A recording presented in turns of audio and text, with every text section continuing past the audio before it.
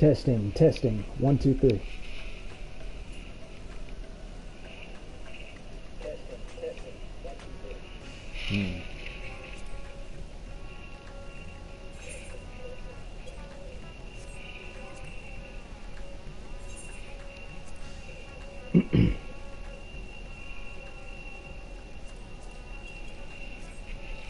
Testing, testing. 1, 2, 3.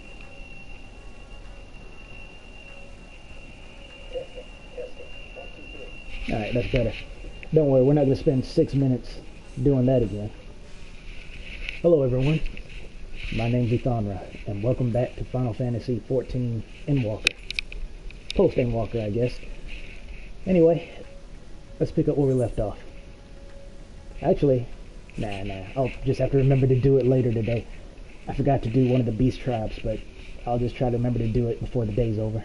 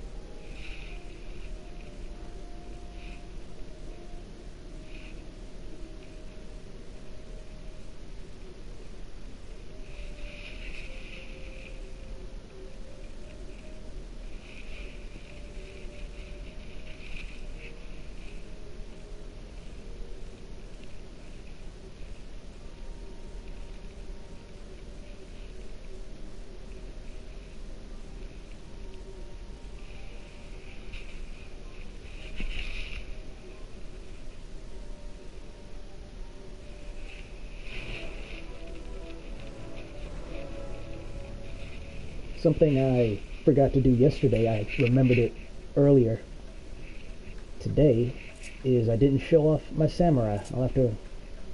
I'll try to end the stream with that. Hopefully I won't forget.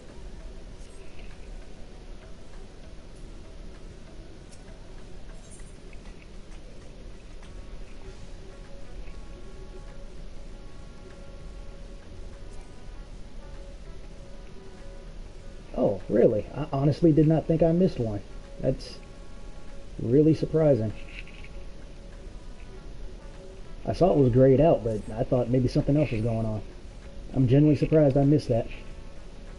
Because, if I'm not mistaken, unless they changed it because quality of life, I could have swore back in like A Realm Reborn time, you could not warp around the city unless you attuned everything, but maybe I was wrong.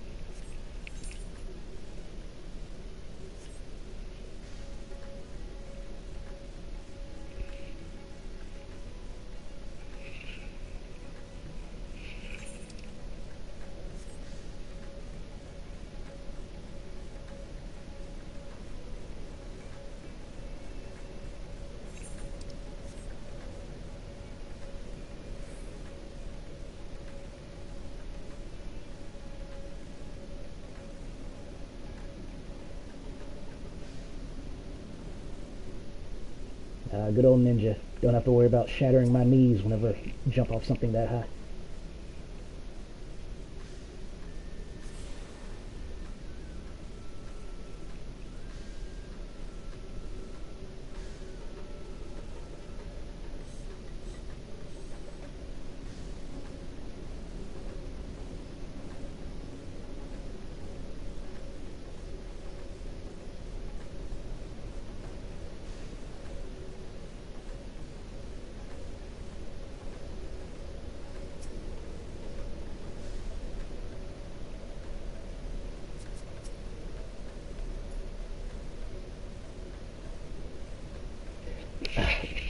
Now I'm kind of mad I didn't say something. I was going to comment on what Estinian just said.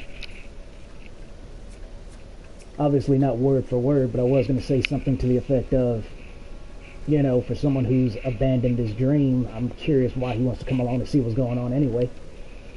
It'd be kind of like if you dug a hole in the ground, threw a rock in it, then buried it. You just don't care anymore, right? So, I don't know, maybe story reason.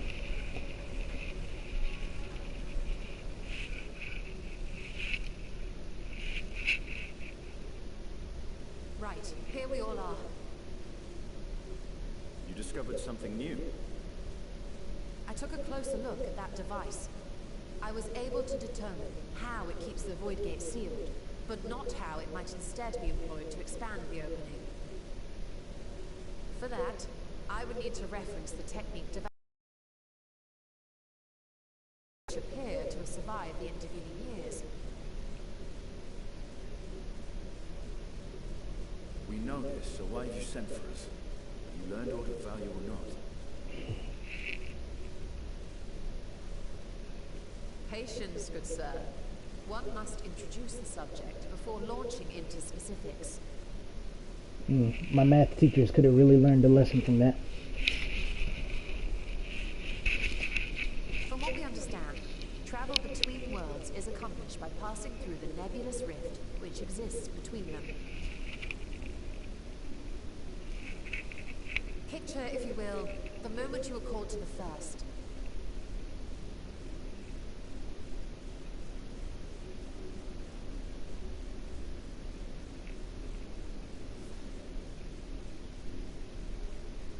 You touched a focus of some kind to help the Exarch pinpoint your location. His summoning spell then channeled the energies of the Crystal Tower to begin your journey to his world.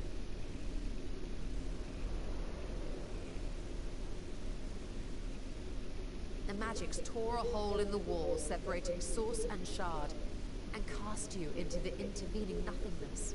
In that place, the laws of nature hold no sway.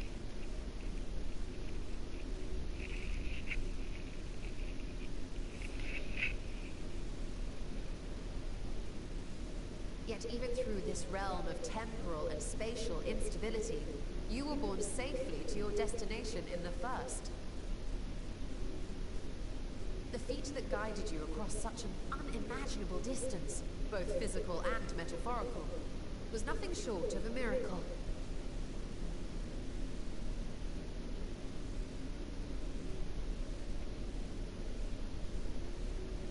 Then what of the many voids found in the source? Who guides them here, and how? An excellent question. Though there are several methods by which the Void's denizens might intrude upon our world, the rituals of summoning are the most typical.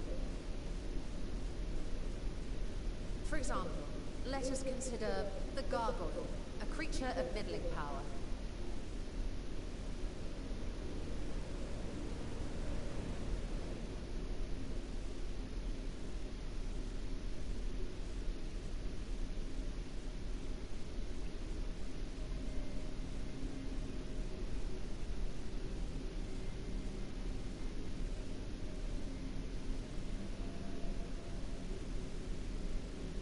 To call upon such an entity, the prospective summoner must force open a void gate.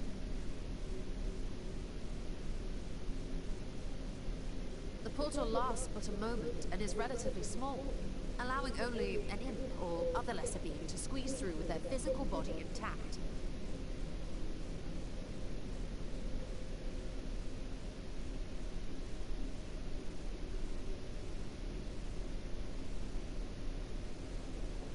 Our more powerful gargoyle, however, is too large for that. Creating a gate big enough for him would require vast amounts of energy, far beyond the reserves of any one mortal practitioner.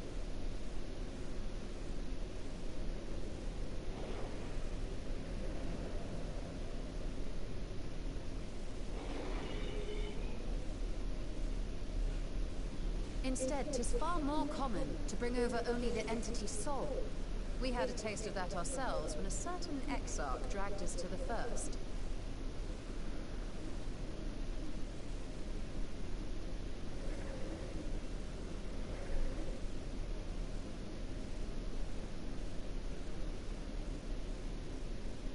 And just as our bodies remained in our world, the Void Sense physical form is left behind in the 13th.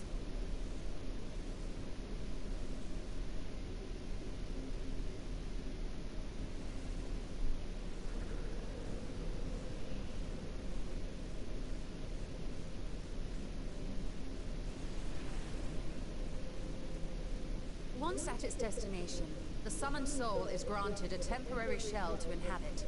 In the gargoyle's case, a stone effigy has proven a suitable vessel.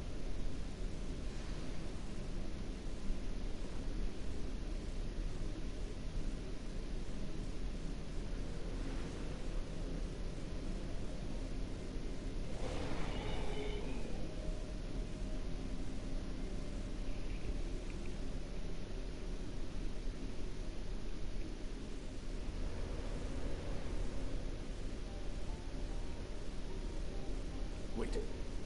You said that Voidsent must be called here deliberately by someone in the source, reeled in, like a fisherman with his catch. Exactly.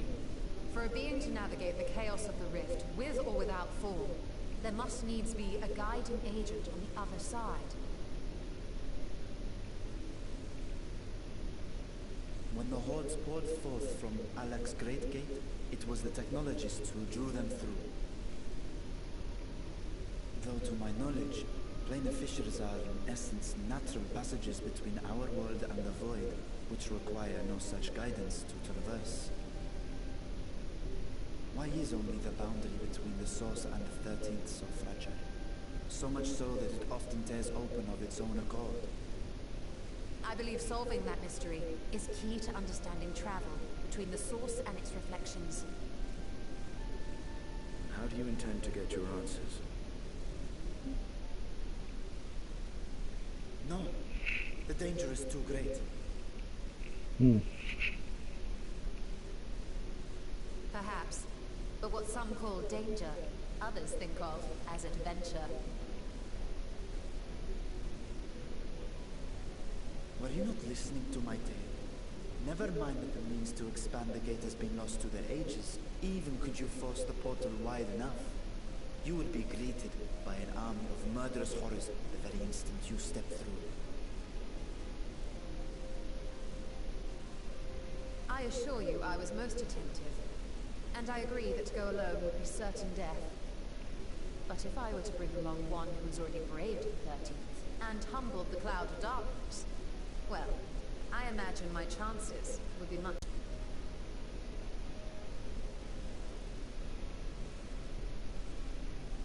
I had a feeling you might say that.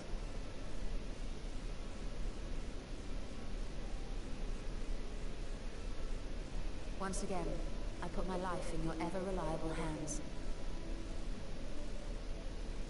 That said, as much as I would like to march straight back to the Void Gate, there is the small matter of being unable to open it without the Satrap's personal authority.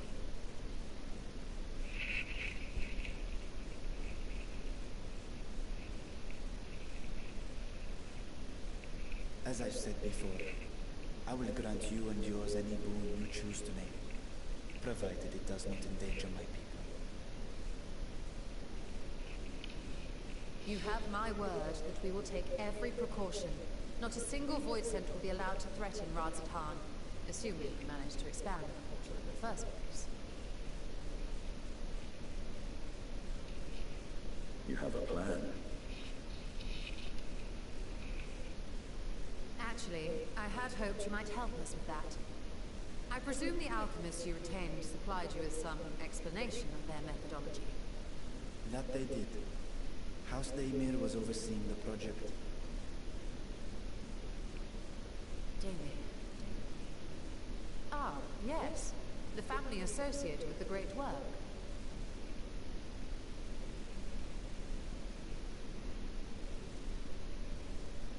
I did not fully comprehend the theory, but their research began with a void scent which had slipped through the fissure.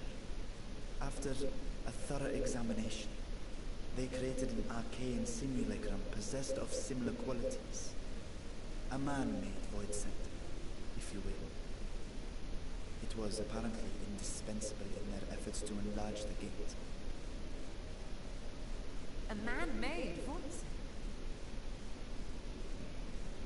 I'm trying really hard not to interrupt these cutscenes with my interjections, but I'll resist the urge a bit longer.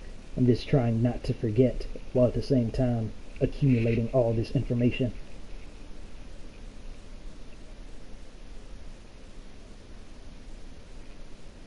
Yes. Being great admirers of the Archons, House Daymir submitted detailed notes to Charlene's official committee. They expected praise and accolades for their simulacrum, and were thus devastated to be informed that their work had been classified as prohibited material. If that's true, then those notes might still be stored in a forbidden archive somewhere. Not Google, of course, since that library had yet to be built. Which leaves us with...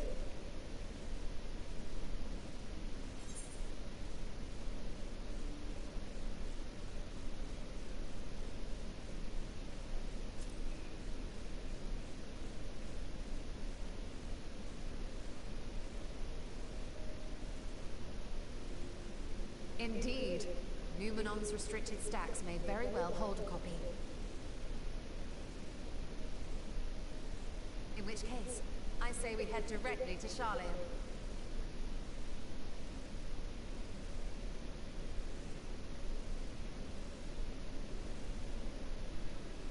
Unless you anticipate needing help to reach the high shelves. I see myself being of little use. Go on ahead. I still need to find Mirage and tell him about the Khazal Foundation.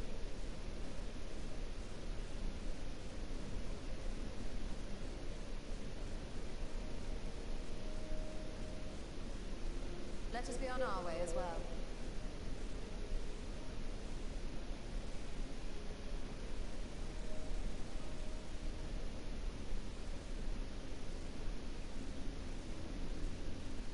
They are resolved to venture into the void. Do I sit idly by?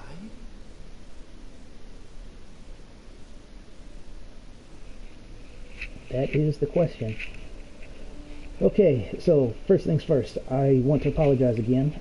I didn't think about it at the time. I'm sure I've apologized for it in the past, but that's just me being me. But I do apologize for when I constantly am talking. Like even when I wait for them to finish, I'll say something, then they'll talk a little bit, then I'll say something else.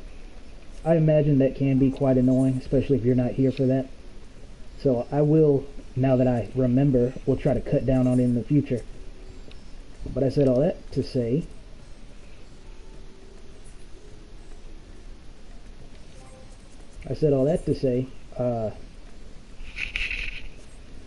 believe it or not, that's not the first time we hear about how Void Scent cross over into our world. I'm kind of surprised they chose Gargoyle. I thought they would have picked a much more grimmer subject. For example, without spoiling anything, I know this game is, I wouldn't say, I guess it's old if you want to make that argument. It's old, but there's still new stuff, you know?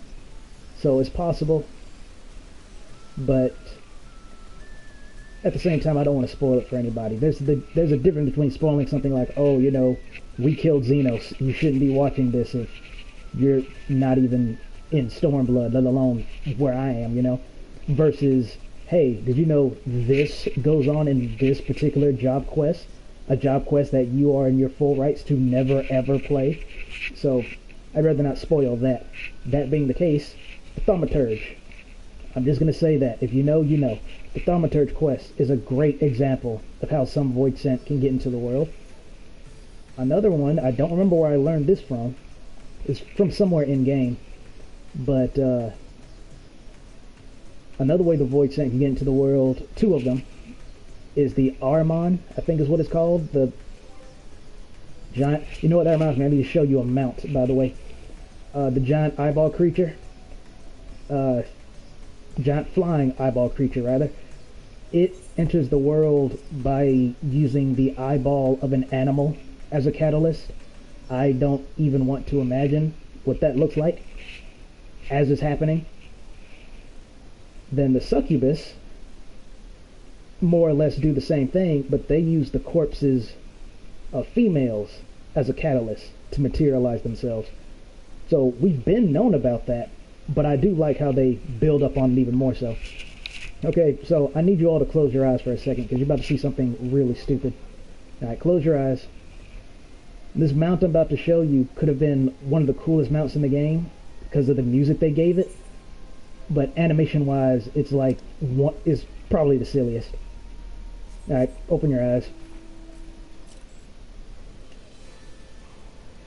Yeah. You got this thing playing this awesome music, and it's just this. Don't get me wrong. During the actual raid itself, it was really cool. You know, this doing this just like the actual game. But for a mount, I honestly would not have done it because, I mean, come on, man. In that same dungeon, we see those, I might as well just call them Gundams, for a lack of a better term, that can transform into a robot form or a airplane form. And to add on to that, feel free to look now, by the way. Let's see, to add on to that, we also have mounts like this. Robot form, plane form. It's almost like they could have done the same freaking thing, but they didn't. So, kind of a waste, in my opinion. They really should have just gave us that mount to do that, and then play that song. It hands down be one of my favorite mounts in the entire game. Matter of fact, another mount here, my actual favorite, because my best friend bought this for me way back. It basically does the same thing, just not as cool. So it's not like they don't have the know-how to do it, they just didn't, which is pretty disappointing. Well, okay, that's one rant out of the way. Let's get this on. I would stay here longer because it's raining, but got a mission. Zio and I have a mission, so let's get on with it. Besides, I'm curious to see what more of the dungeon gear looks like, considering what we got last time. Or rather, what little we got last time.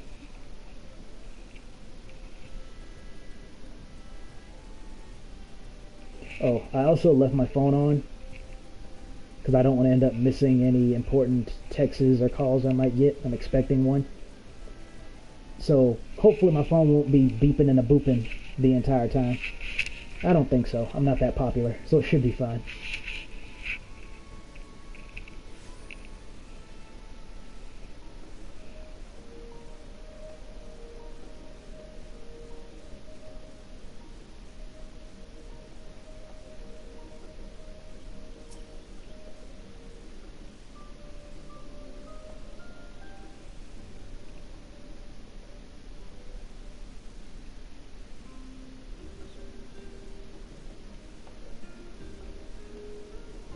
Actually, I do. I just cannot remember his name. It's the guy that stood up for us in our first trial.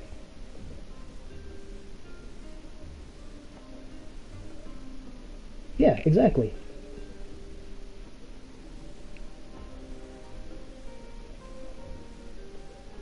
This is cool. I don't remember if we ever had a little walk date with Y'shtola yet.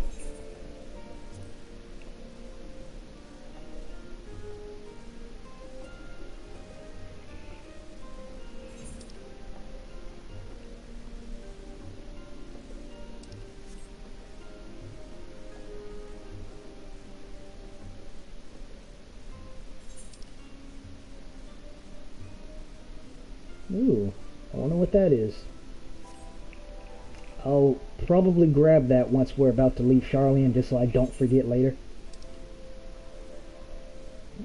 Matter of fact, I've probably already seen that before and ended up forgetting anyway, but I digress. Y'shtola, how's your cardio? Alright, good. Good as ever. Just because you're a mage doesn't mean you can slack off on exercise.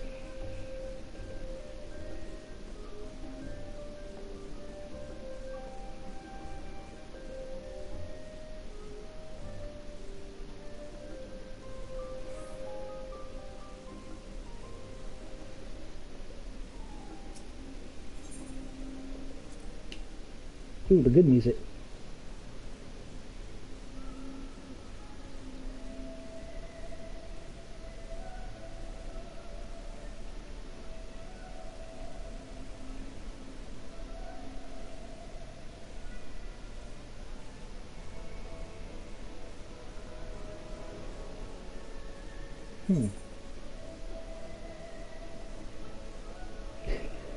That's an interesting reply. I'll probably pick that one since we can talk to her again, just to see what she says.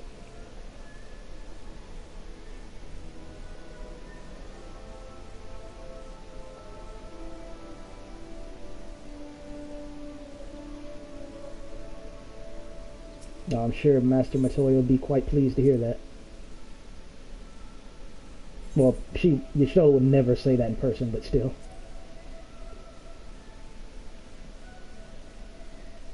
Yeah, I figured that'd be the response.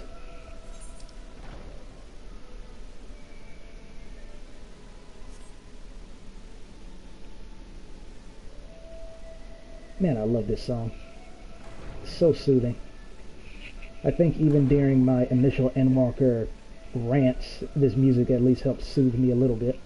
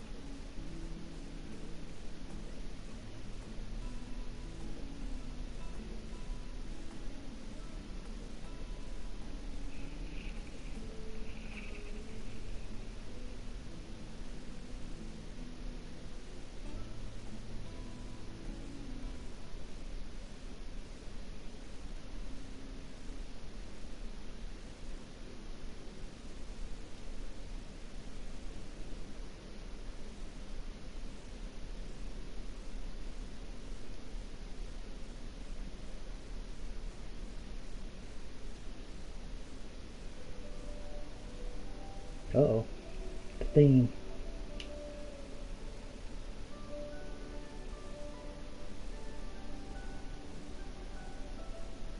Friend, she says.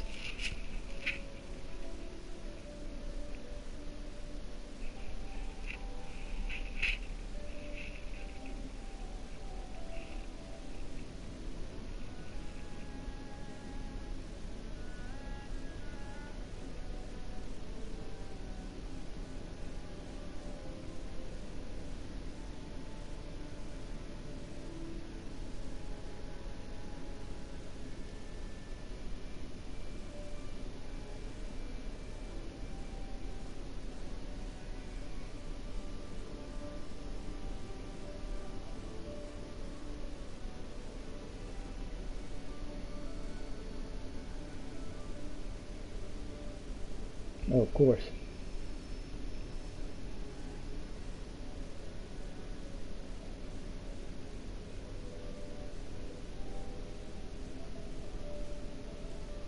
Oh, I wonder if we get to see the twins. Because I don't really know where they are. I don't remember what they were up to, so I wouldn't be surprised if they're there.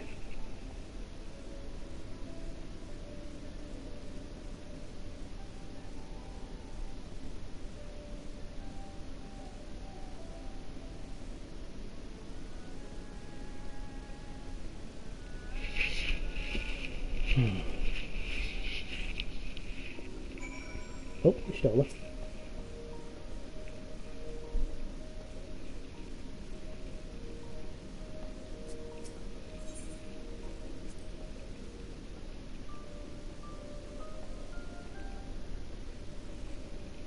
Well, I mean, maybe his kids will help sway him. You know, since we did save the entire star.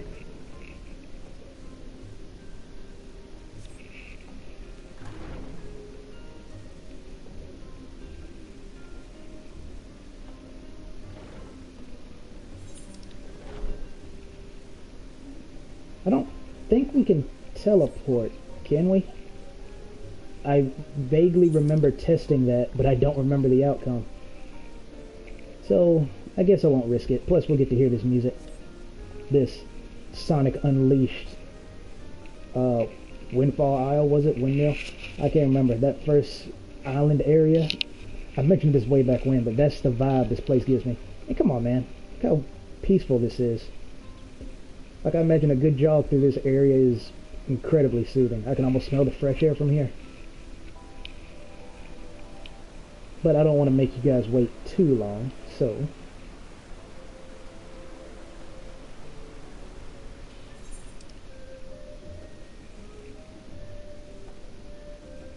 There's some triple triad people here. I'll have to remember that as well. I'm hoping that one day if I make my triple triad card collection big enough, they'll allow me to use more high-ranking cards, because that seems to be the pattern. Like way back when I first discovered that, the more cards you collect, the more powerful cards you're allowed to put in your deck without reaching that restriction. So I'm hoping one day I can hit unrestricted and I can just use whatever I want, because the NPCs have no problem doing that, especially when you duel them for like an hour and they still don't give you the one card you need. Or the two. They can be having multiple you don't have and they just say, no, you ain't getting nothing.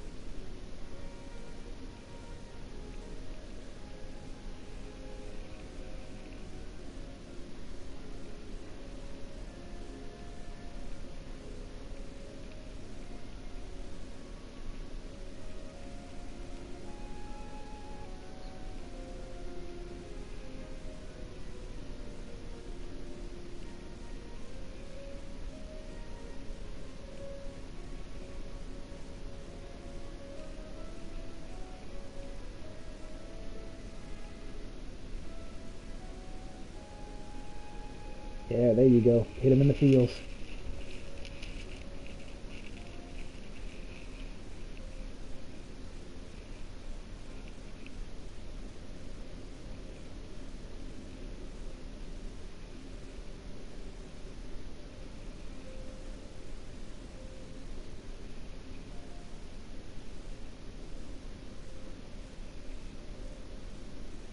Kind of cool how they exchange knowledge like money in Charlian. Makes sense. I mean, not literally, of course, but you get what I'm saying.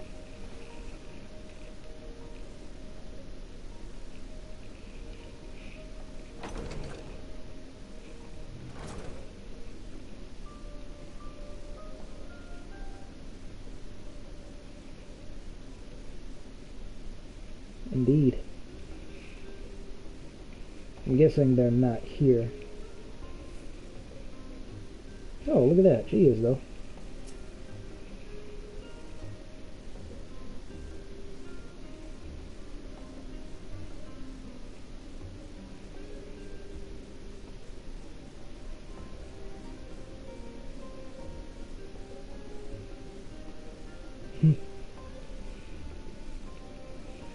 Say what you want about the man, but he knows his wife. The very first thing was offering tea.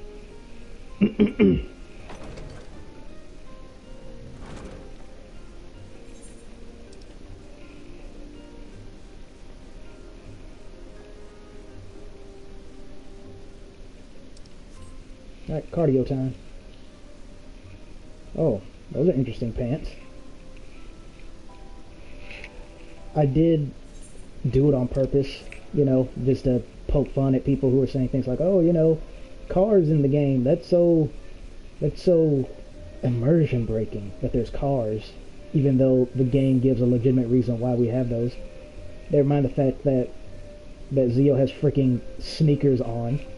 Never mind the fact that dude back there had cargo pants on. Never mind the fact that we got streetwear in this game. No. No. Cars is where we draw the line. When all that stuff comes later, oh, you welcome that. The hypocrites. Each and every one. I'm kidding. Or am I? Ah, there it is. Ironically, I was talking about my phone, but the music just happened to kick in too.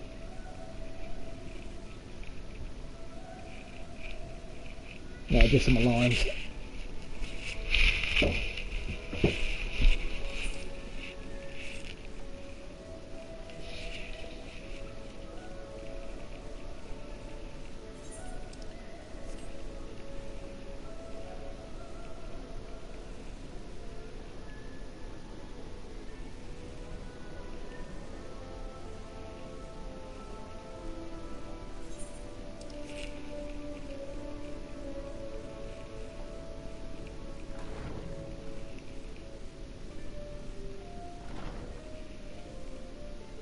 That bro basically has sneakers on too. And I was about to say, there's no way that's the jacket I think it is. He has no reason having that.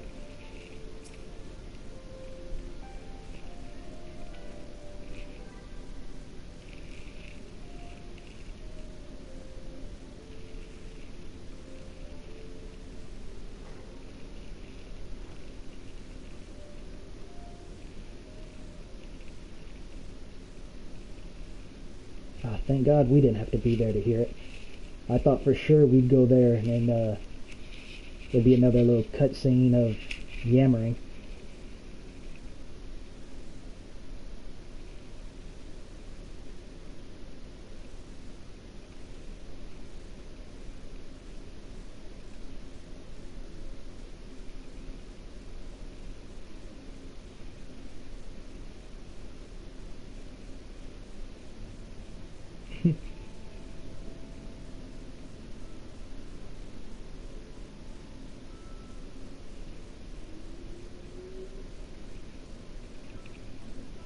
Yeah, thanks to Master Matoya, it only took, saving the world to get them to let us in.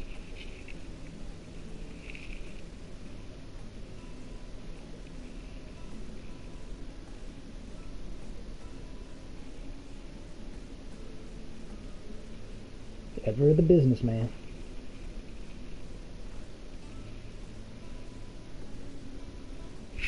Couldn't have said it better myself.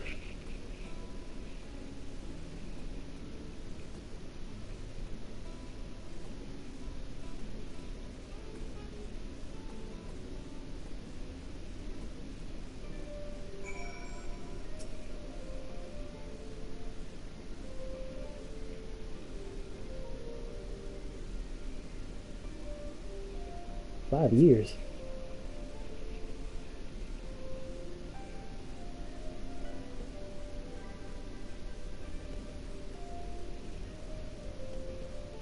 Something tells me your Stola was like 10 times sassier as a child. And much more mischievous.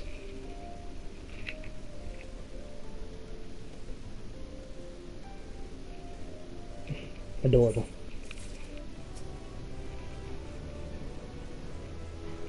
We can go right now.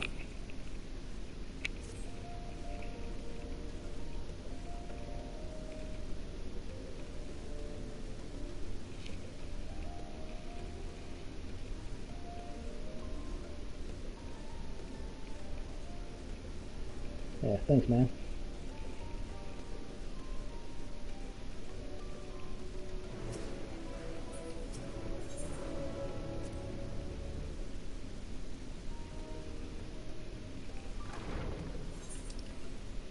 You gotta say, for someone so eager to be there, she's exercising great patience, letting Zio lead the way.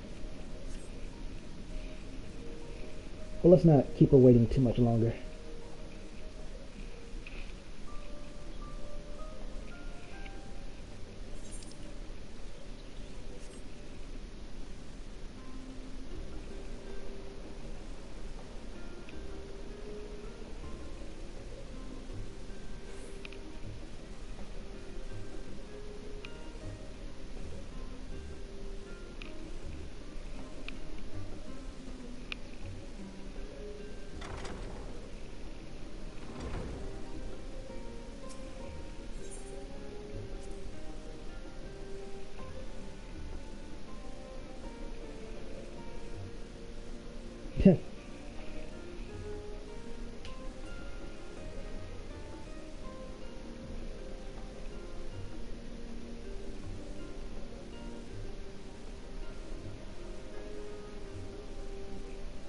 Fair point. I could say the same thing.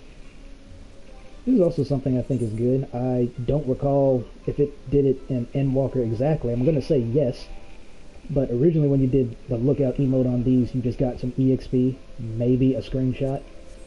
Now you get a bit of lore.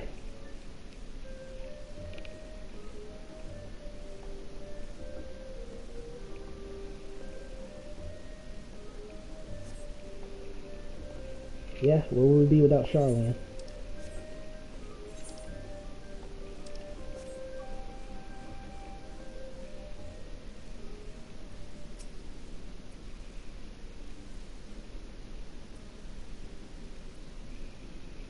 These things, text, always hurts my head. Like I'm getting a headache just reading this. Even though I can read it just fine, just something about the way it's written makes my head hurt.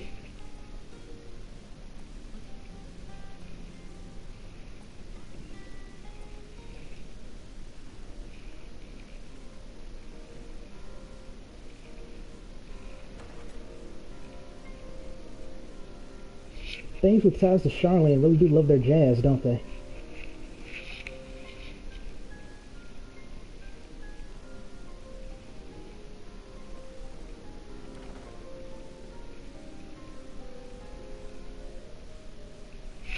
Yep, there it is. If House Damia's notes are to be found anywhere, it will be here. Let us begin.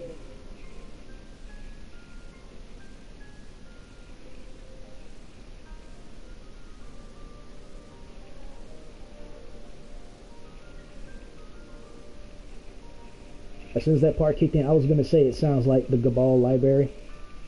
And sure enough, it's another remix. But I'm okay with this one, because I also made that distinction way back when, is that I'm okay if the remix is different enough that it's not blatantly obvious, or it's not just in your face. I guess that means the same thing. Like my go-to example is, ironically, because I started the video with it in the last stream, To the Edge is a great example of how to do a remix right. Yep, see, there it is, the smooth jazz part.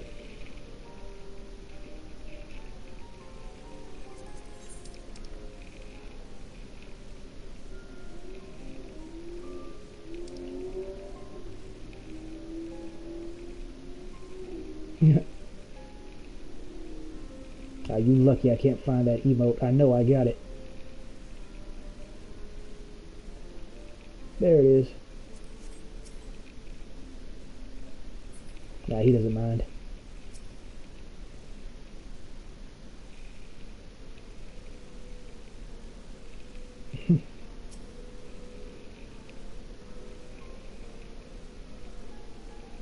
Knowing me, it's probably going to be the very last one I go to.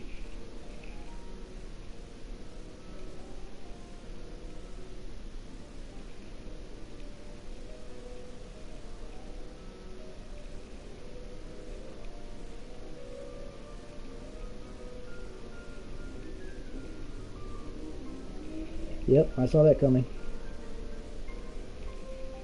I wonder what he's talking about. What was that name of that one? Untitled? Yeah, there's definitely something forbidden going on in there.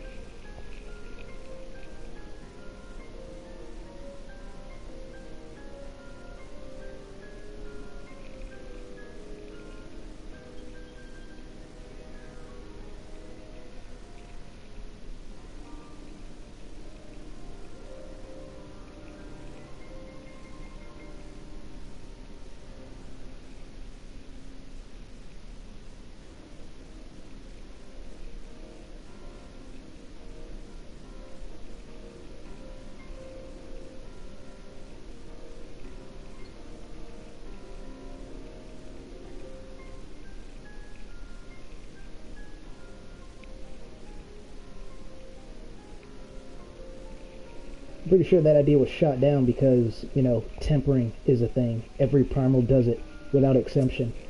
You could kind of make the argument. Actually, no, I'm not going to go that far. That's almost like fan fiction territory. Originally, I said Heidelin might have tempered us, but now that we got to know her better, I don't think she did. In fact, I know she didn't.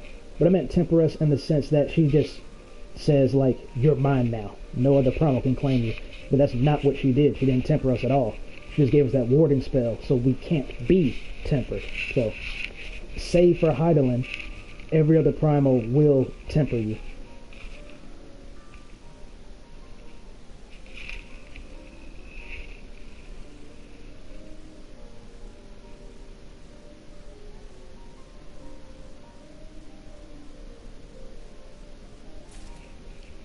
Really? That seemed like nothing. Then again, I was probably too lost in my own thoughts to have paid attention.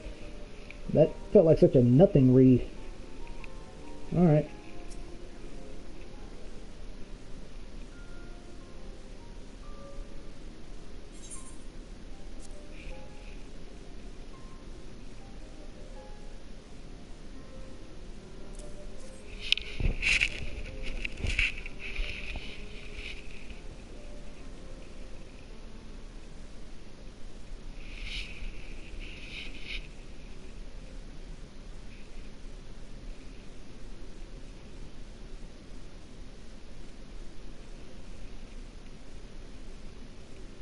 Yes, the ether signature is unmistakable.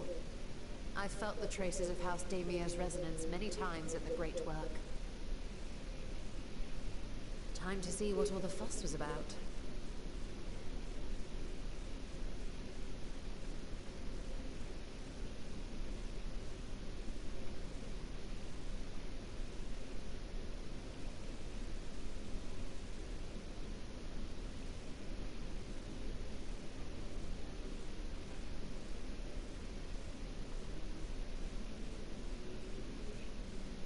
Oh. Among the ranks of the Void Sent, there exist entities with the power to call forth their brethren from beyond. The species known as Atomos, however, is uniquely prodigious in this regard. Anyone who remembers Labyrinth of the Ancients should have PTSD seeing this thing, especially now, when no one knows how that mechanic works. From its distended maw, it can expel an endless procession of void-born creatures. A talent which sorely tested the Radiant Host in its battles against these abominations. Sorry, I should have added this on the last sentence. Also, World of Darkness, another infamous raid, because a lot of people don't know when the Atomos is about to do shockwave, just stand right under it. I mean, directly in the epicenter, and the shockwave won't knock you off. Most people don't know that. They just get blown away.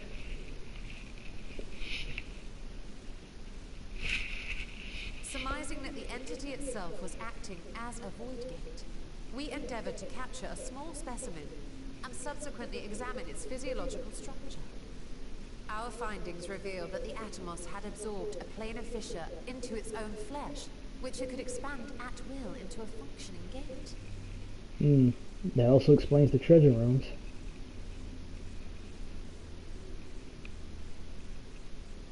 Upon further analysis, we identified an ethereal wave pattern emitted during this process.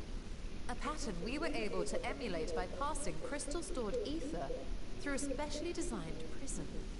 We proceeded to embed said prism into an arcane simulacrum, thus completing what we have dubbed our artificial atoms.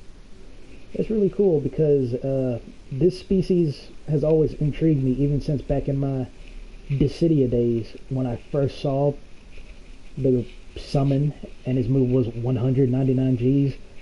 It immediately caught my interest. So seeing this now is really cool for me.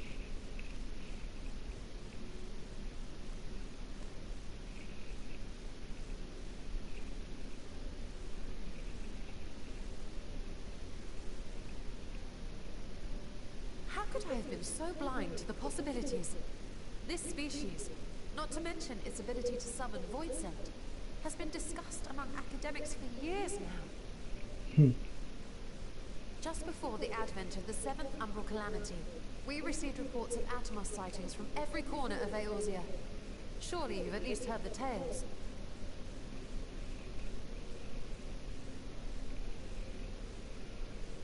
And still, House Damia went and built a mock Atomos of their very own.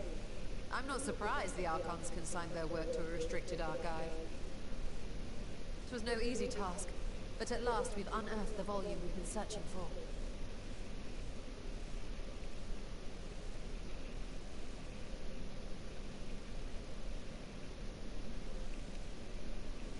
I'd be lying if I said I wasn't tempted to stay longer. See what other forbidden titles might be lurking on these shelves. Ah, but that would be abusing the very special privilege we've been granted now, wouldn't it? Better not. Wise decision.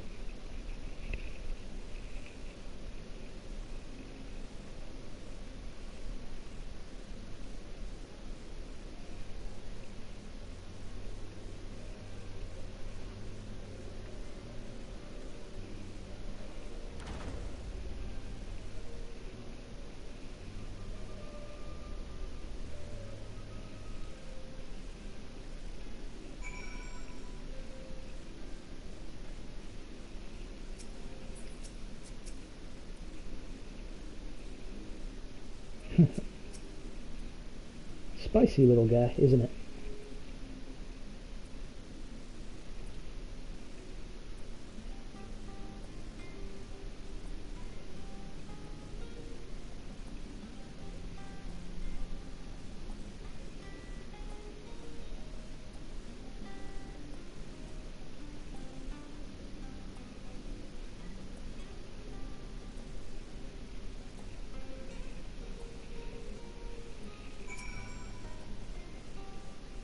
No, he just says the same thing.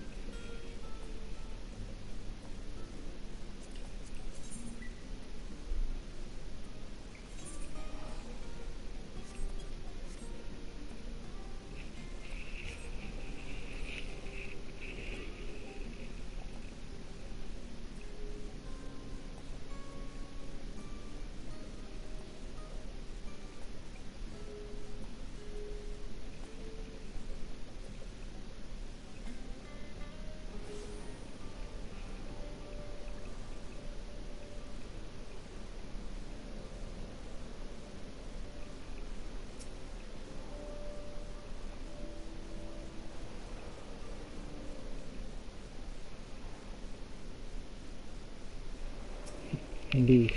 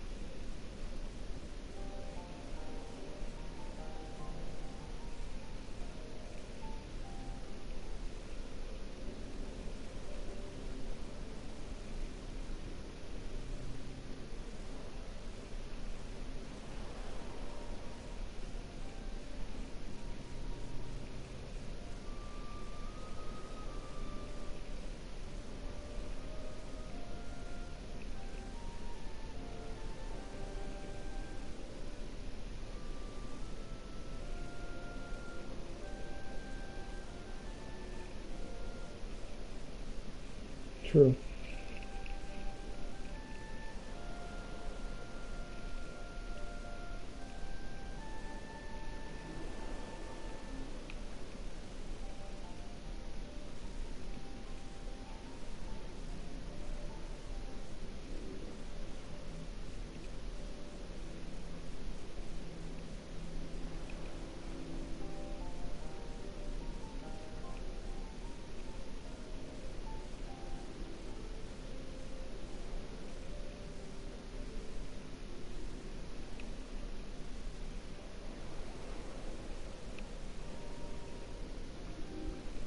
I'm kind of liking the flow of things now, you know? Like, I said it before, I don't care how high or low the stakes are as long as the story is good.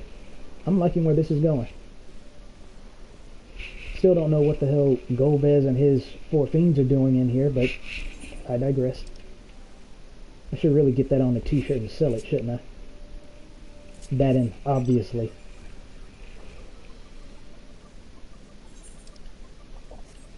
You think if I start putting my hand in the air and then snapping my fingers, it'll catch on?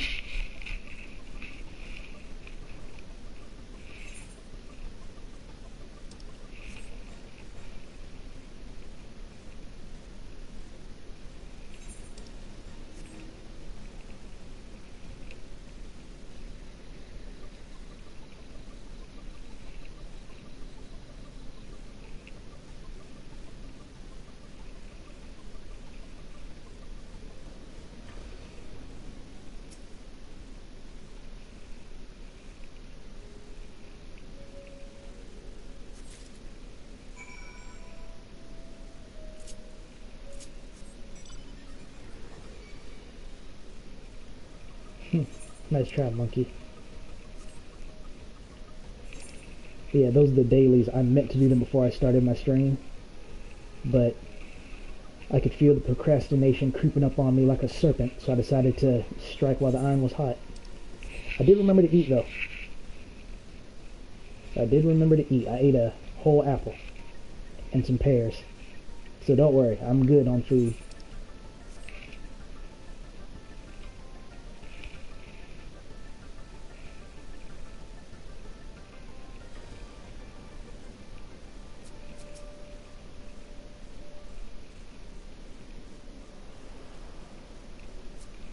Oh, that's to better surprise you with.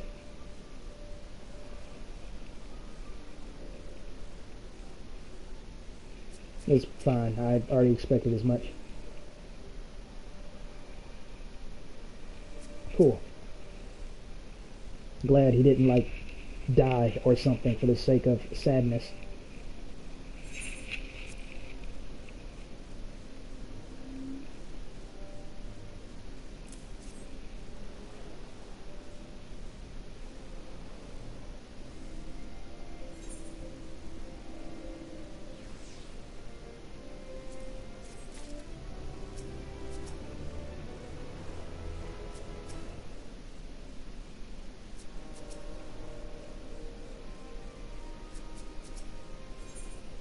Okay, finally get a thumbnail this time, so big things are happening.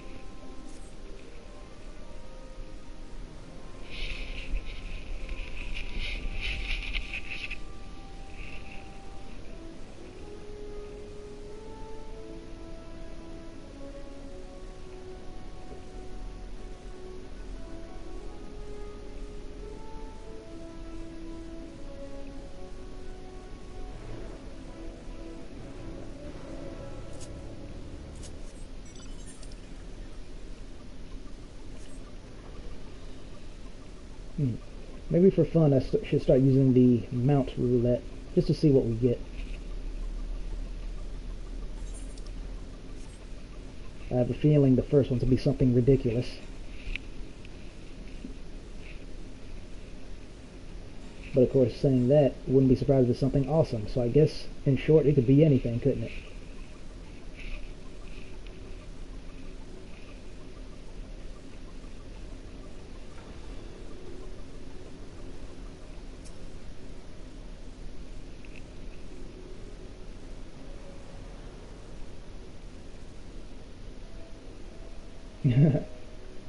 Hey, as long as they don't start it.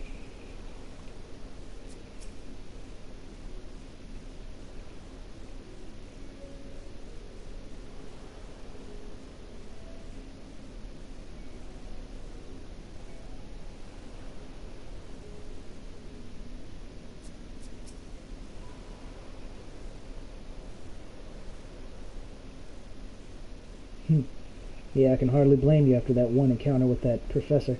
Also, sorry about Estinians. For some reason, my brain couldn't process what he was saying. It took me a second.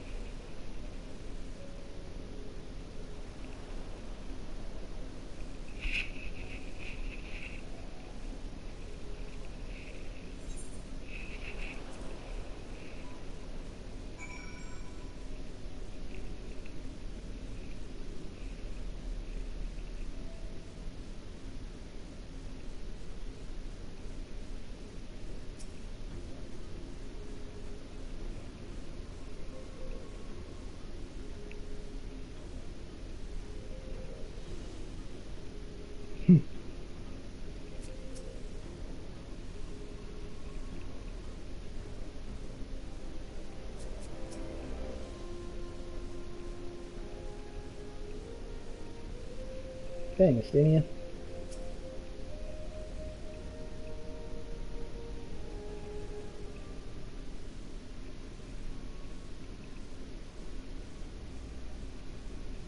The ruins alone were impressive enough, but I never dreamed such a treasure lay hidden in the depths of the bounty. Well, it is called the Bounty. It may have been helpful to know this device existed, Your Excellency. My apologies. The gate was a secret I shared with none but my closest advisors. I feared for what might happen should those with ill intentions learn of its existence.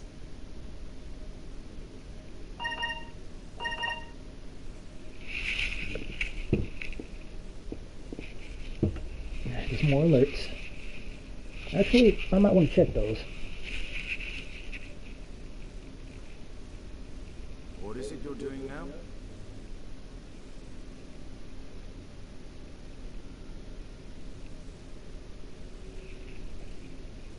There's something I wish to verify. The NOAA reports claim that a short stint into the void carries little risk of etheric imbalance. Should one suffer an injury, however, or if one's expedition drags on longer than intended, that risk becomes significantly greater. Graha theorized that a warding scale would confer protection from the void's corrupting influence. But I would prefer to test that hypothesis before we set foot in the 13th ourselves.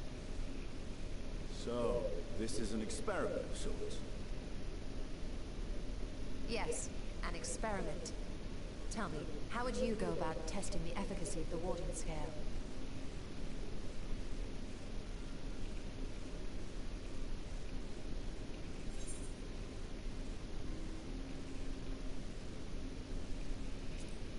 This is honestly what I would have done. Very good. I see you've been paying attention. Heck yeah. As Vitra sent his simulacrum, so too shall we rely on a familiar to bear the brunt of any unpleasant consequences.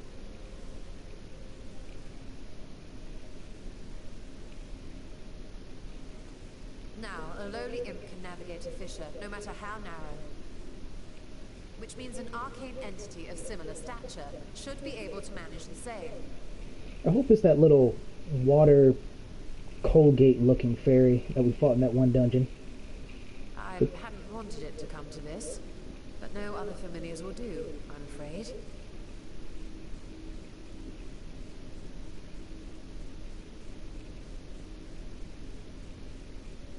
I dislike the sound of that. What manner of fiend does she need to summon? I can only think of two. From ocean rise and cloudbank form, from mountain spring and rainfall storm, from river flow and life be born.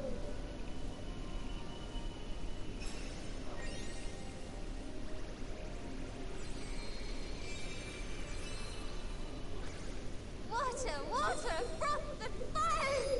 Yep, that confirms it.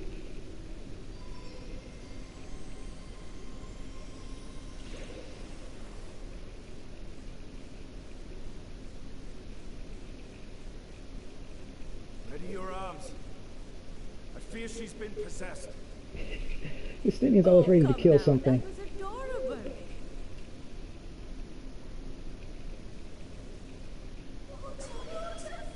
Yep. You guys see what I meant now? It was kind of obvious, the fact that she was using so much water-based materials.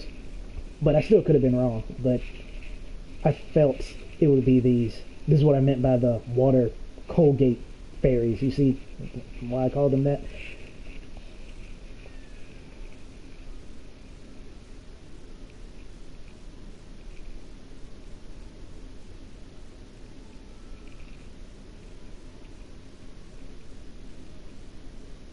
Though not my first choice. These familiars I conceived of as a child had the best chance of fitting through the gate. Oh, that's adorable. I thought she was more sad that we're basically sending these things on a suicide mission. It'd be like sending the cutest creature you can imagine into the kill zone. I only wish my younger self had considered created a more dignified ending to the creation ritual. Oh, that's so cute. In any case, these two should serve us well. This one will bear a warding scale. I can hear the music. How appropriate. And when they return from the 13th, we can observe how the talisman, or absence thereof, has affected the progress of the Void's corruption. If I could impose upon you to open the gate. Your Excellency? He's just been stupefied this whole time. Ah, yes, of course. We should also be wary of void scent slipping through while we conduct our experiment. Estinian, you are to keep Nadana safe from harm. As you say. You had best be on your guard as well. Dang, everybody was astonished.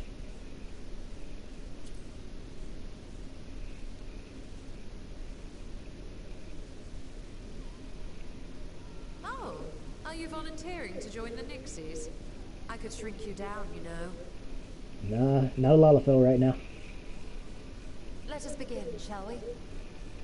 You know, Yashola usually does bite back with responses like that. I've seen other people pick different responses, like in Shadowbringers. She actually jokingly threatens to spank you at one point. Into the void.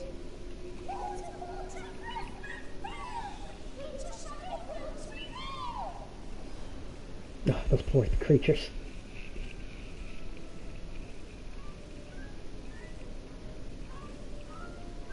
I mean, their voices are ear-shredding, but they're so cute, I don't want them to get hurt.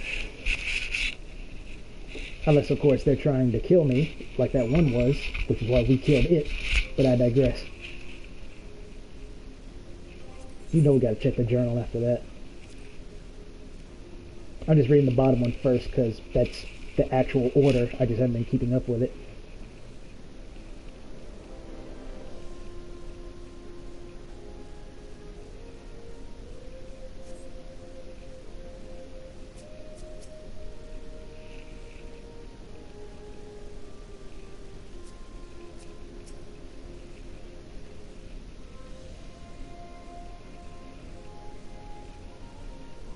Hmm.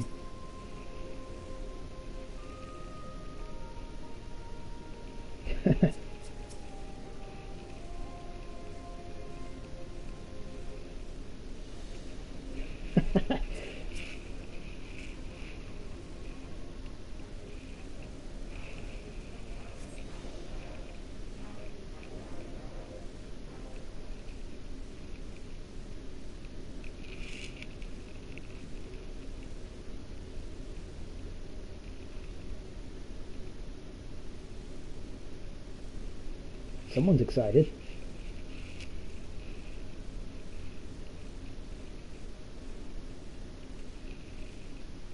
I think we've waited long enough. Nixies, return to my side.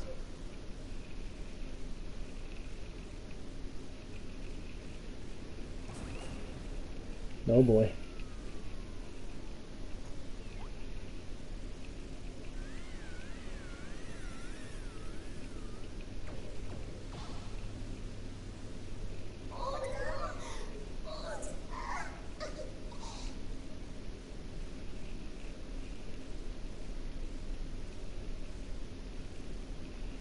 That one has seen some things. Thank you, little one. You did well.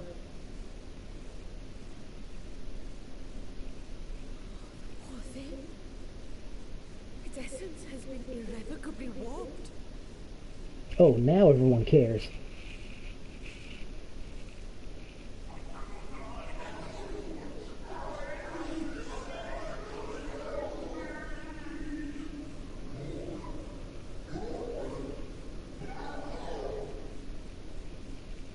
We're out of time. I must reseal the void gate.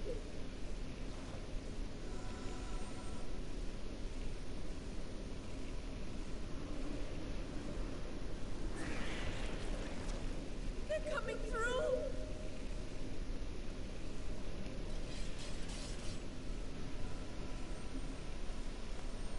name of Alzadal III, I bar this door unto the void.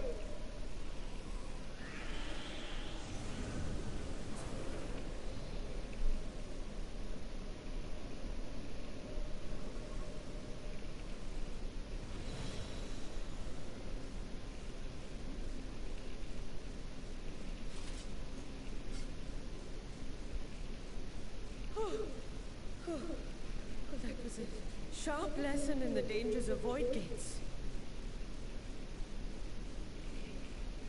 Yeah, but what are we gonna do about this one? And what of our experiment? Say the results speak for themselves.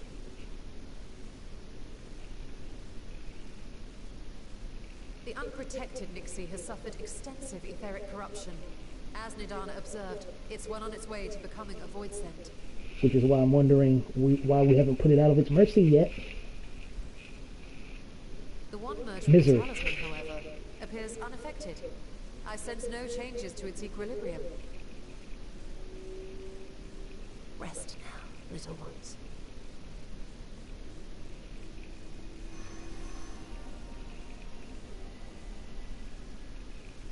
At least it went out peacefully.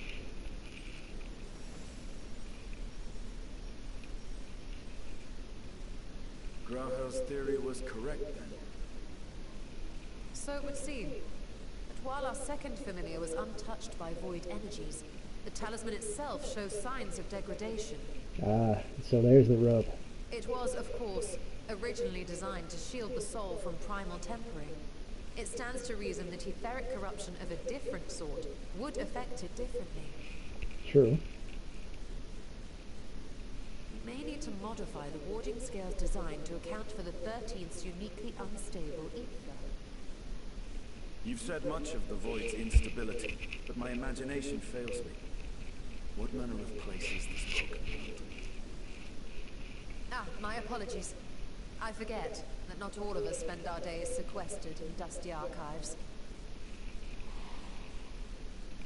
The 13th is a reflection of the source that was drowned in a flood of darkness. In Emmett Selk's own words, this tragedy was a result of the Ascians' attempts to force a rejoining.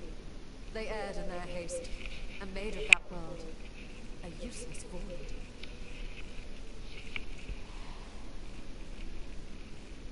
You remember Una Kalhai, the unusual child we met during our troubles with the Warring Triad. He explained the fate of the 13th thus. All the more reason why people should have done those quests back when they did. Also, I like how the music's in the background. That's a nice touch. Champions of that ill-fated world used the stone known as Aurosite to contain the power of primals.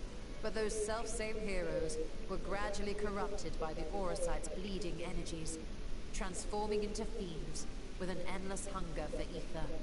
Fiends, you say. Interesting choice of words. Sorry, I'll stop. By the time anyone For thought now. to oppose them, Light's strength had grown too feeble, and the balance of the 13th tipped into eternal darkness.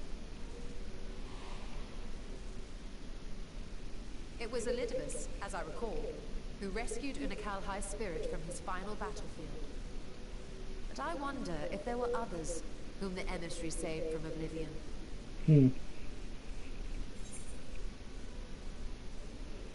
Yeah, that's true.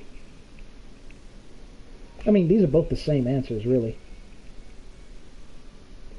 I would say this one because it's more directly tied to Arbrit, but I'm going to say this one just because it's just more apparent, you know?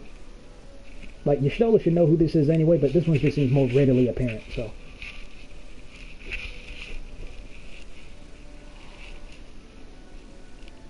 The server, Ciela, wasn't it? And you say she was another of Elidibus's pawns?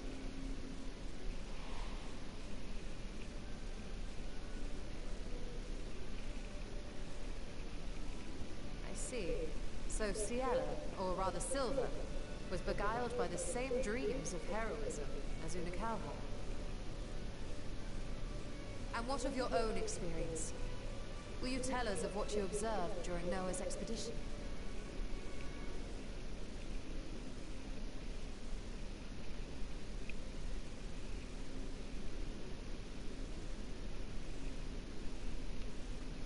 can picture it now. The sunless, Stygian expanse, infested with legions of ether-starved monstrosities. A void in every sense of the word.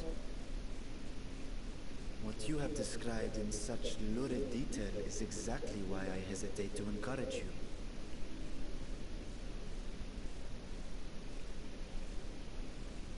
Worry not, great Vritra.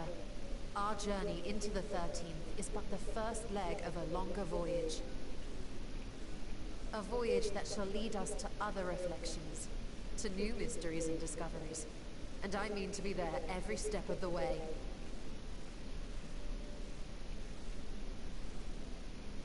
But first I must focus on refining the warding talisman. Then I can begin work on constructing an artificial Atomos. Or I could if I had the relevant manuals to hand. Might I be so bold as to request access to the Sartrap's family archives?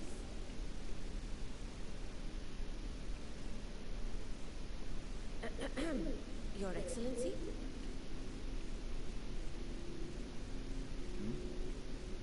Oh, yes. That can be arranged. I will speak to my officials upon our return.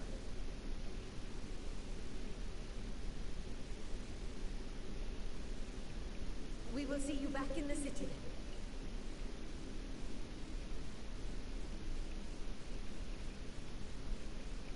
then.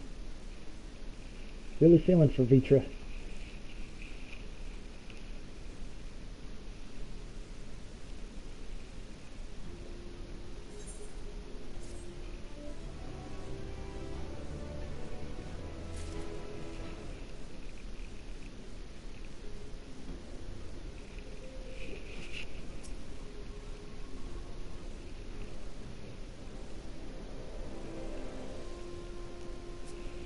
Right. Oh look, another thumbnail. That's too big. There we go.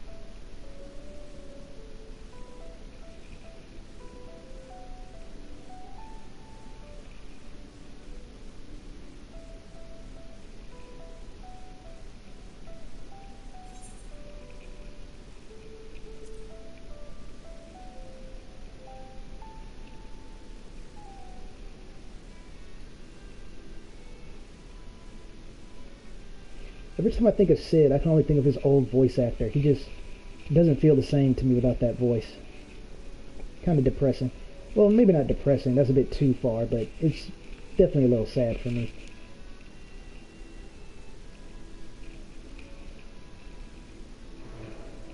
Like, Alphino is another one who had his voice changed, but I'm so used to it now that I honestly can't even remember what he originally sounded like.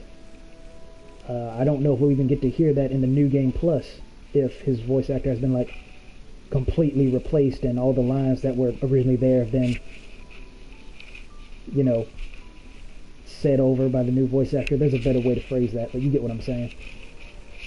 But I'm okay with Alphino's voice. I don't know how I felt about it originally, but I'm okay with it. Been long since okay with it now. It fits him.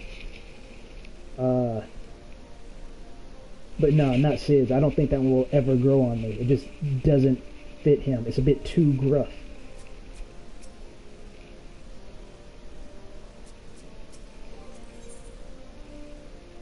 And I don't even mean like Final Fantasy XV Sid kind of gruff. It's like unnaturally gruff for how he looks.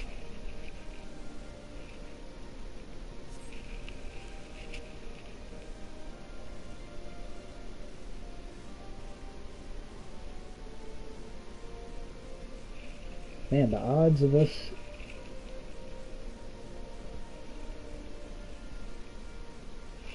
I was gonna say, the odds of us encountering Sid here, I imagine, is pretty small, but lo and behold, looks like he was here.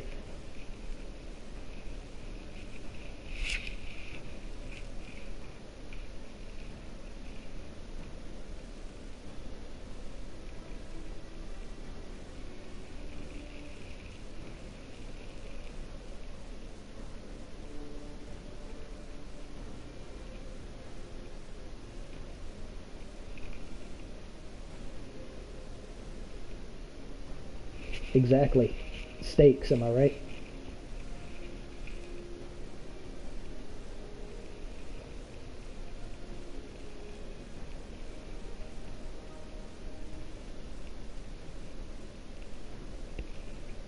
Why did Yestola pass it to Zio?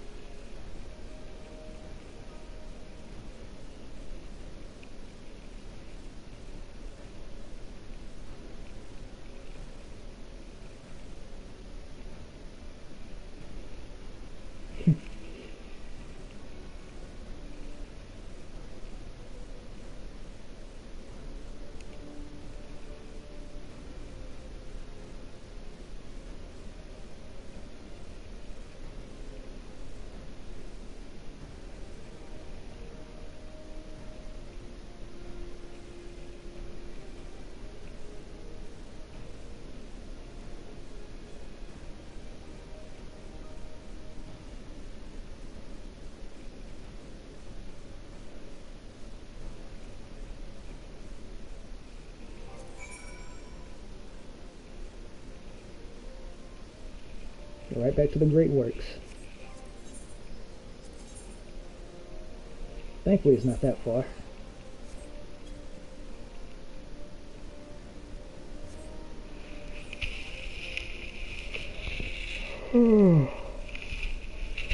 Excuse me.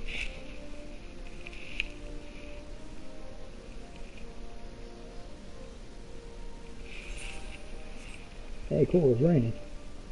Probably won't get to enjoy it though.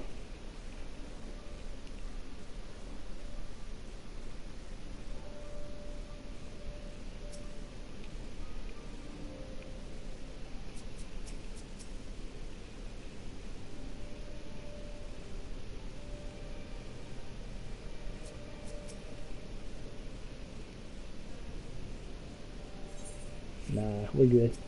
I kind of figured he wasn't involved in this, but just wanted to check. I didn't know he was the Ask Me Anything guy, though.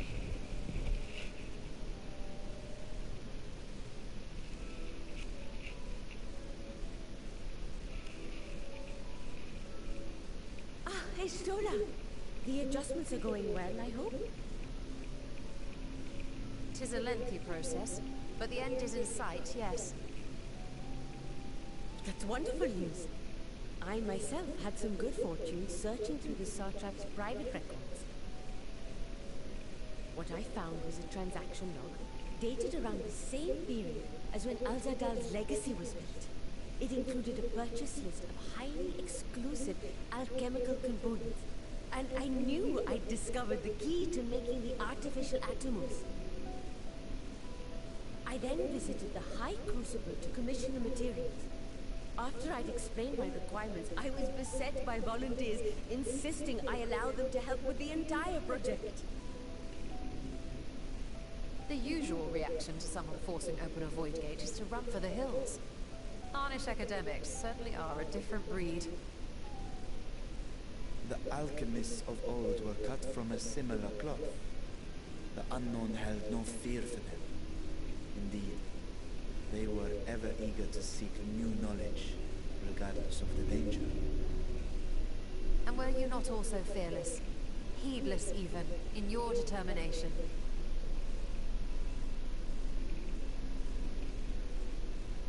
My sire entered his dormancy before I was hatched. And so it was Ashdaya who kept my eggs safe and warm. It created a bond between us. Even long after I learned to fend for myself, I rarely strayed from her side. She was my guardian, my sister, my dear companion. And not a single day passes that I do not mourn her absence. No matter how deep the darkness, I would not surrender my search. I promised myself the time would come when we would once more take to the skies together. Are you sure about that? Are these your true feelings this time? But I am satrap now. Ah, the rain makes it more dramatic. The Radiant Host is here to serve, Your Excellency. Nabdeen, what is this about? Celestinian told us of your predicament. Ah, For centuries you have protected Rads at Han, never showing your true self. Hiding behind a curtain and living only in service to the people. Your dedication meant more to us than your deceit, and so did we accept you as our rightful ruler. After all that you have sacrificed for this nation, did you imagine we would begrudge you your heart's desire? We survived the final days. We are a strong and proud people. We, the Radiant Host, will keep Thavnair safe in your absence.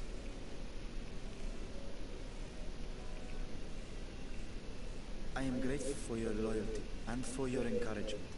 And yet, Now you listen to me, Varshan.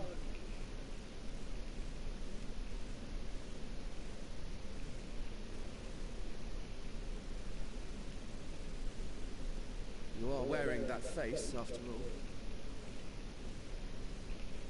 As I have told you before, you are a little brother to us all. And if you are family, then so too is your sister.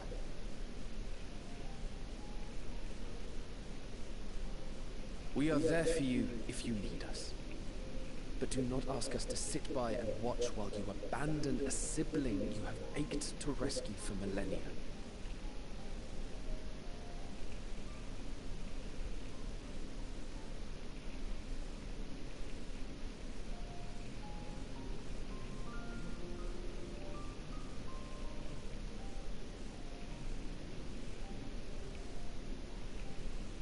We will succeed in opening the way.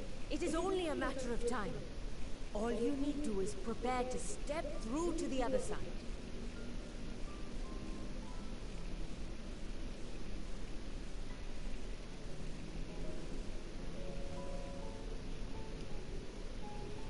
Your Excellency, I wanted to thank you for building the orphanage. It means so much that my sister and I will have a place to be together, safe and happy. not to ruin the moment, but I suggested it first. Should be thanking me, but I'll let it slide. And I hope that you and your sister can be together again too.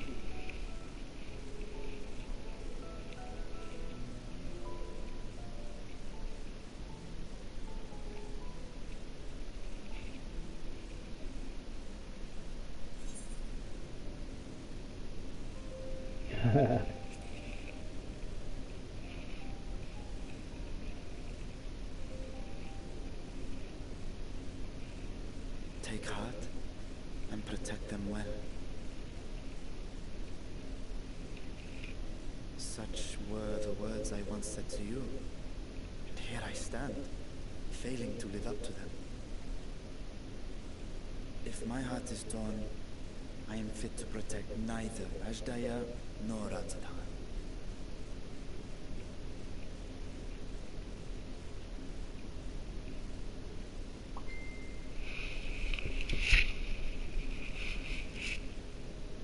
My people, I have come to a decision. Bashan will depart Thavnair for a time. My dragon self will remain in the palace, but only to conduct the satrap's most essential duties. While I am focused on controlling this vessel, there may be matters that escape my attention. I rely on you, my trusted friends, to watch over one another till I return.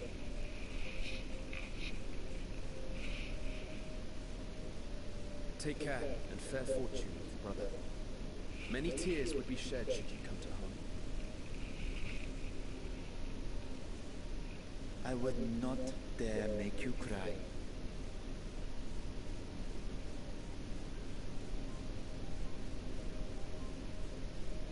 How very touching, despite the rain.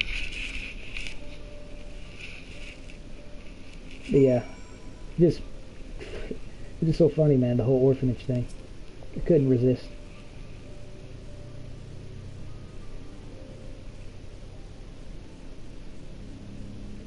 Well, good for you, Estinian. I mean that.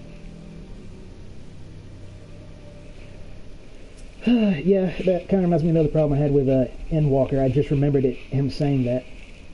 And they've been showing it, so it's kind of aggravating. In Endwalker, there's this one scene.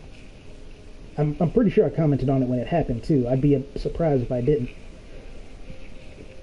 But there's this one scene where Xenos is in his transformed Reaper state, we'll just call it that. And it shows him jumping, leaping, to the top of the Royal Gardens in Alamigo, or the Palace of Alamigo, I should say. And then he de-transforms and has his little monologue. My issue with that was they revealed that form for no reason too soon. Xenos 1000% could have made that jump. And for whatever reason, even if he couldn't, he can teleport. So you basically ruined that form for no reason. It would have been 10 times infinitely more impactful if we saw that form during the final encounter. You know, when they gave it a cinematic to show how important it was. So that really pissed me off and aggravated me even more with Endwalker. Like I said, just full of issues. Then we kind of have one right here. I didn't say anything initially because I thought, you know, maybe I'm wrong. Maybe it's a flashback. That doesn't seem to be the case. It literally looks like those times they were showing a dragon in the void is Azdahad, however you said her name, his sister. So they've already revealed that she's in there. There's no mystery. Or rather, there's not a great mystery. The only mystery truly is she still in her right mind? Yes or no? That's the only mystery. And while that is still important, that is infinitely less important than is she there or not? Is she alive or not? So they're kind of doing their same thing here. I almost said something a bit more vulgar than what I was going to say, so let me back it up. They're basically firing their water gun too soon, if you catch my drift. That's basically what they're doing. They did it with Xenos Reaper form, and they're doing it with the dragon. Unless I'm wrong, which I hope I am, but if I'm not, it looks like that secret has already been revealed. She's definitely in the void. Oh, Endwalker, you sweet, sweet summer child. Hey, I'm not gonna knock you for that.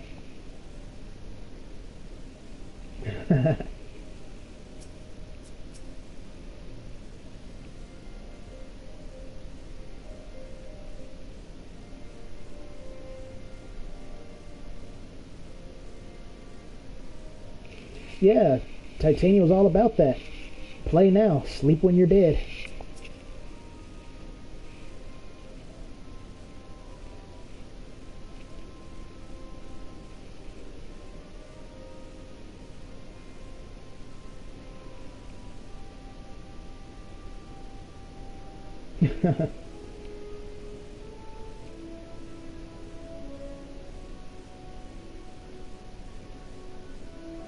That's embarrassing.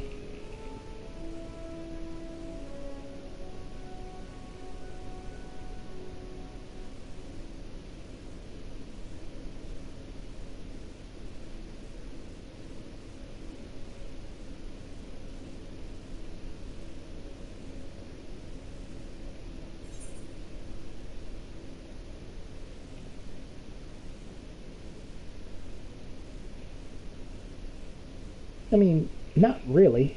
This is more an interesting answer. Or question.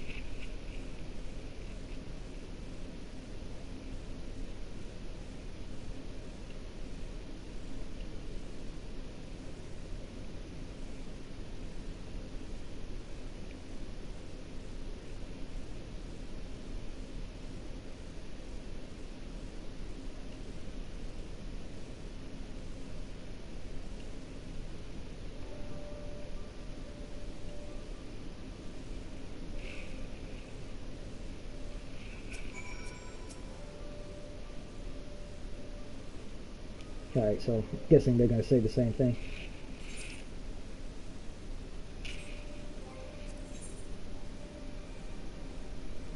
Again, future reference, if you want to read this, just going to pause it when it's an actual video.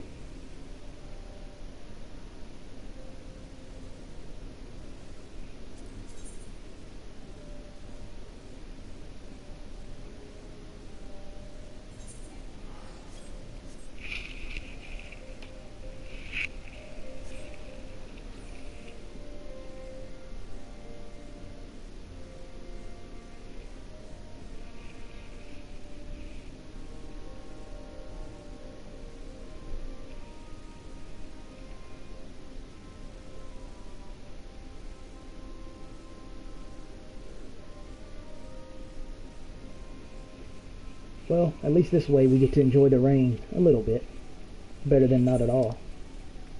Matter of fact, yeah, let's do that. We'll walk there. Provided I don't get lost. I think I see the way.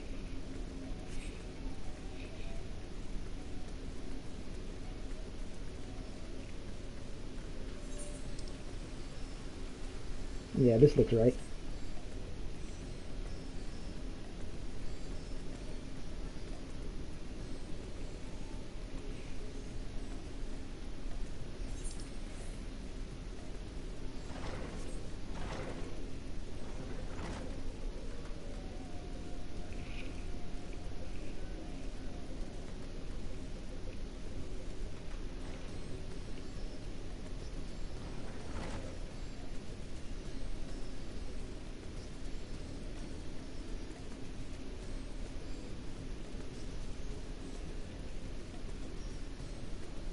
Yeah, this place is even more pretty in the rain, isn't it? Nah, that's probably just me.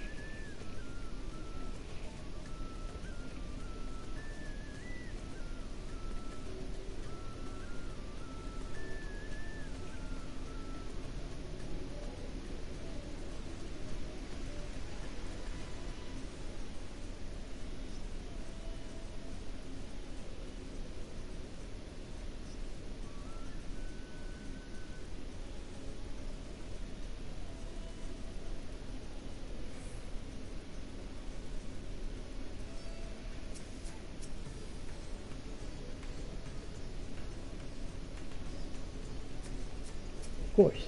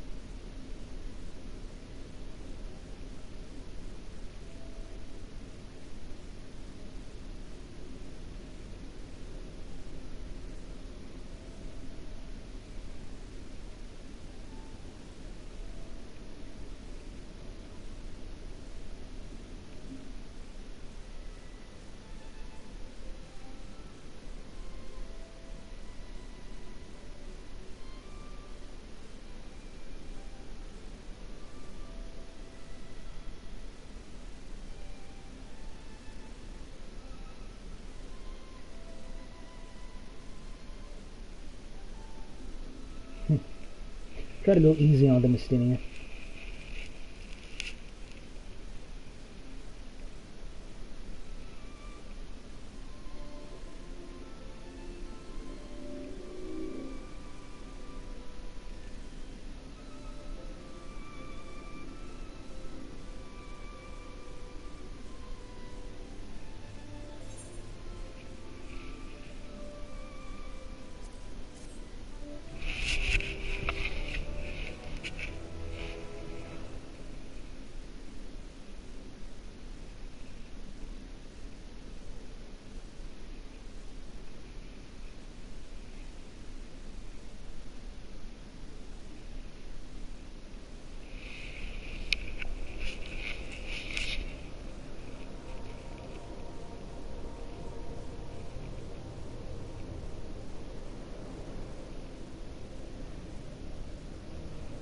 I'm hoping I'm wrong about this too, but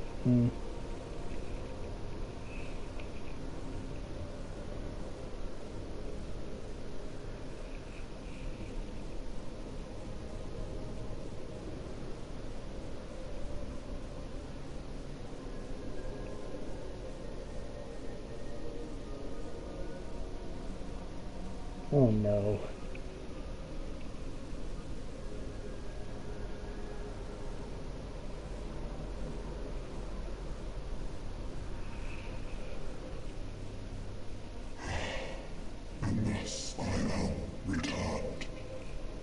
Oh, wait a minute. To this world, bereft of saviors.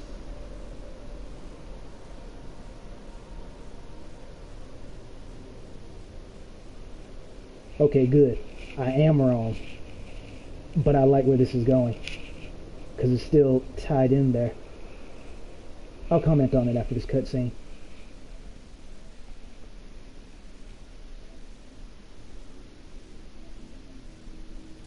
Okay, thank God. Alright, so I was terrified they were going to bring Xenos back. I really do not want them to. I love the man, but I do not want him to be brought back. He had an epic finale. He had a great swan song. He had his epic battle. He did what he wanted to do. He literally died doing what he loved, fighting us. Let him rest. So I'm glad I'm wrong about that. I'm glad that's not Xenos' spirit for whatever reason. But it said it the first time. I have returned. And that's when I thought, oh God, please don't be Xenos. But now, after it said it a second time, and I actually got to see its face, that's when it dawned on me what that is. Funnily enough, I believe I commented on it back in Endwalker. It's just more in my face now. That is the void scent that Xenos fused with. That's the one he called it. Because remember, back when Zeo fought him with her Reaper, that was just a generic Reaper. Xenos's was very clearly special. That Reaper was his. So, oh man, this is getting super interesting. Wow, back to back to back thumbnails.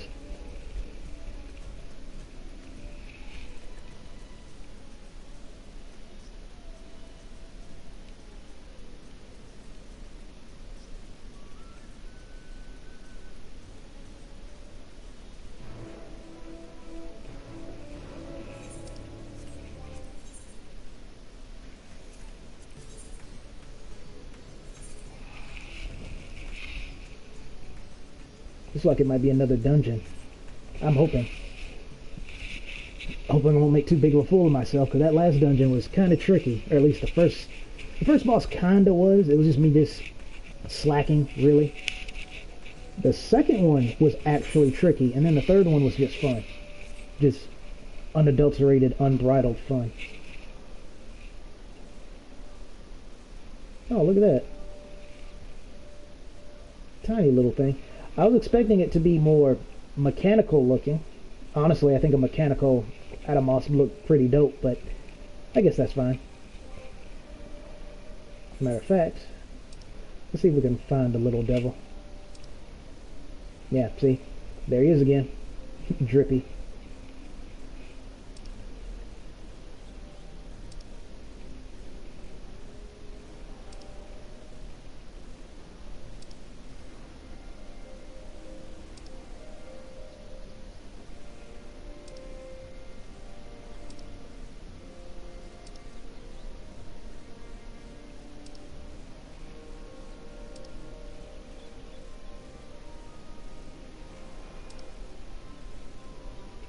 I'm not sure where he'd be because he's mechanical, so he should be farther in the back. I'll look one more time, then we'll move on.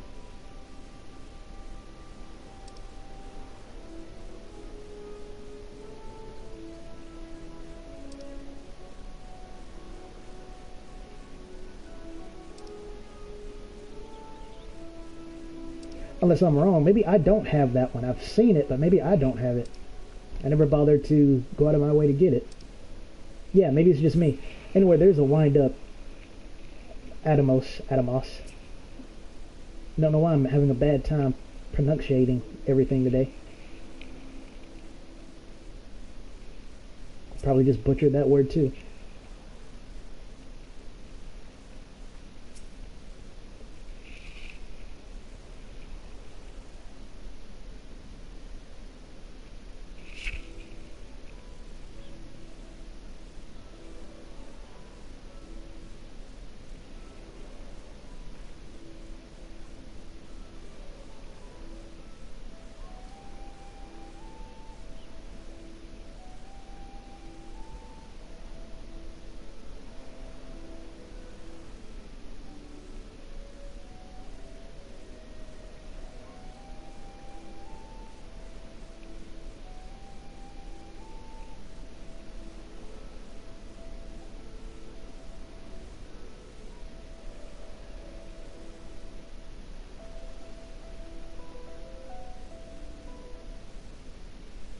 Hey, Nero, haven't seen him in a hot minute.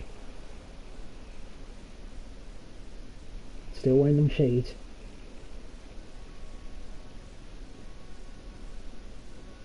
I actually missed this song. It's nice to hear it again.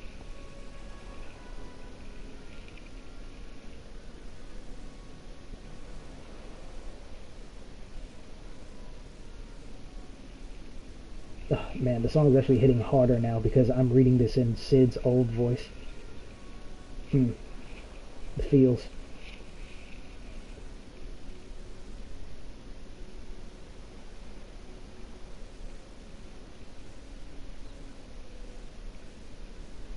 There's no telling what Nero sounds like now.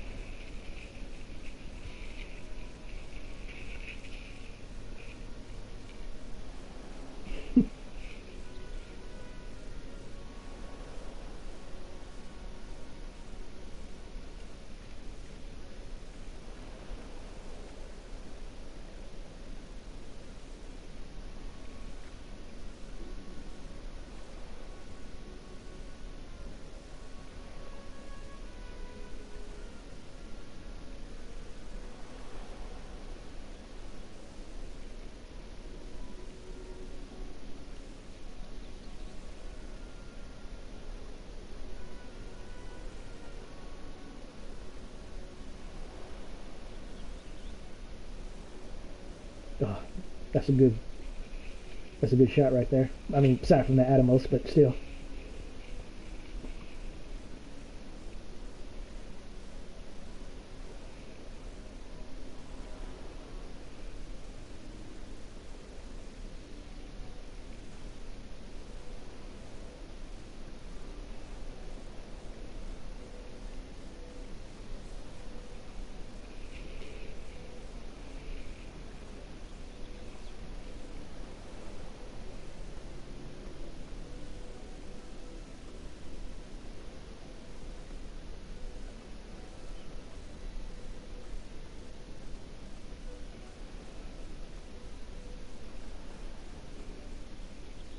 Yeah, what's Nero doing? Oh, brooding.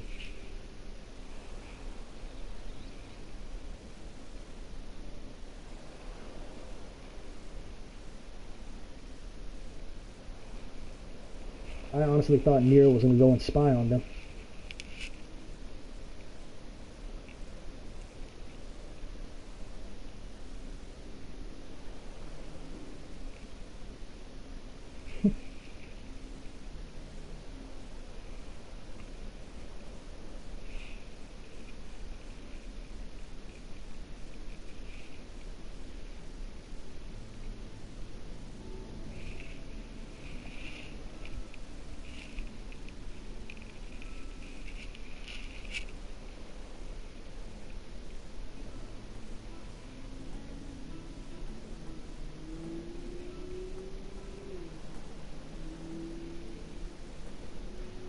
Oh, My isn't that cute? apologies for keeping you waiting.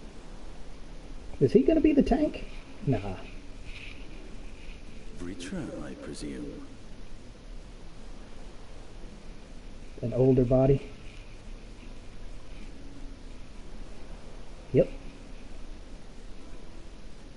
Indeed, this vessel now serves as a host for my eye. I was aware that the alchemists were busy preparing something, but this... Is it me or his accent softened? I honestly can't tell. We couldn't well send you on such a perilous mission unprepared, Your Excellency.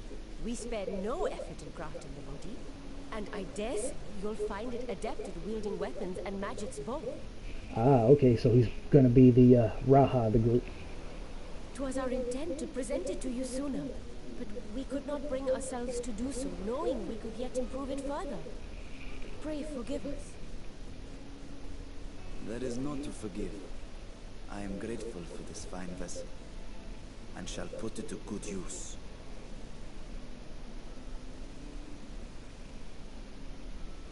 Again, I ask that you watch over Radzatan in my absence. The dangers we go to face are great and many, and I fear I will be unable to give matters here due attention. And in opening the Void Gate, there is ever risk that Void Scent will find their way into our world.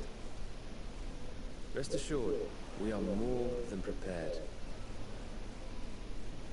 Our soldiers have been training under Master Estinian. On my honor, we will not suffer a single fiend to pass. I was thinking about this earlier when the Radiant hosts were talking about how great they were. In all honesty, they probably are one of the best military factions in the game. And the fact they train with Estinian, I imagine, makes them even more powerful. Like, I'm pretty sure the Radiant hosts could whoop the Holy Knights of Ithar. So, think only of your mission, Basha. Ah, but seeing as this is a different body, perhaps we should use a different name. It's not quite how it works, but whatever. I just figured he aged up. Bashan shall suffice. Yeah. Though I may have thus grown up, I am as ever a little brother to you all. It happened again. Those of you who know, but it just happened again. As you say, as you say. Go then, Bashan, and best of luck.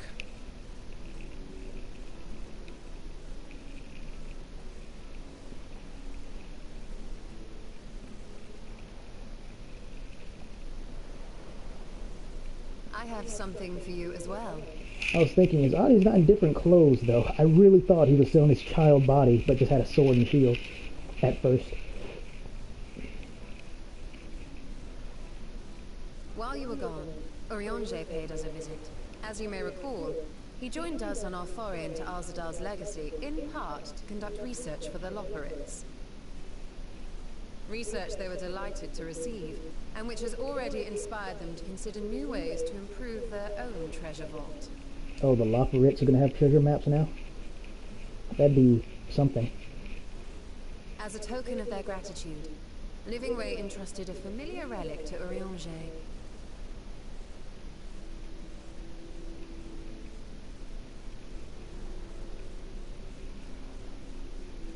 Aye, the crystal, which showed the way to Meteon. How do we not have that? I don't remember what happened to it. Oh, never The mind. I think I Loporrits no do. longer have need of it, and thus saw fit to return it to us. Harboring the power of light, it could well aid us in our mission in the Void.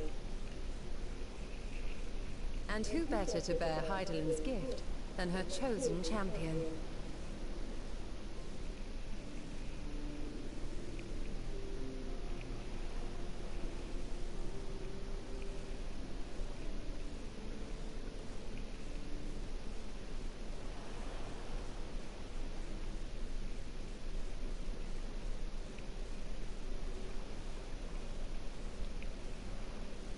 If there is nothing left to discuss, then let us depart. Our boat awaits us in Akyali. See that strange mark on the left side of his face? What is that?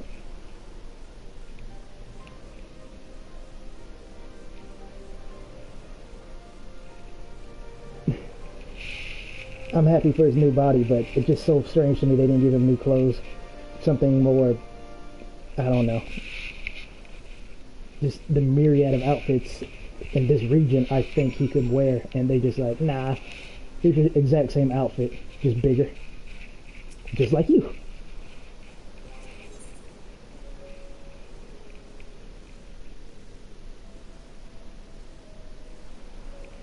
Alright.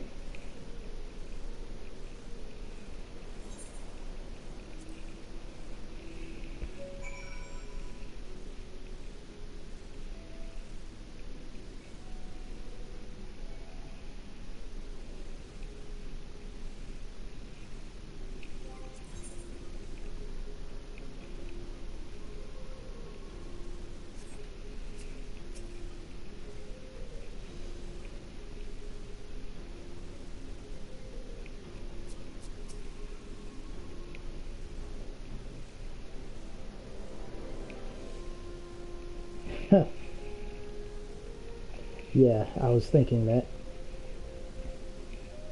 How much of a talker are you? They're supposed to have eyes, like, right up there, but I'm not seeing it. Oh, speaking of not seeing things.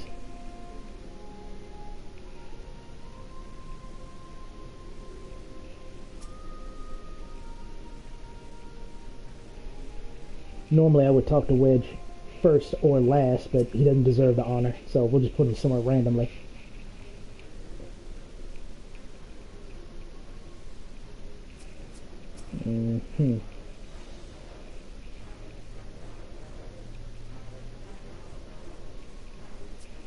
Oh yeah, for sure. Kind of reminds me of the alliance between Eorzea and Garlemald. Curious to see what comes from that.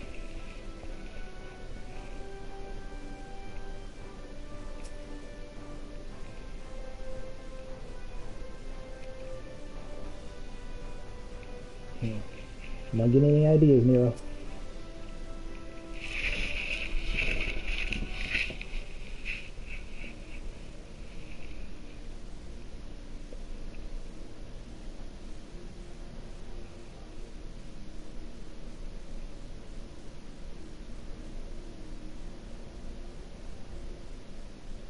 I shall now lift the seal.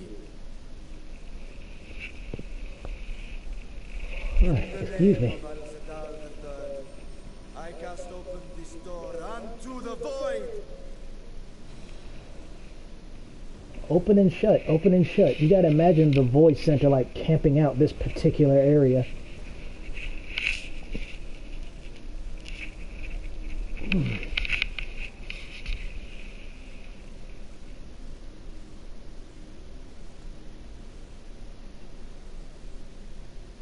Go. Absorb the Void Gate.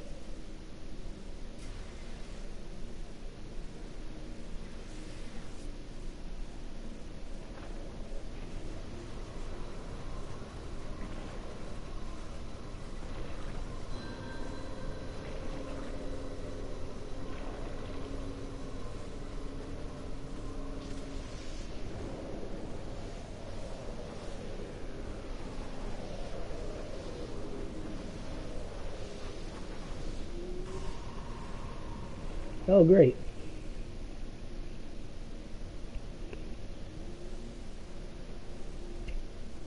As if they weren't ominous enough separate. It worked. We should have no trouble passing through a gate of that size.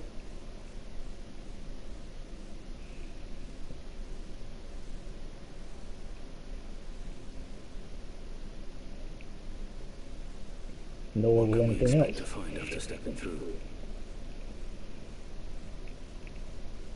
On my previous foray, I emerged in a castle swarming with voids. I was hopelessly outnumbered and forced to turn back. But together, I am confident we can hold our own.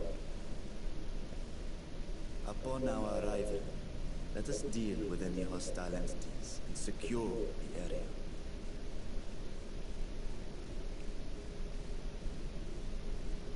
The command of our mission, I leave in your capable hands.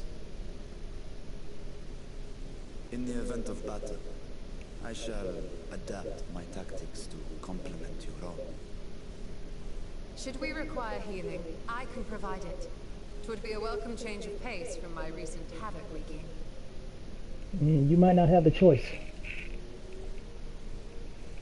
But I can respect change of pace. Wonder what Raha's up to. Take heart, friends, and have faith. We will brave this broken world, and rescue my sister, Ajdaya. Yeah, that thing on his face is there on purpose. I just don't know why.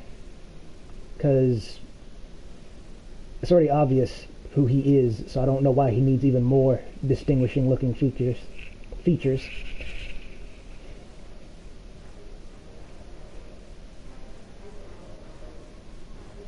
Alright, new dungeon.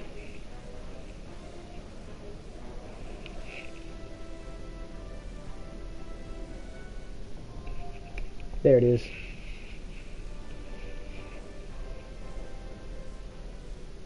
And since it's going to be nothing but void scent, I can only imagine the trickery of what the bosses are going to be like. See if they say anything different. I think he did. Ah, okay, yeah, they did.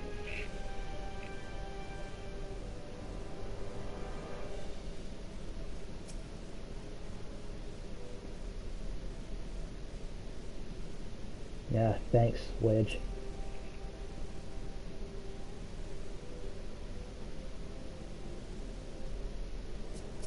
True.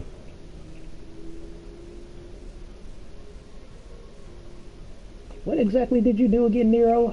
I know you contributed to making those killer tea kettles, for those who remember that from that dungeon.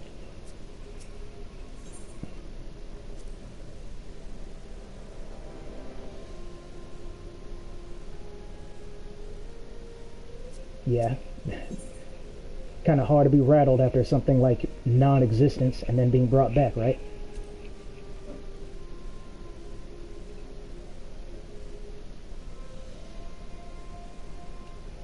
Oh, I'm sure we're going to get wounded, so that's a good thing.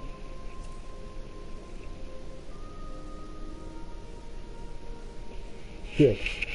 Alright, with that being said, I will be right back. I'm not going to end the stream yet. It's just, gotta go to the restroom. Gonna probably get some kind of snack too, just so I don't starve to death while playing this. So I'll be back anywhere between 5 or 10 minutes. It won't be too terribly long. I'll be as quick as I can. So.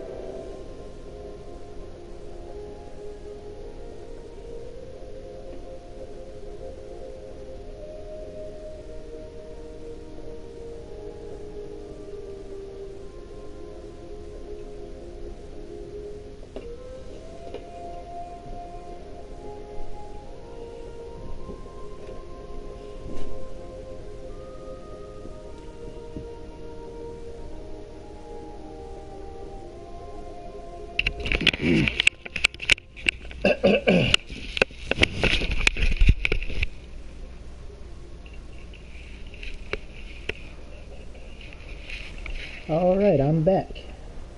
Sorry for the wait.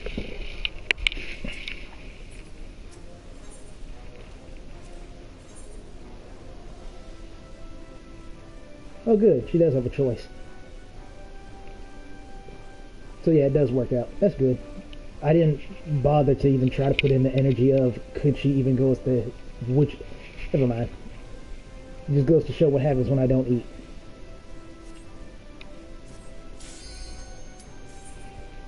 I kind of want to start using Reaper just to see if there's a unique interaction with Xenos' X-Reaper. Maybe I'll comment on it.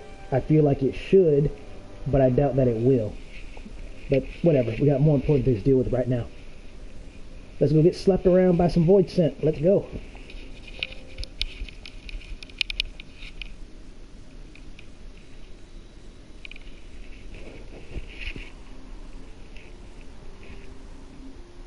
Mind your eyes, people. I'm warning you.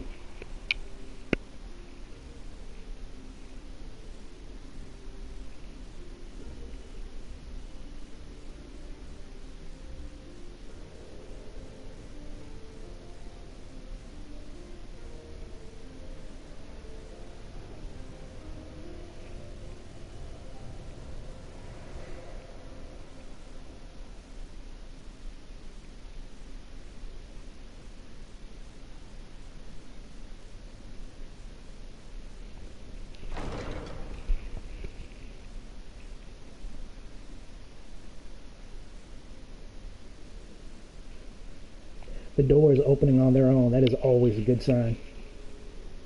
Especially in areas that could be potentially haunted.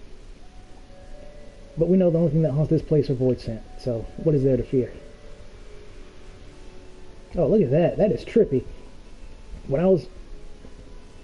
Yeah, trust me, I'm trying. When I was like right around here, I thought there was some kind of creature in that watery looking reflection. No, that's us. That's actually a really cool detail. Look like Halloween Town from Kingdom Hearts 2 up in here.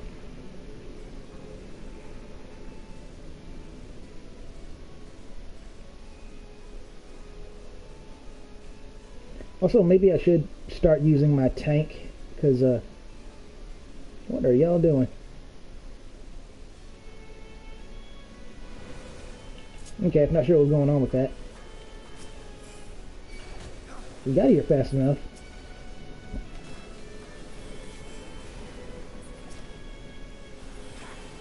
What was I saying? I got distracted. I was wondering what was going on with them. I'm still distracted. I'm not doing what I should be doing. I don't remember. It's gone. It might come back, but it's gone right now.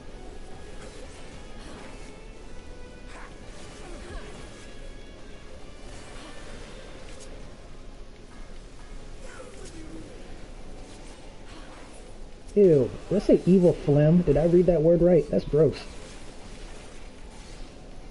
Regardless of whether it's evil or not. Oh, I see what's happening. That's really bad. I'm lagging. I'm managing to lag when it's just me. Isn't that something? Well, hopefully the stream won't crash. I will try to soldier through the dungeon, but if it becomes unplayable, we'll just have to put it off for another day. I think I've made pretty good progress, so I'm not too upset about that. Obviously, I will be if it comes to pass, but for the most part, I'm alright. Dang, man, what was I saying? I remember I was talking about how unique interactions with the Reaper. Maybe that was it. No, there was something else.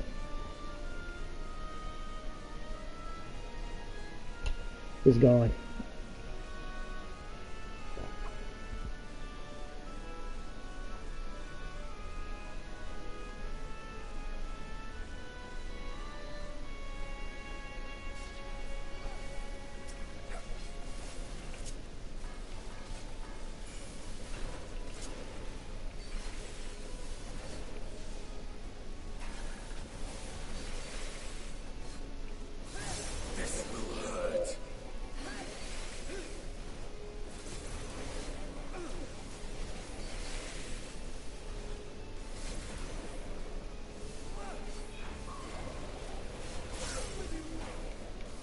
Down with you. That's nice. That's a very holy knight thing to say. Or Templar Knight. Maybe I think that's what they're actually called in Ishgard. Templar Knights. It's been a while since I've had to kill any.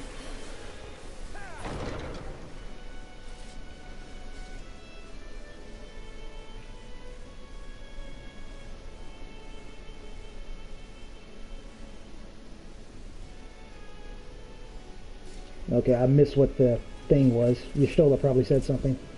Give me your ether. Who do you think you are? That saucy vampire that everyone seems to be crushing on? To be fair, he does have a rocking theme, so I guess I understand. I will end this fast. Oh, I remember now. I was thinking of going as my tank because my getting slapped by Void Scent comment would have made more sense if I was actually a tank, but I feel like it might have been going somewhere else with that, but I don't know. Anything beyond that is absolutely gone. There's no calling that back.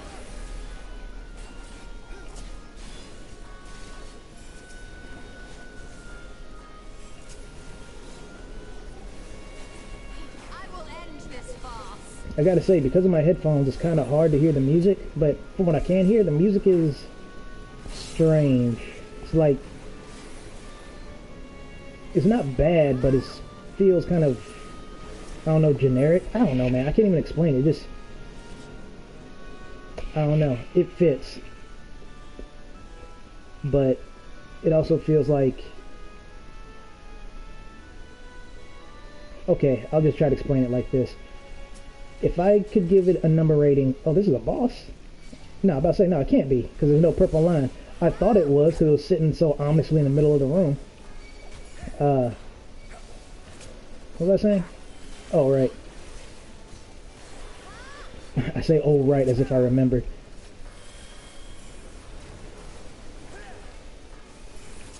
I will end this fast.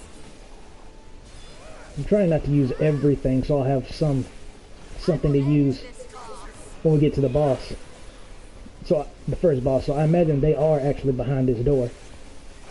Just a matter of what are they. That's also a little trick that I do for dungeons when I'm the DPS is I try to use all my big stuff like a mug or what have you on the first mob, maybe the second, but I do actually hold back on the third. I just use like generic AoEs, maybe the occasional Hellfrog medium. It really depends on what your class is, but I hope you guys get what I'm trying to say. It's like, don't go balls to the wall when the boss is like right there. Try to save some stuff. Killing the boss a bit faster is more important to me than killing the mob faster. Unless, of course, the mob... That was interesting. That looked like something totally unique to our little brother here. I'm gonna call him Vars. I like that. Just the way it was cut off like that. And it's way easier pronounced than his actual name for me. Call him Vars. Which, now I think about it, is a YouTuber, so that's kind of weird. Oh, what are you? You're an interesting looking Void Scent.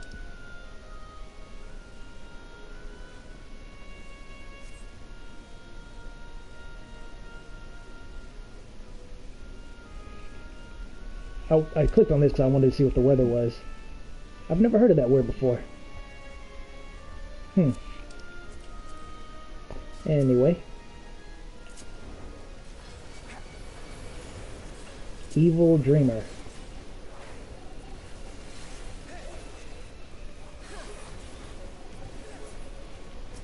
See what I meant about holding on to stuff?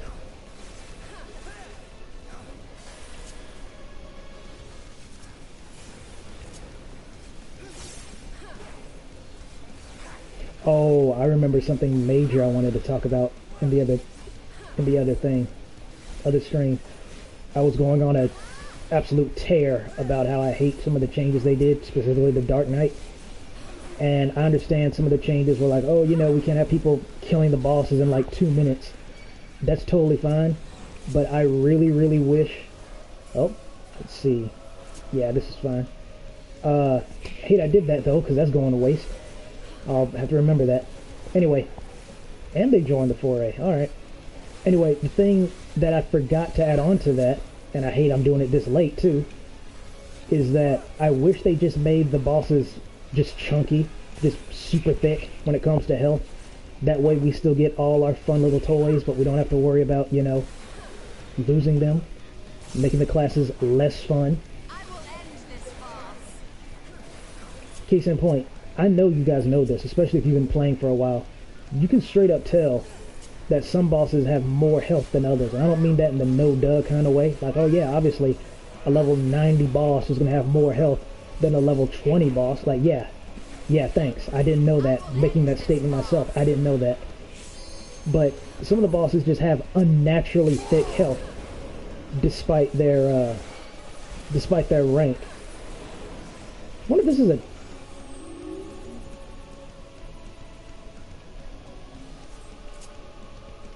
Yeah, it's gonna sting a bit.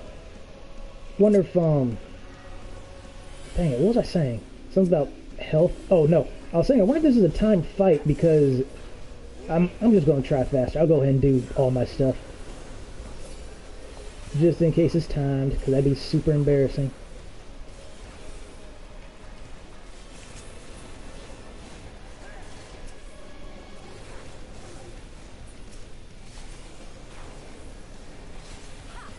Dang, what was I saying? Oh yeah, I was saying how, I know you guys know this, where there are some bosses in this game that have unnaturally thick health despite their levels.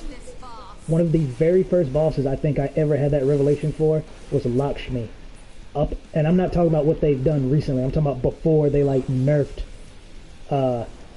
Tank's health and all this stuff. Oh, I see. I was thinking maybe when that line fires we'd go there, but I was like, no, there's still AoEs there. This is a very interesting boss. I'm glad it's easy, but it's so ad heavy. Like, you know casters are gonna have like a limit break field day out here. Anyway, for the like third time, the first time I ever fought a boss was like, man, this thing has a lot of HP. It was Lakshmi. This was before they nerfed all our abilities. This is before Tank's HP got nerfed. This was like fresh out of the oven. Lakshmi had unnaturally high health. She was really, really tanky. And in a lot of ways she still is. If you fight her at if you fight her with restrictions on, you will feel it. She is very tanky.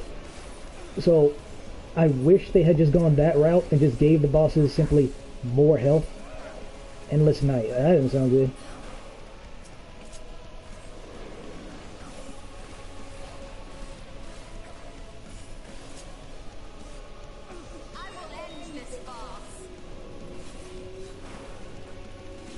Ooh, alright, so they were trying to get us off. Well, I would use the limit break, but, Estinian.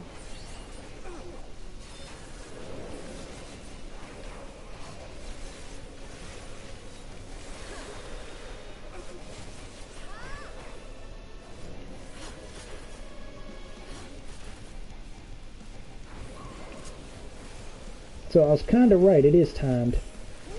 Endless Nightmare. I might have said the name wrong last time.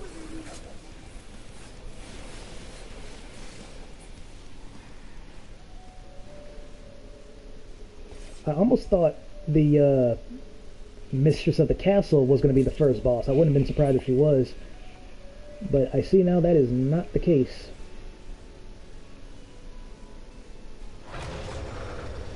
I got confused. I was expecting the exit to be more obvious. You know? Damn, man, that is a... That... Alright, dude, I really wish you had your shorter body right now. As I was trying to say... God, he is persistent. This is a good screenshot. Dude, you better be glad you're the tank. I'd wallop you upside the head for that. I'm gonna have to remember to take a screenshot of that when I come through here with actual people, so they don't ruin the shot. Because that was good. If I could choose a thumbnail, that would have been the thumbnail for this stream. But alas for me. But going back to my topic, I wish they just made the enemies, not the enemies, but the bosses have more health, so we could still keep up Because that's the entire reason why they nerfed us, is because everything was dying too fast. Just give them more health. It seems like a simple fix to me. Maybe too simple, maybe some mathematician out there can tell me why I'm wrong. But I honestly feel just giving them more health, giving us cooldowns on our abilities, or the ability to use them more often, would have solved several issues all at once very simply. But what do I know? I'm just the guy who plays the game and occasionally can pay for it. You know, funding them.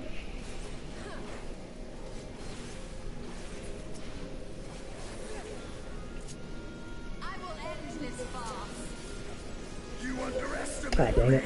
I'm still not used to doing that.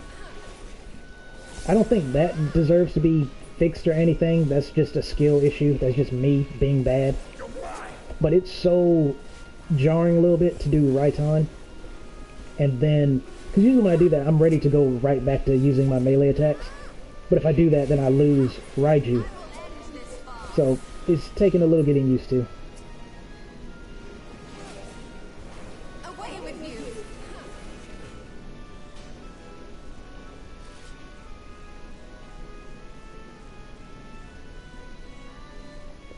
I just remembered another reason why I was thinking I should probably pick my tank is because, you know, I'll be the one leading. I think that's what I was originally saying in the first place.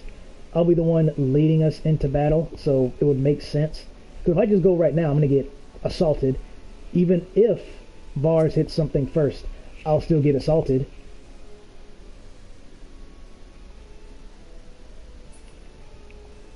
Now that's pretty interesting. And Vars is trying to block my line of sight again. How nice.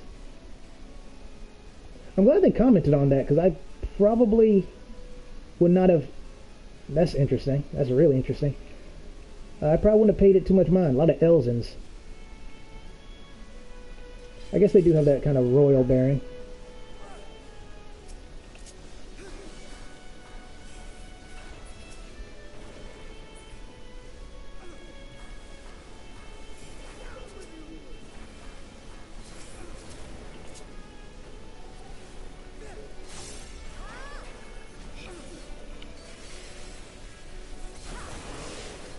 Is the name of that ability Void Trap? Because it nearly kills your Stola. If it was like one more AoE, she would have died.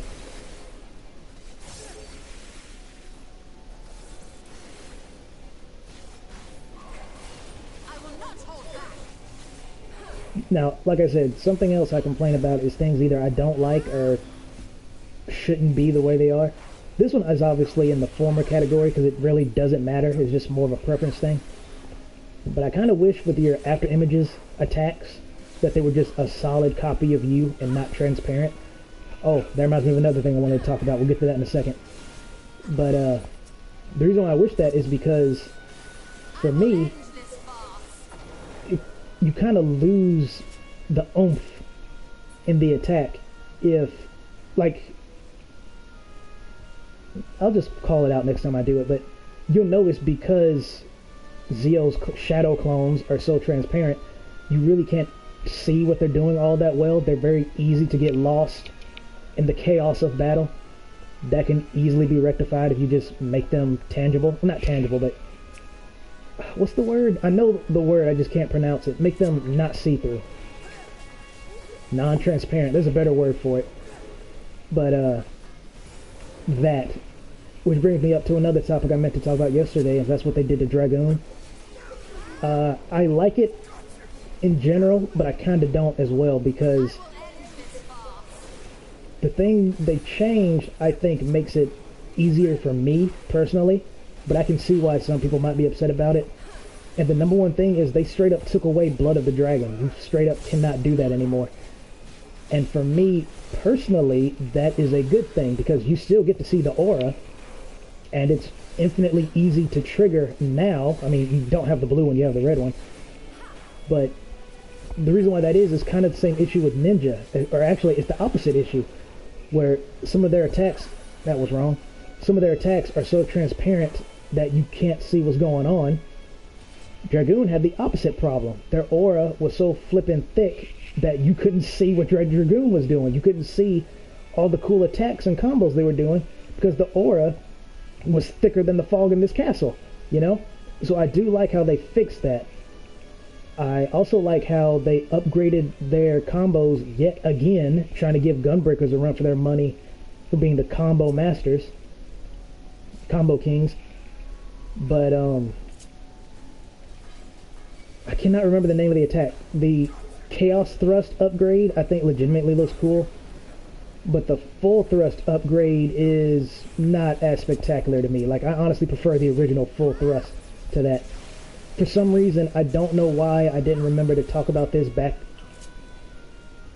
when I was talking about my Dragoon woes yesterday. Hey, look who it is.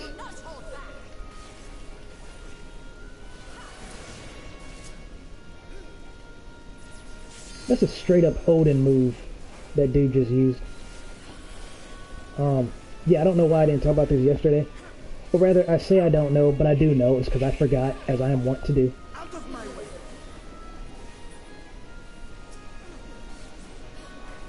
Let's see, who are they attacking now? Looks like... Actually, it looks like it's that guy over there. It looks like they were attacking this one. Oh, I see. I'm not used to seeing the tank actually do stuff. I'm usually the one tanking. So it's interesting to see Vars actually spread out aggro like that.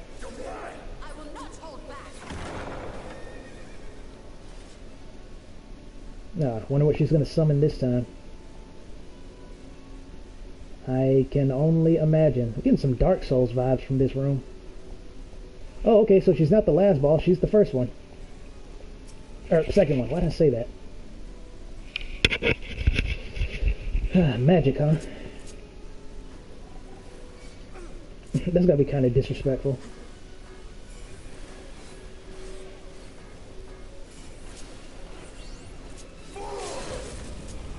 Alright, I approve.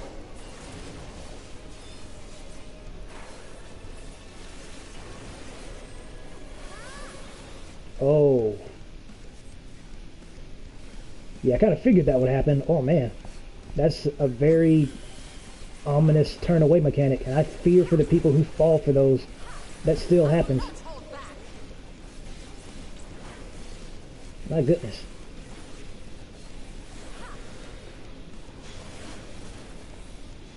Okay, so yeah, the AoEs are pretty much as thick as I imagine. Matter of fact, they're as thick as the circles here. So that's a good indicator.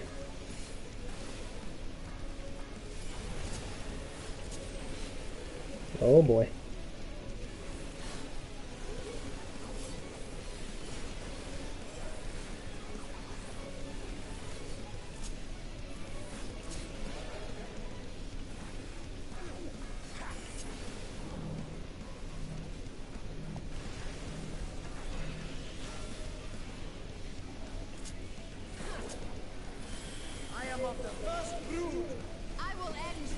Ah, sick. Alright, I'm guessing she's gonna throw AoEs on us to make it more difficult. Oh no, that's... I can still deal with that, but that's pretty bad. Ah, there's the trick. Yeah, that's definitely tricky. Yeah, that's definitely gonna catch some people. That's gonna end up catching me one day.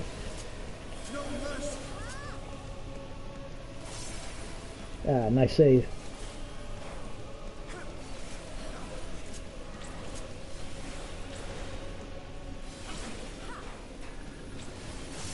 I was barely paying attention. I saw that that one was first, but that's all I got out of it.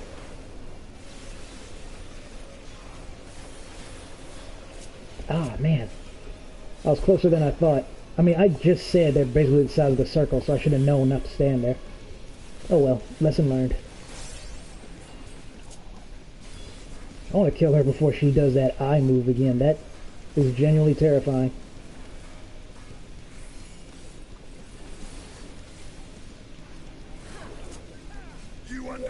Oh boy, here we go.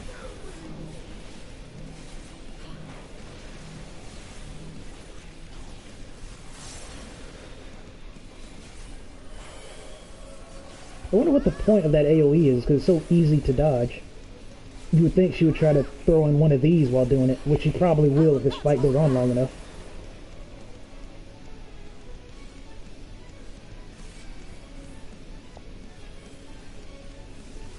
Wanted to get a better look at her.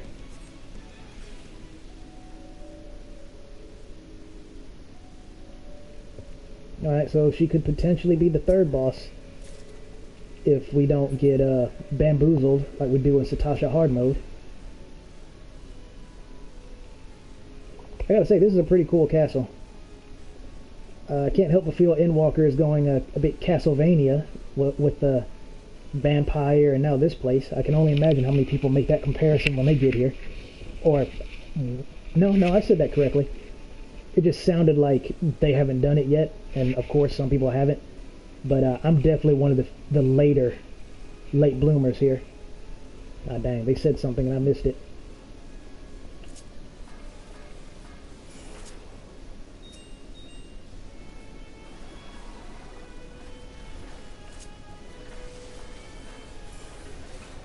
I like how no matter what, they still manage to target me. They might not get an attack off, but gosh darn it, do they try.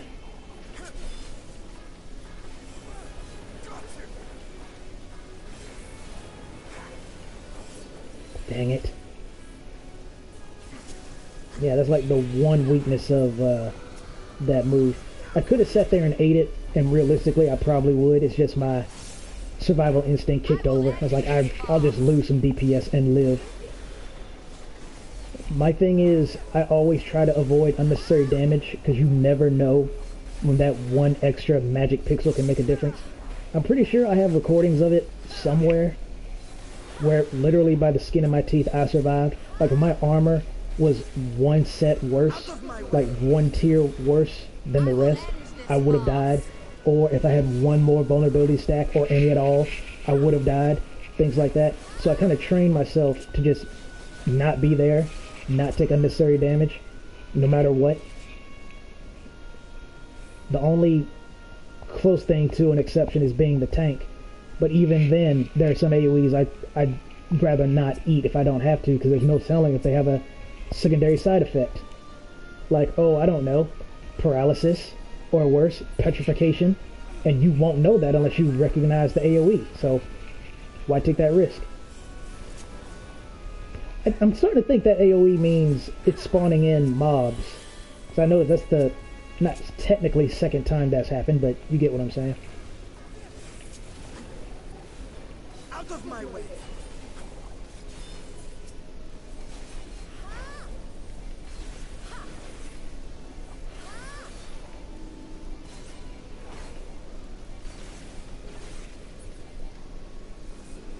Oh, I was wondering why I couldn't attack it. It was that its dying animation was it just floating away like a helium balloon.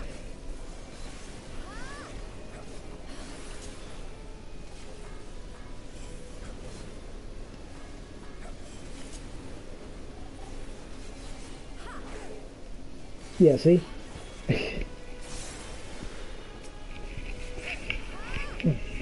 Headphone to stop. Yeah, that should hopefully fix the issue.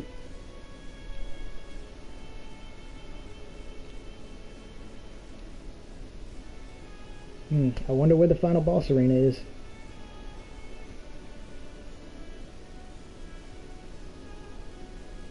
Yeah, me too.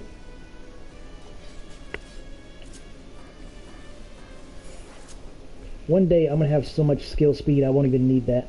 I can use the Mutra on something more useful. Bastard. Here. I'm gonna send you flying away like a red balloon, it style.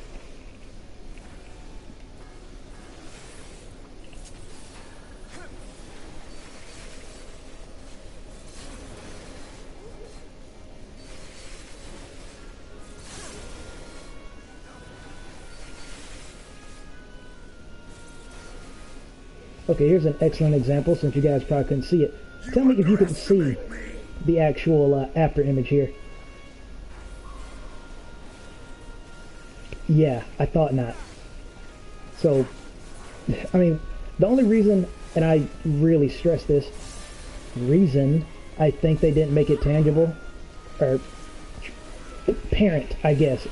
Transparent means you can see through it, so I guess parent means you see it. My point being, I think the only reason they did that is so the player would not get confused on where they are. I don't know how the heck you can do that when you are doing a move that creates after images, so you should know where you are.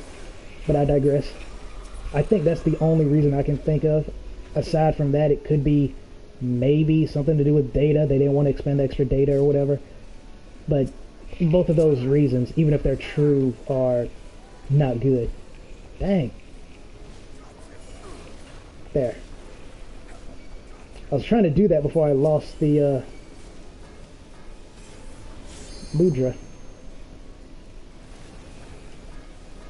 We got our limit break again. Wonder if Estinian is going to use it immediately or not. Normally, I discourage that with like if we're fighting the third boss. I would not recommend using the limit break immediately. There's only very few exceptions. One of them being if you're fighting the boss and someone disconnects, then yes, limit break, because when they rejoin, for whatever reason, the game takes it from you. I'm guessing because the game recognizes them as being a new player in the instance, even though they aren't. So I kind of wish they just took that out of the game where you don't lose your limit break when someone rejoins. I can kind of understand why if you have 4 people and you lose one, or rather, let me back that up. You have 4 people, you're fighting a trials battle or the last boss in a raid or whatever, and you have the 2 or 3, 2 limit break bars.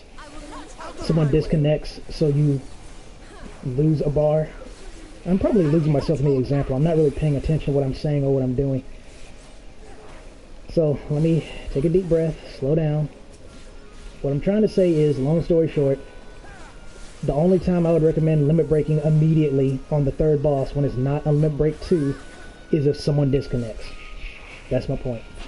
What Estinian did earlier was an old tactic I used to do, so it was interesting to see the computer do that. Beatrice. You know, this reminds me of the Red Mage quest. That's all I'm going to comment on about that. So the gate did open again and delivered the most mouth-watering morsels. Okay, yeah, it was exactly what I thought. So are you the king then?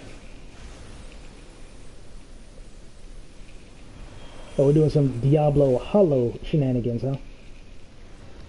I am Scarmillion, Oh. of Earth and first of Golbez's circle of Ooh, that means there's gonna be undead mechanics. pleasure I will take in delivering you unto your grave. As soon as he said the name, I recognized who it was. I didn't recognize the design, because I don't think the design quite looks like that from Final Fantasy IV. Though it's been a hot minute since I played Final Fantasy IV. Probably gonna wipe a few times, but let's do it. Your ether is mine.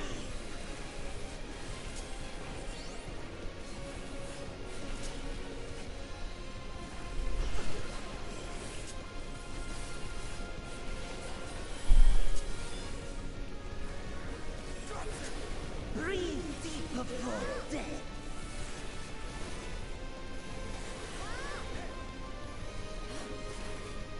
I will not hold back.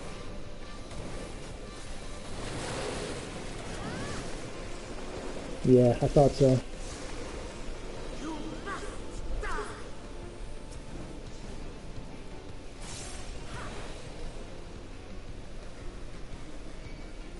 Oh, I see. I didn't know. I knew it would be some kind of knockback. I just didn't know about that. My blade thirsts for blood.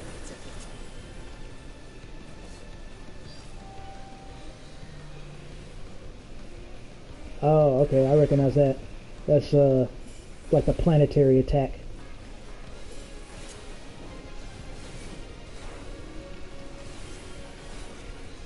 This is why I said focus target is your best friend, man. People really should use it more.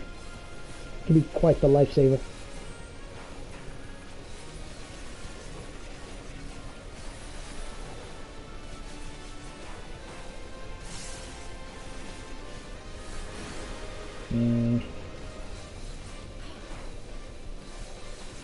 Protect me, my minions.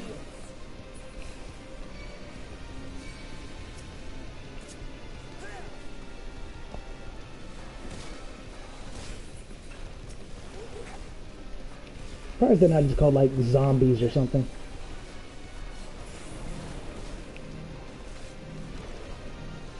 Ugh, I remember those.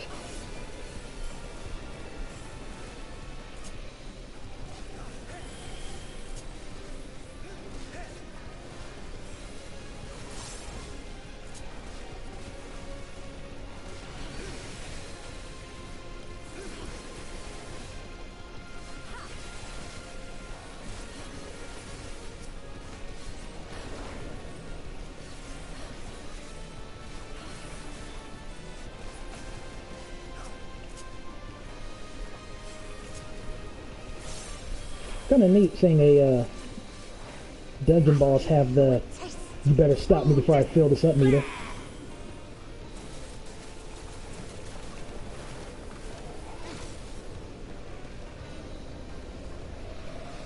Neat. Stubborn mortals.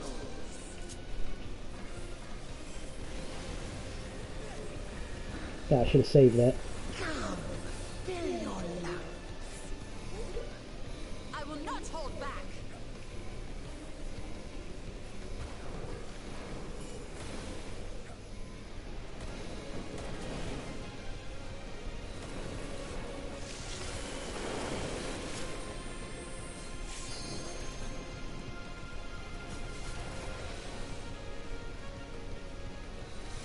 At least they're generous and give you a 3 stacks instead of just 2, like a certain other dungeon or raid I know.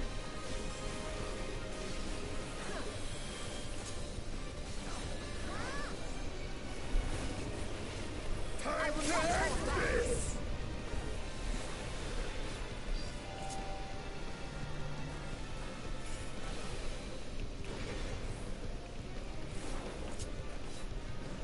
Now'll be a good time. I am of the first brood, all or nothing. That's pretty sick, man, that they used those exact lines during my limit break. Defeated by you. Well, you will. Let's speed up the process, though.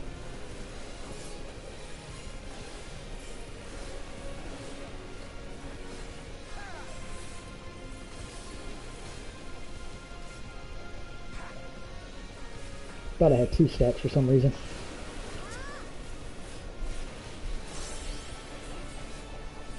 And normally I try to stack those together, but like I said, I'm not really paying attention. No mercy.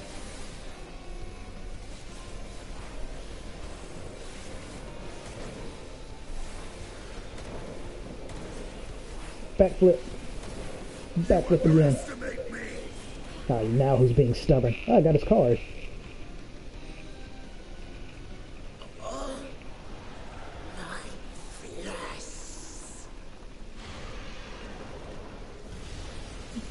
Well, well done. That was a very good introduction to the fiends.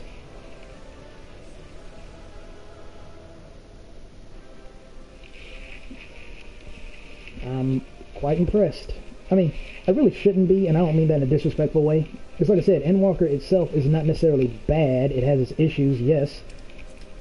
But the issues are more personal, as I've stated before multiple times, so that's not really saying all that much. So I am impressed, but I'm not. I don't mean that in a bad way. It's like, I would expect no less, since the expansion's actually pretty good. That's what I meant. It's in Final Fantasy IV, haven't you played it? Those are very two conflicting responses. Stanian, of course, just seems bored of it all. Let me see how that looks. Not bad. I don't particularly care for the fully armored look, you know, in case it wasn't obvious. But still, visually, the armor's not bad.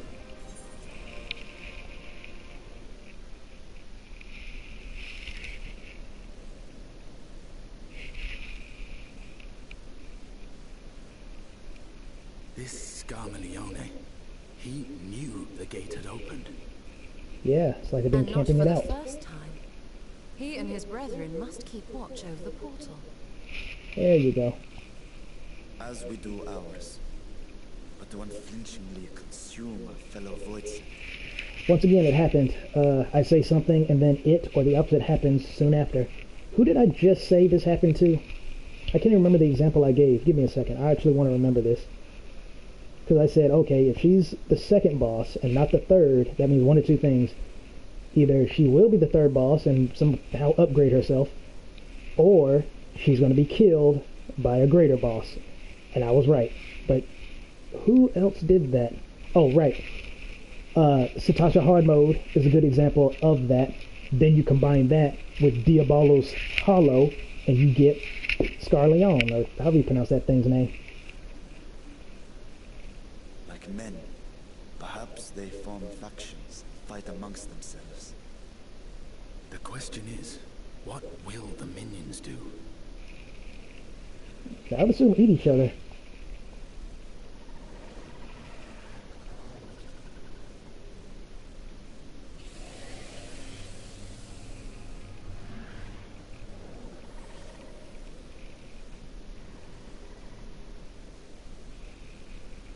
Your mistress is no more, and the one who consumed her we slew in turn.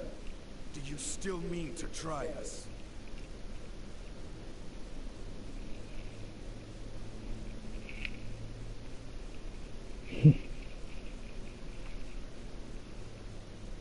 I expect some Voidsent are more intelligent than others. Perhaps these ones simply do not understand our words. Even beasts ought to understand strength. Damn, Estonia. There is much we do not know about Voidsent. If we are to survive their world, it would be wise to learn their ways.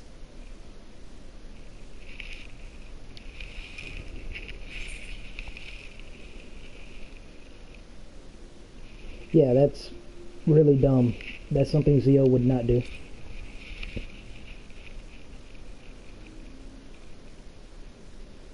Sage advice, my friend.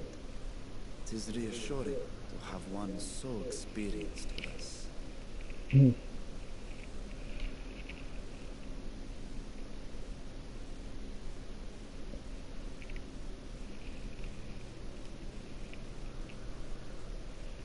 I am here, sister. Finally here. And I will find you. I swear it. I'm guessing I wonder if she'll get a simulacrum as well. It'd be kind of cool if she did. Then her and her brother can travel, you know, in areas like this a bit easier, like the city.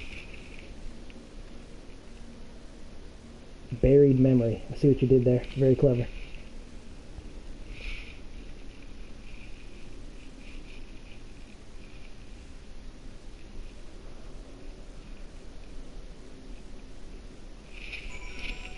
Alright, so that was not too bad at all. Funnily enough, the first dungeon gave me trouble. I don't know if you guys have noticed, but that's been kind of a running theme in some of these dungeons lately, where the early ones are actually the harder ones, and the later ones are the easier ones. Aside from that Queen's eyeball mechanic, and some of the Earth Fiend's mechanics, the dungeon itself is actually pretty easy. But yeah, as usual, if you want to read this, look at it when this is an official video, which won't be much longer now.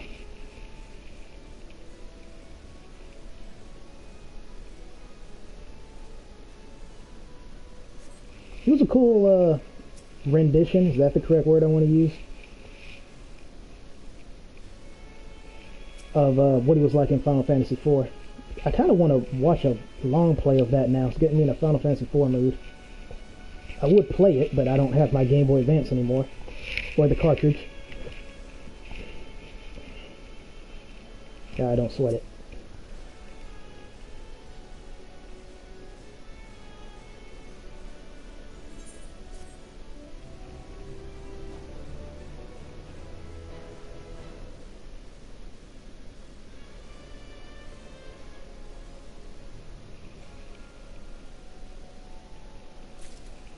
Cool.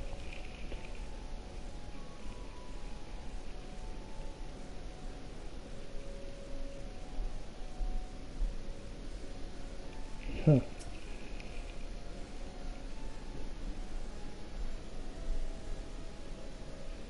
He says that, but oh, I don't see where they are. Oh, wait, there's some down there. Oh, wow. I didn't think I could talk to them. I thought they just make little noises. Yeah, like that. I thought they would be like that, but all you had to do was get close to them.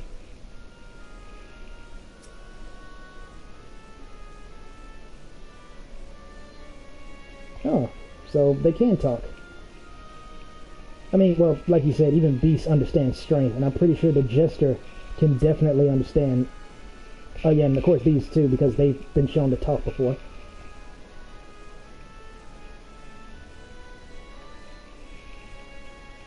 That's like one of the most Devil May Cry looking enemies I've seen in a long time. I guess this one's a good contender as too, but not as much as that one. Yeah, as expected.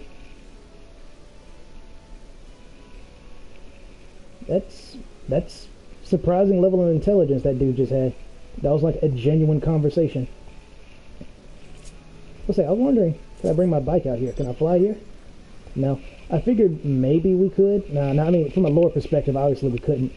But I mean, we can do that in the 3 city-states. So I figured, you know, maybe, but nah. Because in 3 city-states, you can just straight up fly. No ifs, ands, or buts about it. No gathering wind currents. So I was wondering, you know, maybe we can fly here too.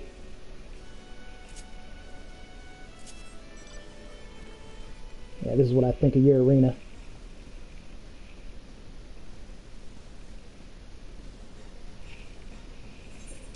I was just seeing if there was any more Void Scent to talk to. I'm guessing no, since we haven't seen like hind of hair of anything. But we're pretty much halfway through the dungeon anyway, so might as well go all the way. Give us some time to reflect, and I like how they did this too, because I said earlier how this castle is actually pretty awesome. I'm loving the scenery and the Castlevania feel and all that. So I really like they give you the option to actually explore the castle, to really take it in. Because clearly this dungeon, more than others, have had substantial work put into them. So good on you. I gotta say that's definitely a pro for Endwalker. So far there's more pros than cons. So far. We'll see how long that standard holds.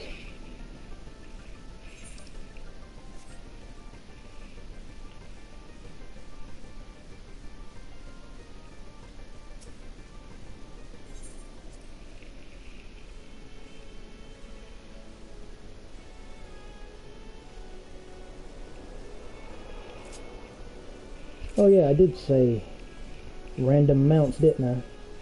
Let's see what we get. I knew it. I didn't want to say it specifically, but I knew it. Remember earlier when I said, oh, you know, I bet we're going to get something stupid. But now that I said that, it'll probably be something awesome.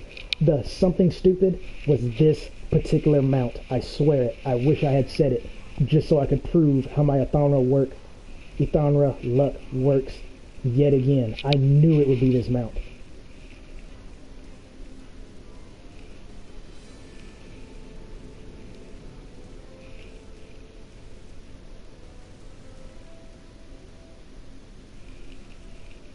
Yeah, see, I didn't notice that before. There's actually armor and whatnot on the floor.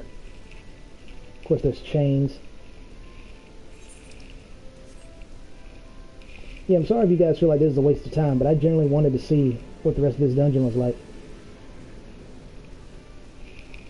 Case in point. I felt there might be someone way back here, but I honestly thought I might have been wrong after seeing literally nobody. I'm guessing you're gonna... Yeah, I thought so, because it'd be really obnoxious to go all the way down here, then have to go all the way back. I figured there'd be a teleport somehow. I didn't think it'd be a little minion. I thought it'd be like a crystal or something. But I digress, as I often do. Also, there's some up here that I missed. I just saw that. Now, will this mount be something awesome? Close. It'd be awesomer if it was actually Sephiroth's theme. Ah, dang. I thought I saw a void scent up there, so I thought I could talk to it. But I was just saying things. The shrubbery even looks like void scent. Alright, enough of that. I get disappointed every time I ride that mount.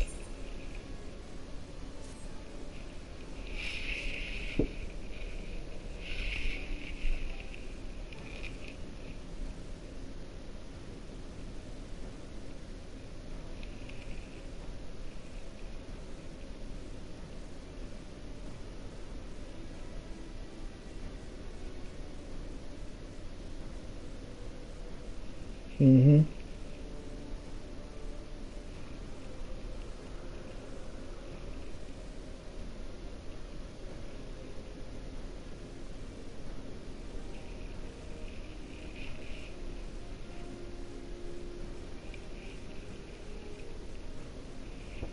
Now, who would see this?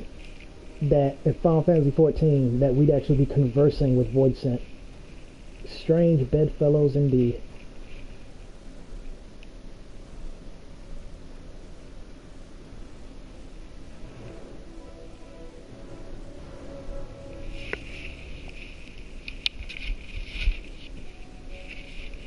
This should be good.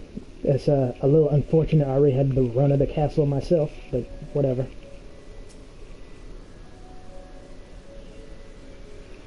Yeah, you would choose one of the dumb ones, huh?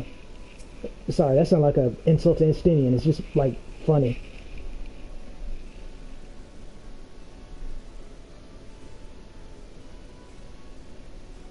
Yeah.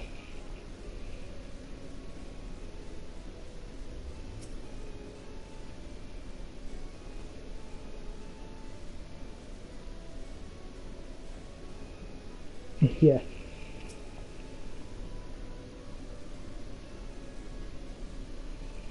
No.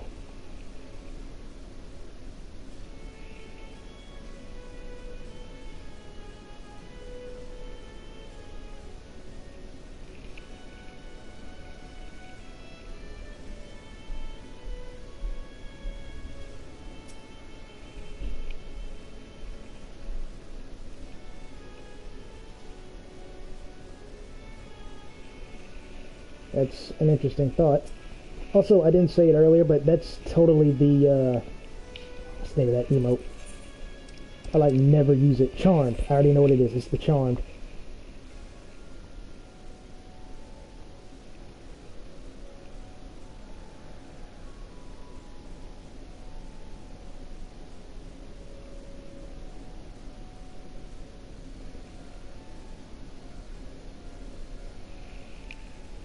Yeah, that's a little sad for the little Devil May Cry demon.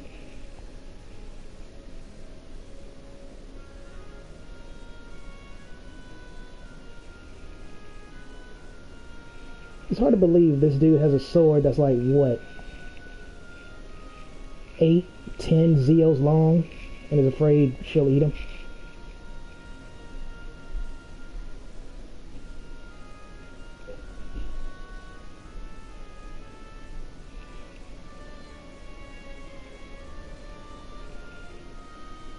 Well, it's interesting you say that, my man, because I was just down in the dungeon and I saw nobody.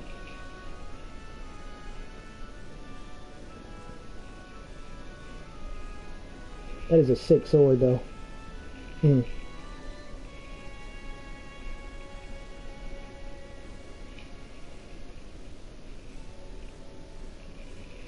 I'm glad I'm not as frustrated as I was playing Endwalker. I mean, that probably sounds like a no-dust statement, but it just feels nice not to be constantly agitated. Surprise, surprise.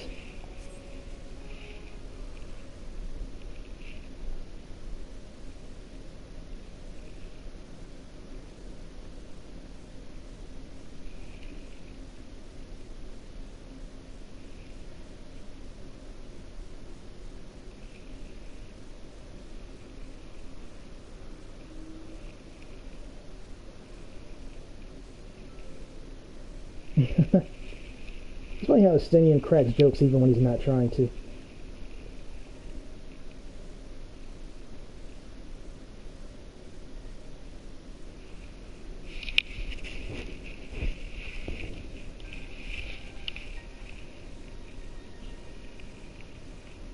Did you guys see anything?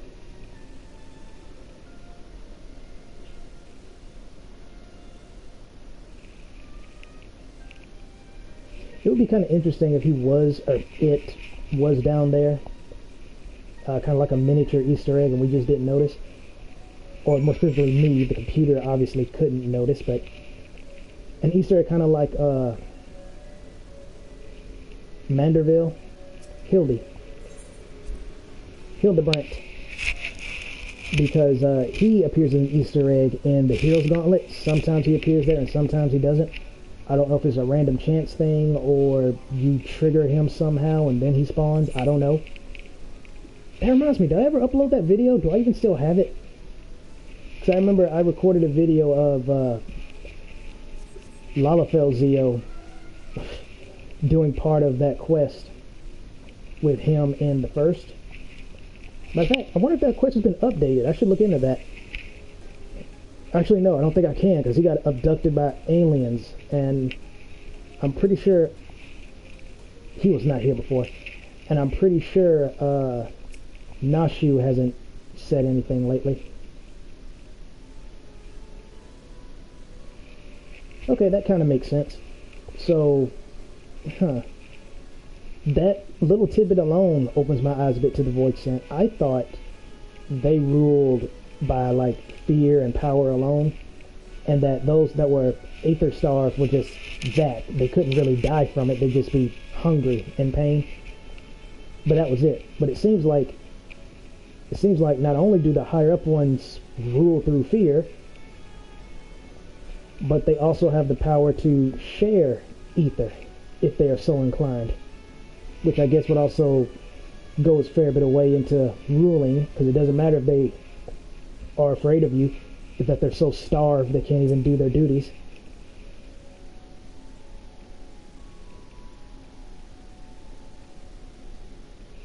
You don't say. Well, she's dead, so probably won't have to worry about that now. I guess I should save that for whoever this other Void Scent is. Yeah. What the dog doing? Can it talk? Yeah, kinda. Also, yeah, sorry, I got distracted. But anyway, I was saying, yeah, so that itself, that's kind of appropriate. Well, maybe not considering the environment, but still. If it was Nightmare, it'd be appropriate. But okay, that's an interesting little tidbit about the Void Scent. I figured it was just eat or be eaten, but no, they can in fact share ether if they so desire. Ah, these freaks.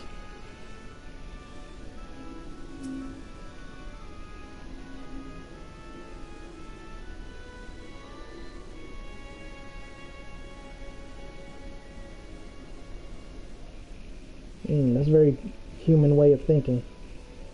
Oh, sorry, there's not really humans in this game, are there? But you guys know what I mean.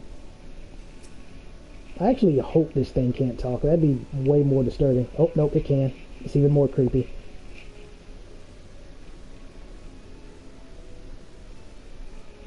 Oh, you're the jailer. Wow. Yeah, man, that thing's so disturbing. They kind of remind me of the Spriggans, I think they're called, the little shadowy rabbits. Those things freak me out a bit because they're so weird.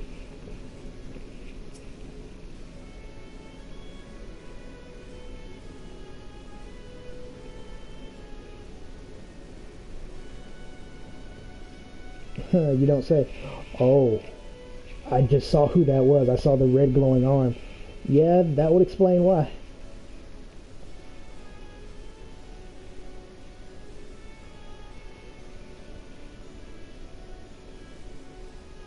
Bet you guys didn't expect I'd be treading down this path twice. Or maybe you did, for those of you who knew this was happening anyway. It feels so weird being behind.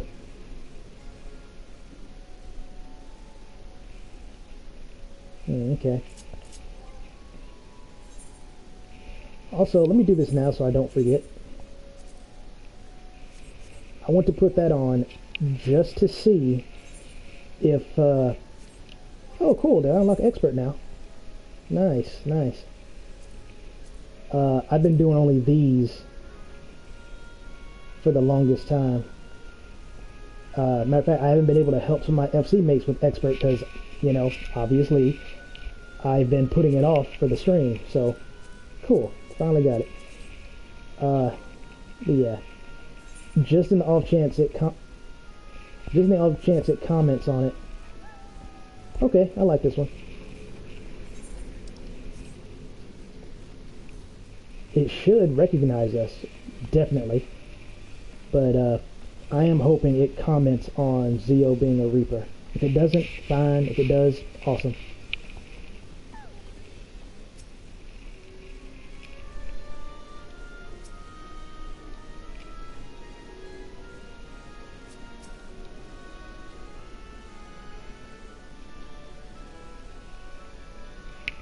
That's a dark void scent. I couldn't really dark void scent. I couldn't read it. The bars were in the way.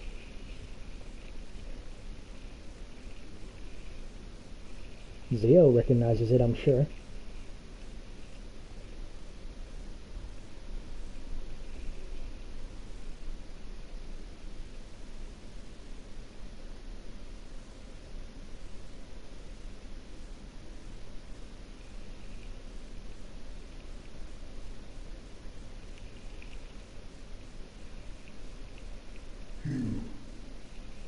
Yeah, if they can sense ether, you would think they would know better than to try to pick a fight with this one. Dark robed void scent. Hey.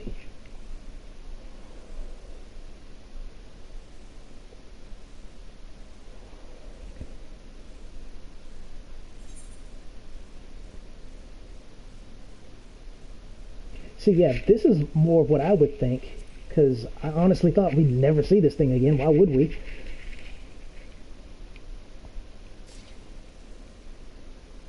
Xenos? The disgraced prince you yourself laid low? I see it now. The bottomless darkness. The insatiable hunger. The aura was present when we faced him in Garlemald. When Xenos died, its connection to the source was severed. It was forced to return to the void. I just want to go out on another point here. It just goes to show how much of a boss Xeno was to be able to control this thing. Xenos. Yes, that was his name. And you are the friend, are you not?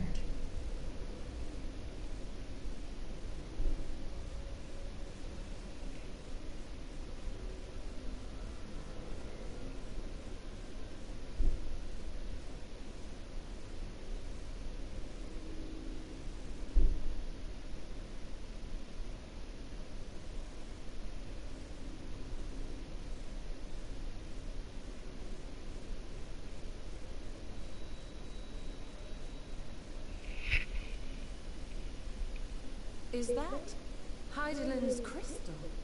The very same. The one you handed to Zio. Why is it glowing is a better question.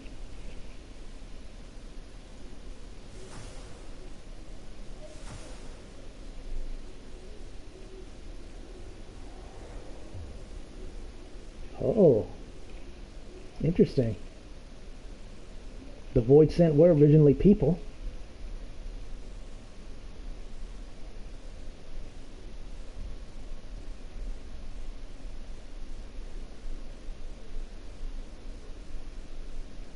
But how?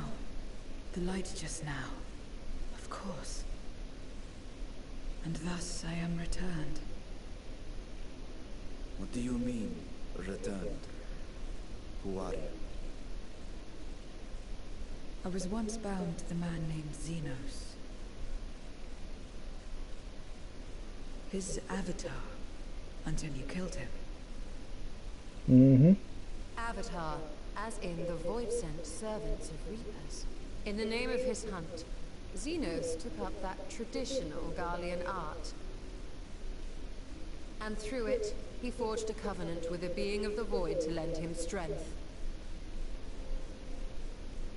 Covenant? A curse, more like. He stole my power. There was no equity in the arrangement. My very essence was altered. Twisted into a tool to serve his desires. Yeah, that's my friend, all right. Your previous appearance. This is your true form, then. Perhaps, perhaps not. What does it matter? Indeed, it doesn't. Man, I love Estinian. But then again, who doesn't? Regardless of your form, you are a void sent by nature. So answer me this. Are you our enemy too? In this world, only a fool would attempt to devour a stronger being.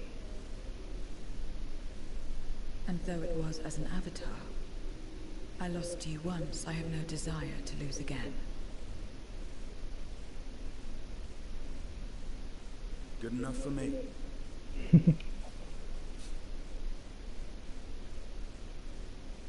Now, you will answer me a question. Xenos called you friend. That's what you are? A friend? Well, you have to understand Xenos is not a traditional type of man. Yeah, really. Yeah, I think this is the most straightforward answer we can give. So, you're not a friend. Then... what is it? What is a friend?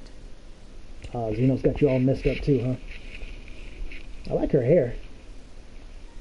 This kind of reminds me of like a Three Musketeer. A dark Three Musketeer with a scythe.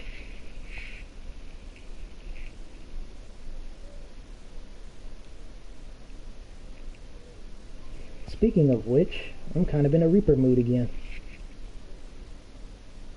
Let's play for a little bit longer and see what happens.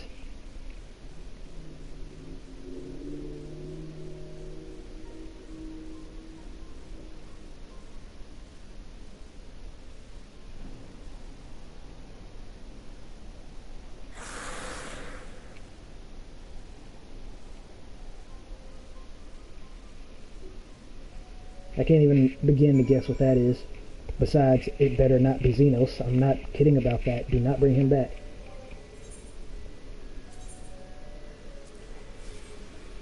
There we are.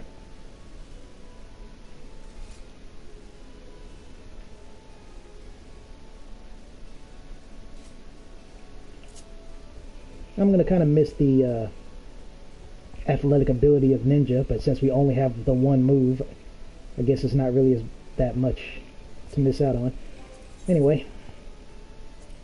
Oh, if you guys were wondering why I was making a big deal out of the, oh, I hope she, well, I didn't know it'd be a she, but I hope, well, she would comment on being a Reaper, because I've mentioned this before in the past.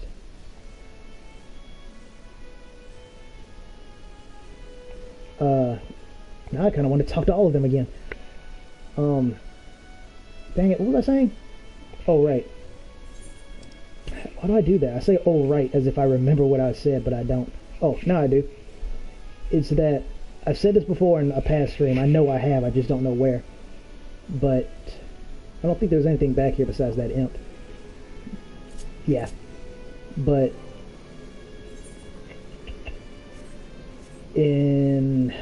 I don't think it's Heaven's Ward, or maybe it is actually. Maybe it is actually. I think it is Heaven's Ward, where if you complete the Dragoon quest, level 1 to 50, not 1 to 50, but level 40. Where does it start? 45, I think. I don't remember. The quests to level up your jobs are not the same anymore. Like I think they used to be like 2 apart, then they became 5 apart, or maybe I got it inverse. Regardless, I'm getting off track. Regardless of the order and how it was done, if you do the basic Dragoon quest, the entire part of you getting all the armor and talking with Estinian and you know that situation, he appears later with Sir Emmerich and he comments on your previous encounter. Okay, I guess they'll say the same thing then.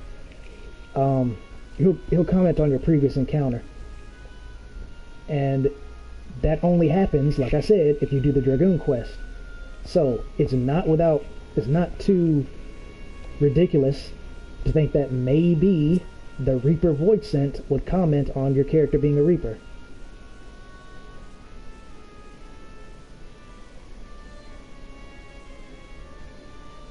Yeah.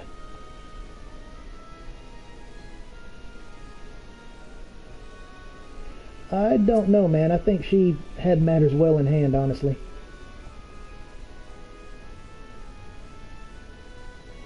Oh, that's kind of sweet in a very dark kind of way.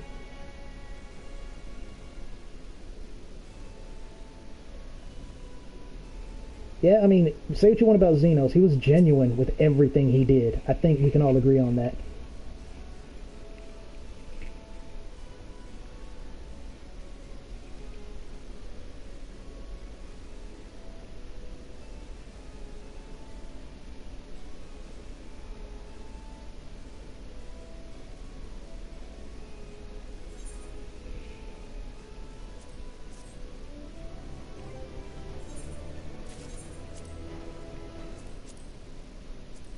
There we go. Just rearrange these.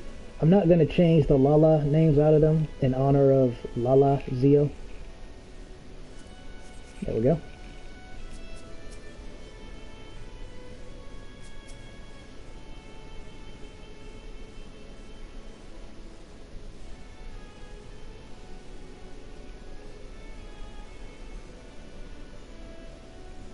You mean like... You mean like this move right here? Almost like it been meaning something important, huh? It always has. I'm just kind of poking fun at the whole communion thing and communication.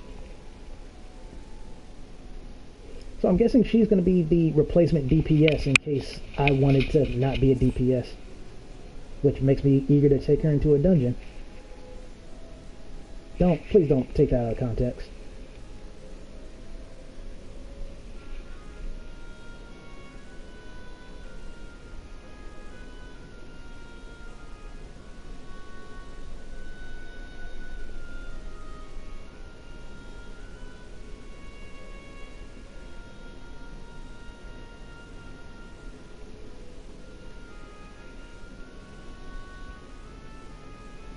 She's not wrong.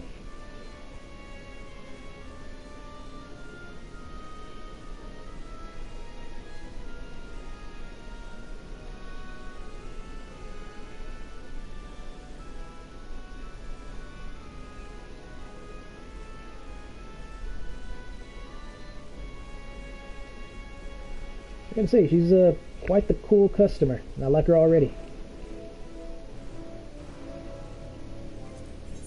See if he says anything different. Okay, well, he still has his head on his shoulders, which is always good. Well, I say that like I know him. I meant, generally speaking, it's good to, you know, not walk into the lion's den, knowing that the lion is in there, and hungry.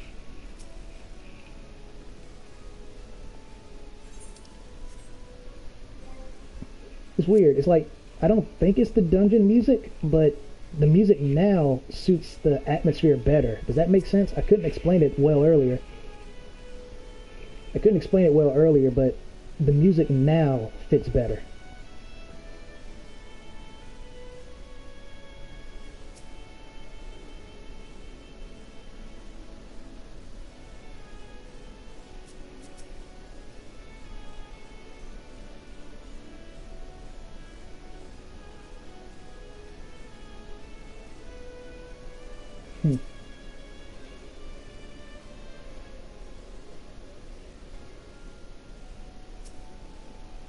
Alright, just don't let her suck you dry.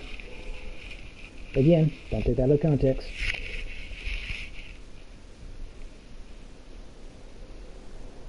That's a good screenshot, without a certain somebody blocking it. This is where I belong. My home. This endless darkness you call the void. There was once light here, and it shone its warmth upon creation.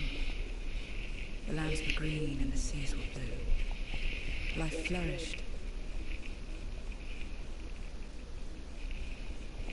Before the war, the Contra Memoria.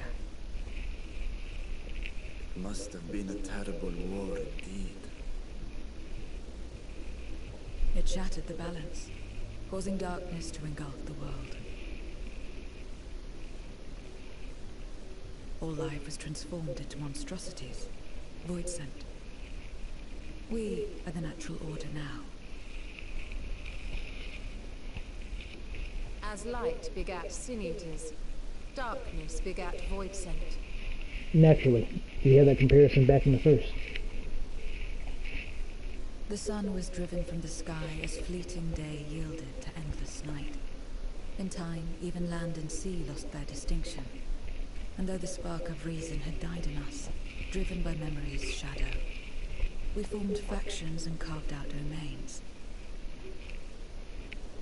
This castle, for instance, its erstwhile lord must have abided in such a place once upon a time. If I may, the darkness in you is too much for any man to harbor. To my eyes, you are indeed a void sent. Yet your knowledge of the past and your demeanor mark you apart from your brethren. You are different. That much is plain. But in what way, I am unsure. As you say, I am void sent, but only in part. The darkness touched my mother when the war had only just begun, when I was still in the womb. As a child, I looked like any other, but darkness coursed through me, and I ceased to age when I'd become a woman grown. But that was then, and now, I may as well be one in full. I prey on the weak and serve the strong. I live to survive. Nothing more. Forgive me.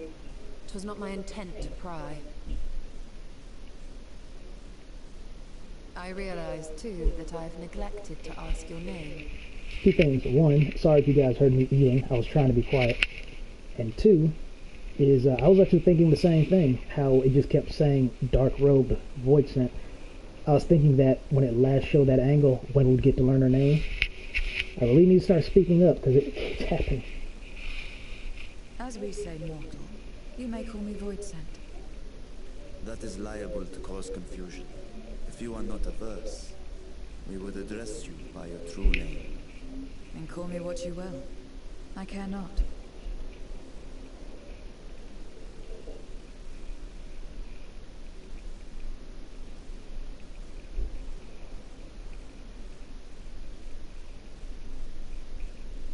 How about Zero?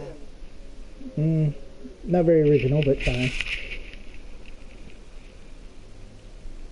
Meaning nothing. A name as fitting as any. Why not give her something a little more flavorful than like Null? Null would have been a great name. No, not nothing, but rather a beginning. For it remains to be seen what you will become to us. Okay, that's a bit more clever. As I said, I care not. Zero, then.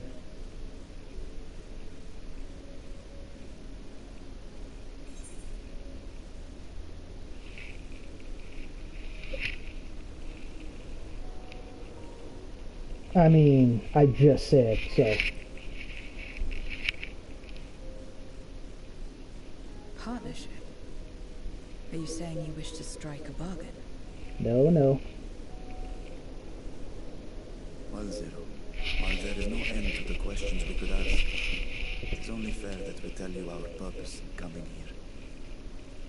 We are searching for a dragon. One who came to your world long ago. A dragon? Yes. Ashdaya is her name, and she is my sister. If you have any knowledge of her, I beg you share it with us.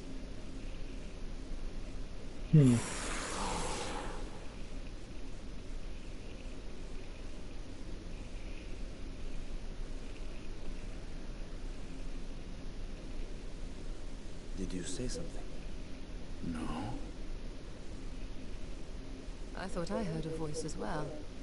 The keening of void scent, perhaps.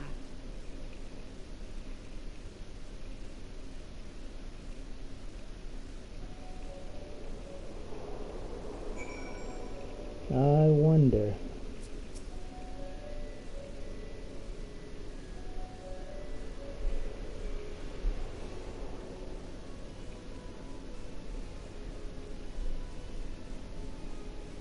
I mean, if this place is like pure darkness, then that means there's no wind ether, meaning there's no wind.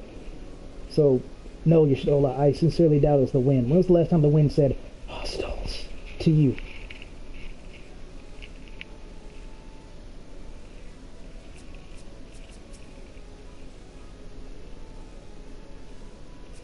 Yeah, that's a brain teaser, alright.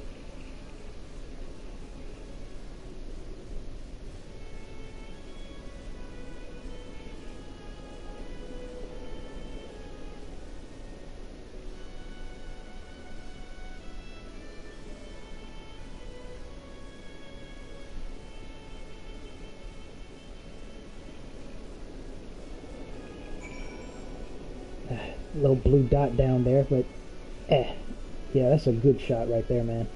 That's a great shot. I would take one myself, like right now, but that would interrupt the stream. So, hope you guys enjoyed that. Man, I'm already missing that ninja speed boost, but oh well.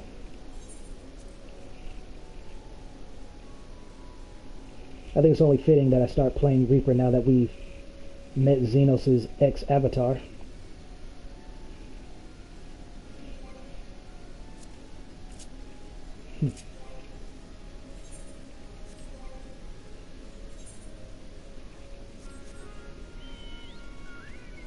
Oh yeah, that's super appropriate. Look at that, you can see it up there. Yeah, I figured that would happen, but come on, man. Oops. Didn't mean to pick that. That's kind of ironic, though, you know, given. Still kind of ironic. Actually, super ironic when you really think about it. I hope I don't have to point out why.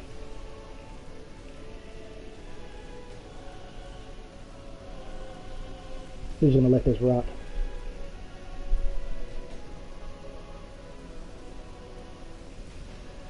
You know what? While I'm on that topic, there.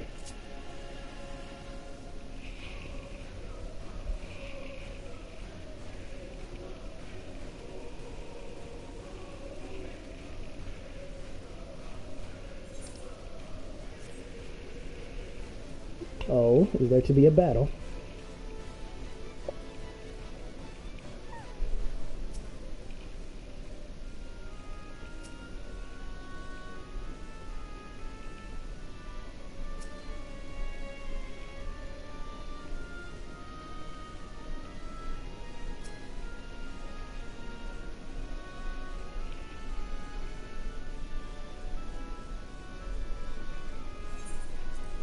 Alright, let's do it.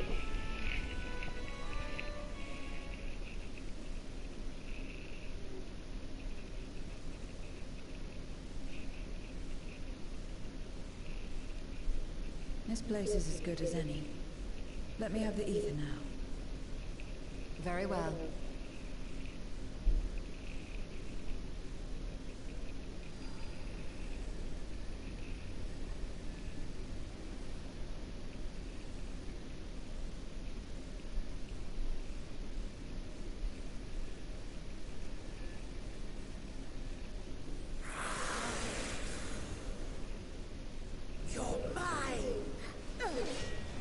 Oh, look who it is.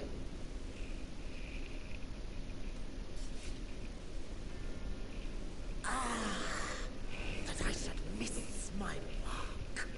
Given this dude's fascination with the undead, I'm honestly not surprised that he's still alive. That fiend again? But we struck it down. Watched it die. Oh, yeah, that's true too.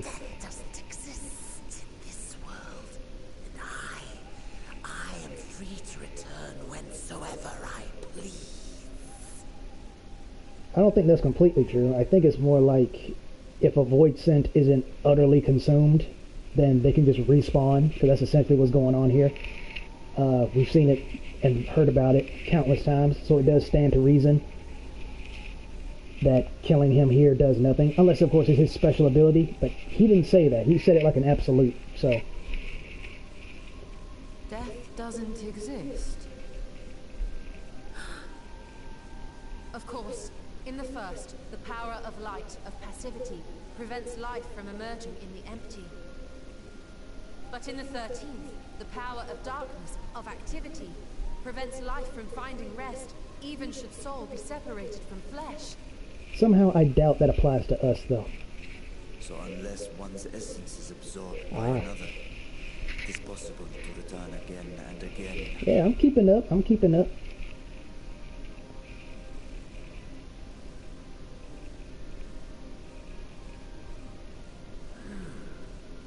Your ether, it is reminiscent of that creature's. My mouth waters at the memory. What? I must devour you too. Yes, I must. Drifting souls, by my power be reborn!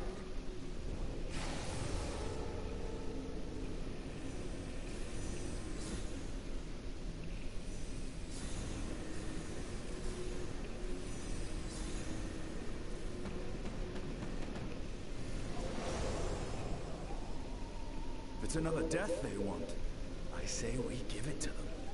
Here, here.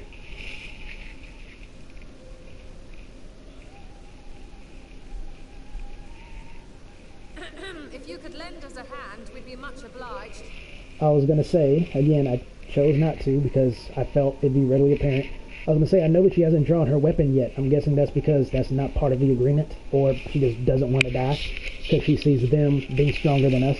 But then again, if that was the case, she would just turn on us, right? So maybe it is the former.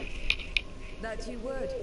But you already owe me a debt, and until you make good on it, I won't lift a finger. Yeah. We'll speak after you've won. But know that if you lose, I'll help myself to your ether.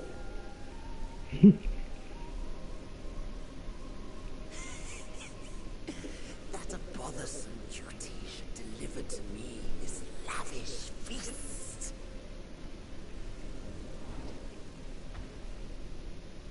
Come, struggle with all your might.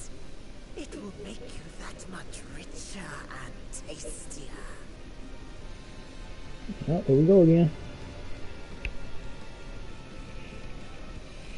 I find it interesting that he said, I must devour you too, as in, as well, as in, now I'm second guessing what happened to his sister. Because it seemed likely that she was still here. Oh well. Let's see, start with this. It's been a minute since I played Reaper, so bear with me.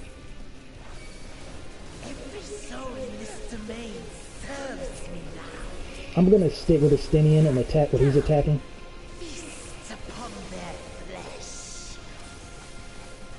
The castle answers his call. We do well to break up this feast quickly. Agreed. Not gonna go Reaper mode on them yet, though.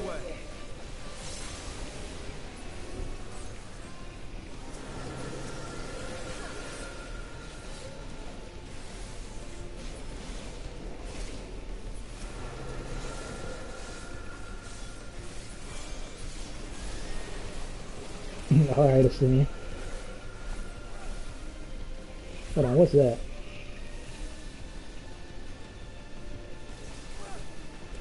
Oh, is that what's going on? Yeah, something is going on. Behold the power of the Archfiend of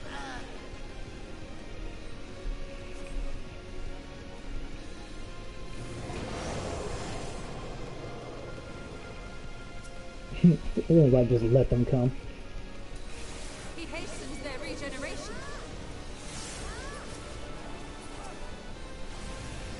We are deathless. cannot defeat that which cannot die.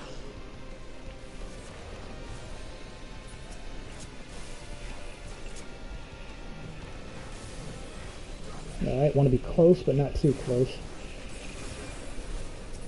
I don't think he got that, but that's alright.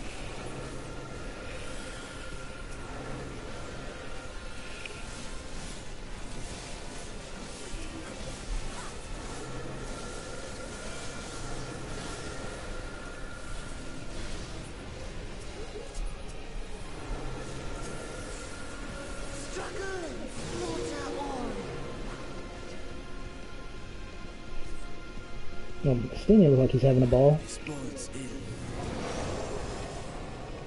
Yeah, it's like we should attack the puppet master and not the puppets. Our foe has too great an advantage. We need to drag him out of this damnable beast.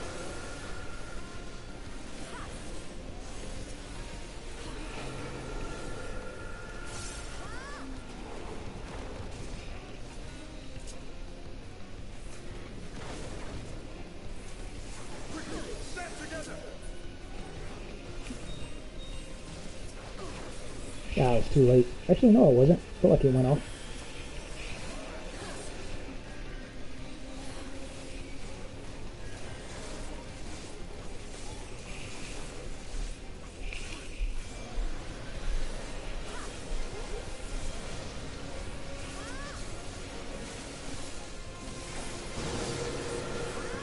There's no end in sight.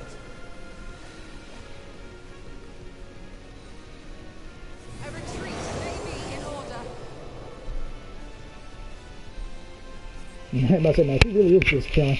Oh, my tablet's about to die. Didn't even notice the cord popped out. There we go. Just made it.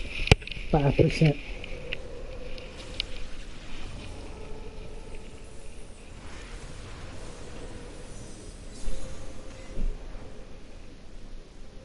When will you learn? No matter what you do, you cannot hope to win. You never know until you try, and I'm always happy to experiment. Zero! Is there no way to stop them from coming back? There is, but I have no reason to share it with you. I don't even know why he's asking her. Bars literally said, unless their ether is absorbed, they'll keep coming back. So we already know how. The question is, can we get Zero to do that for us?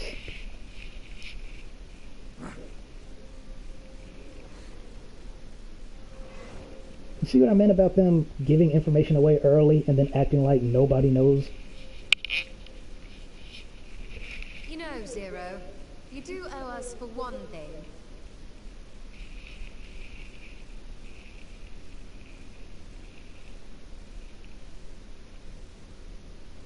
Your name. Huh. You'll have your promised ether, but we are owed compensation for your name.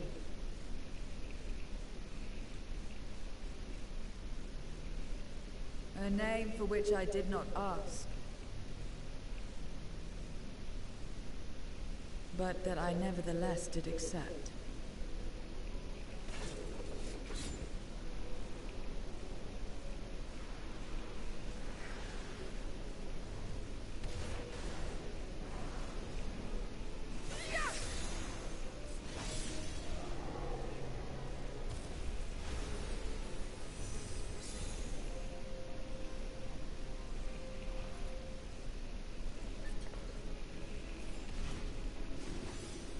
They've been crystallized. Well now, that's quite the trick.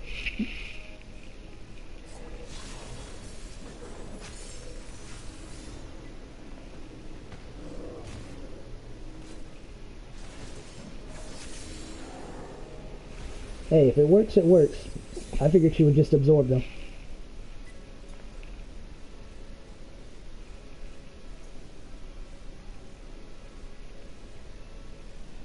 Satisfied? Completely. Come, my friends. With Zero's aid, we can defeat him.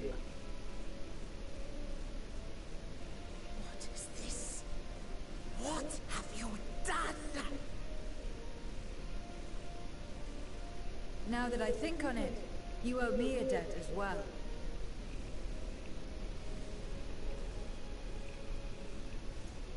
You may have missed your mark, but I won't miss mine.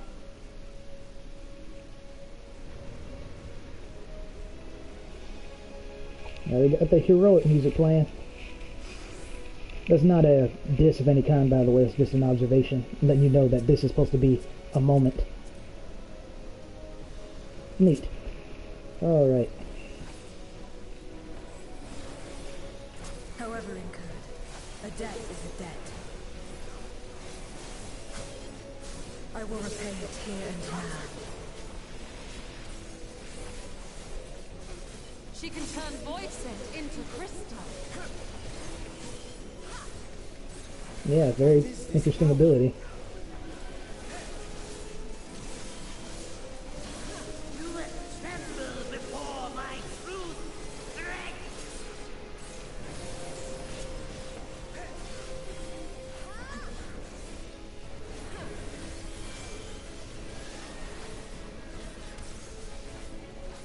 Attend to the minions first.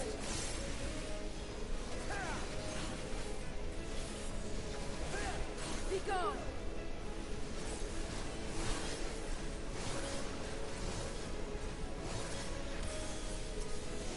Nice. Oh my god, there's literally nothing I can do.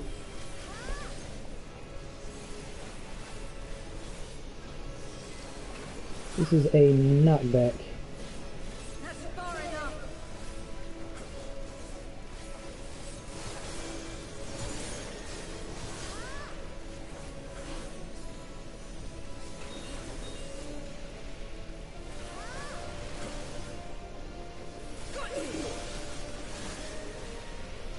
I've been upset if I was too close to that and I was actually in the AoE. That'd been really depressing. Not disappointing, just straight up depressing if I'd been too close. Reinforcements! This will hurt.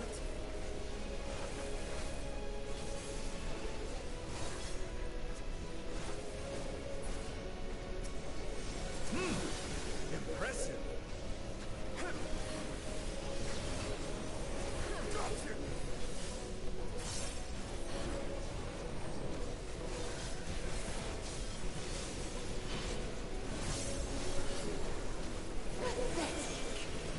Oh, good. I love Crest of Borrowed Time. That is so useful. I'm pretty sure I said that the first time, but I'm glad Reaper has some defensive capabilities. Dang, man. That just goes to show you how bad I've been with Reaper. I forgot to use Death Design. Or give him Death Design, rather. We cannot win without Zero. We must help her.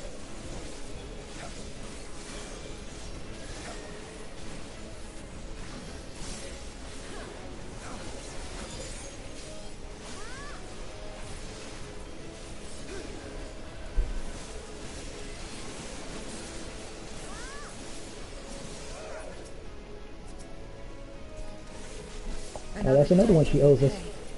Yeah.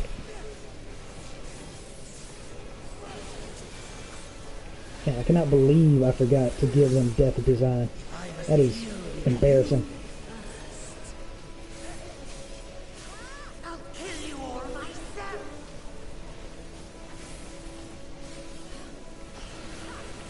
Finally getting serious, now. Very well. Let us return the favor.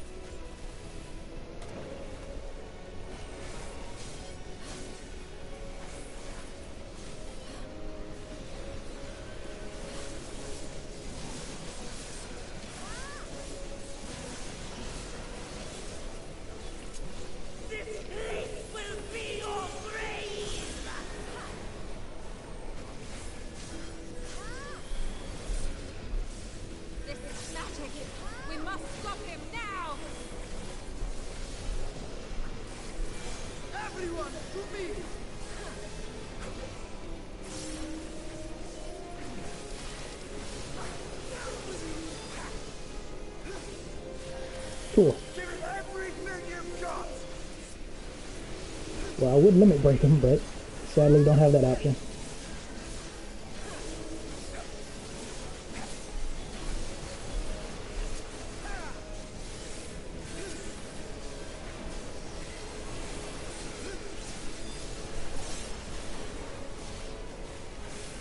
Yeah, 2 Reapers side by side. How cool is that?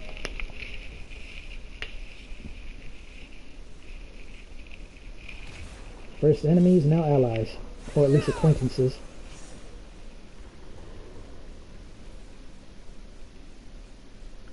Fools! Do not think you have defeated me. I will return again and again.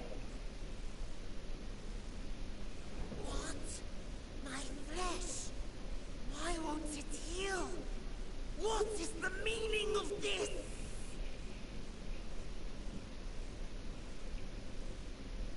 To seal ether in crystal. Memoria. But how? How can you have this power? Death has no place in this world. We are beyond it. And yet... Ah, Lord Golbez, you have sent me to my doom.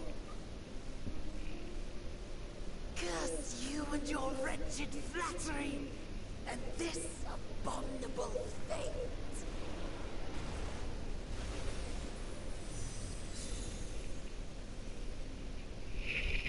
I suppose that is a good counter to just eating them. Just seal them away.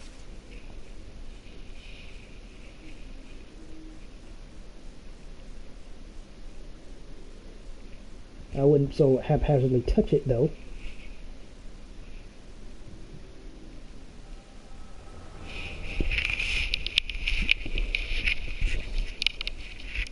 Man, when was the last time we had an echo trip?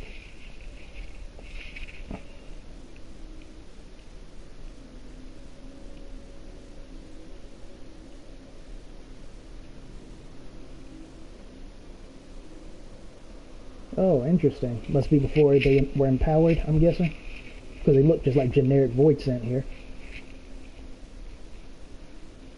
You are welcome, seekers of might.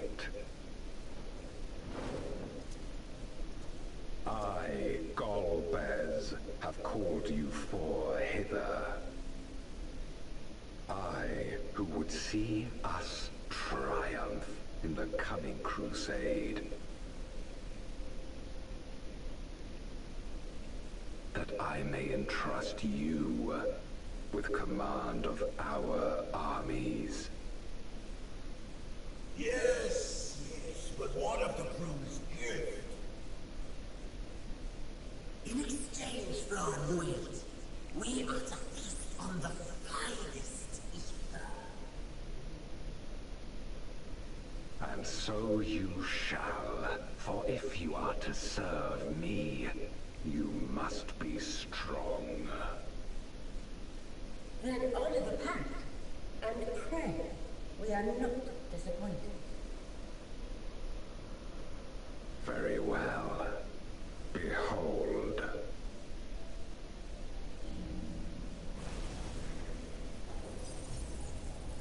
Oh.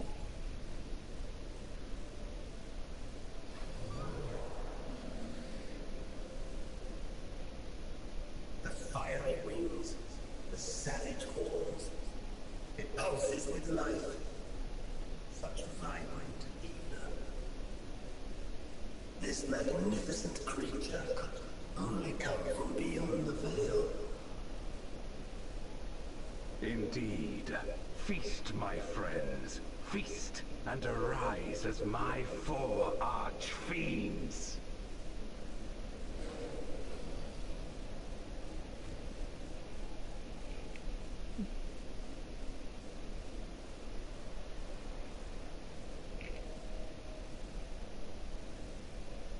As they are now, they can consume but a fraction of the dragon's ether. Just as well, the creature may yet serve other ends. That was some good, I don't know, I'm so bad at talking all of a sudden. Foreshadowing, that might not be the right word. Because at first it was like, you know, she just got eaten. It's like, well, maybe I shouldn't let that happen. Maybe I can use the dragon for something else. So that was good. So, is she still alive? Is she not? I'm tempted to say yes, because again, we saw her flying through the void, so...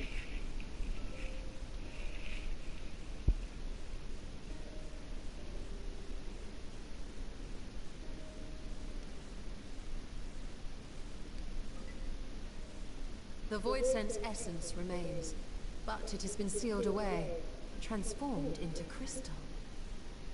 Memoria. Scarmilione called them. Scarmilione? I'm not going to be able to say that.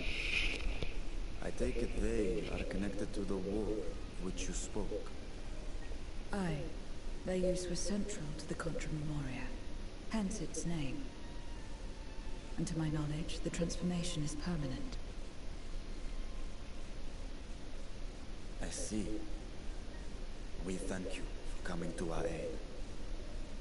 I repaid a debt, and in doing so ensured that I received my own due compensation, which I shall have now. Yes, yes. I still have work to do, so I would thank you not to get carried away.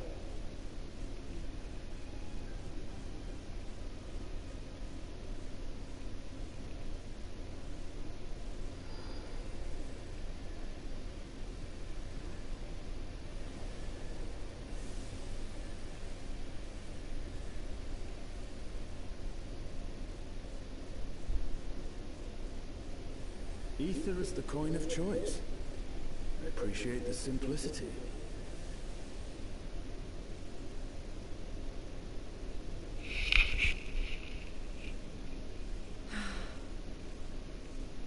That makes us even, I trust.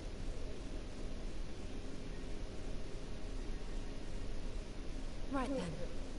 When you picked up the crystal, you experienced a vision, did you not? I was just about to say, I haven't seen a stoic nod like that since Zio, and she went and did her classic nod. A dragon resembling a great worm. I dare to hope that it was Ashdaya. Well, you can describe what she looks like. Oh, nah, because that'd be too easy. As it pains me to think she's been made to suffer.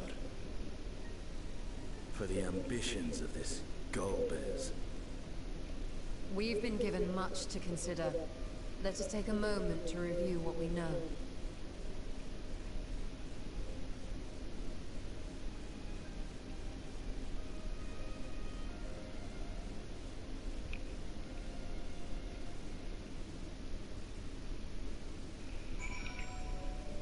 Yeah, it'd been kind of cool if the crystals were still on the ground, but oh well. Speaking of...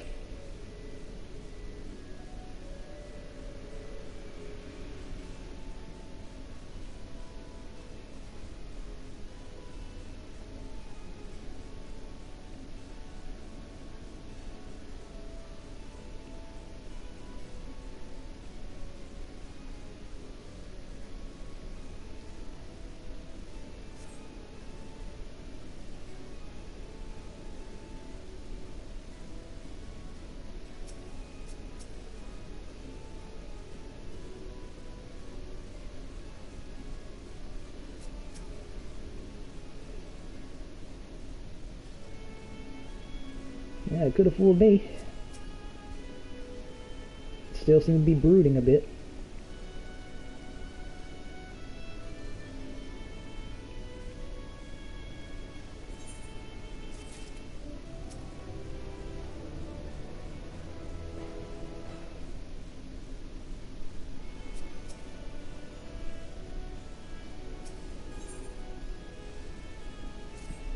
Why this glaze, or gaze? I was trying to say stare, and somehow glaze came out.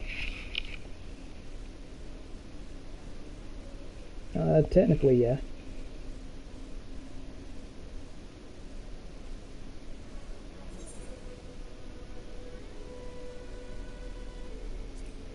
I mean, both are technically good answers. They did seem to actually die.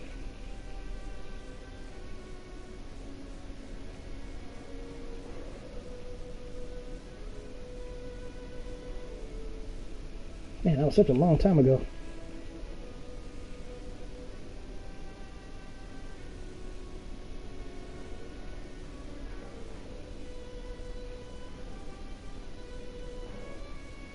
Okay, I already see where this is going. Interesting.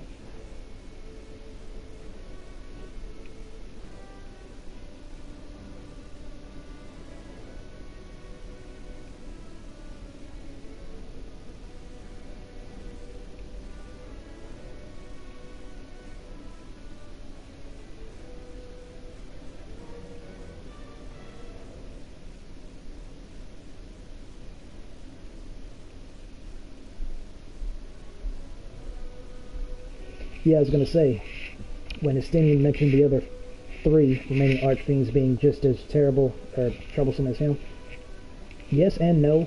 If you mean, you know, resilient as him, probably not, because as far as I can recall, Scar was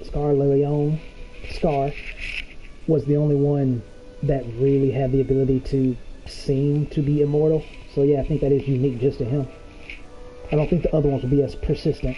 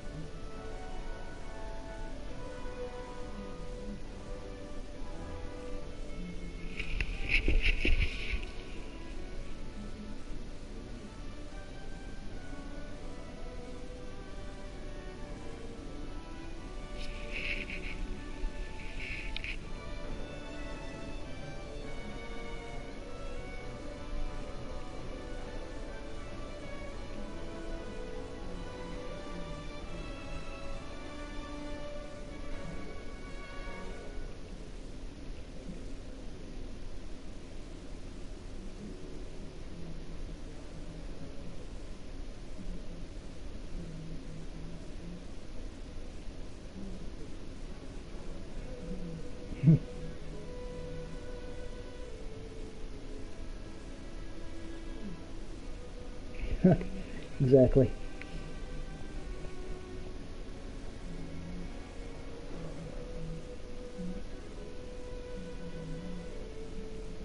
Yeah, no problem. This is one of the few go do this for me quests I really don't mind.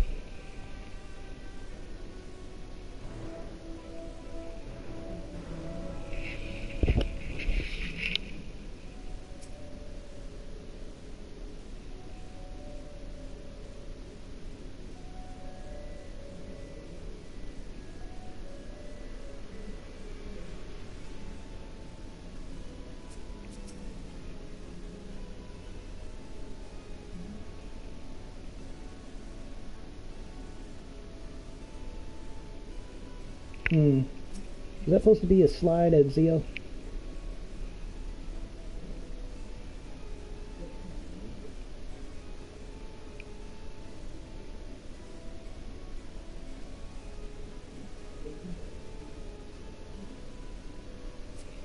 Yeah, I don't envy Golbez right now.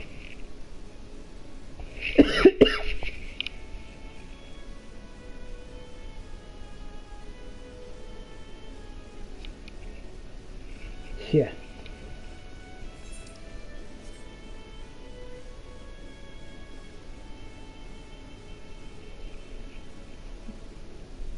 I gotta say, as much as I like Reaper and Ninja, one of the things I do like more for Ninja than Reaper is their precision teleport. It's very handy because you could make the argument this one is snappier because all you have to do is face a direction.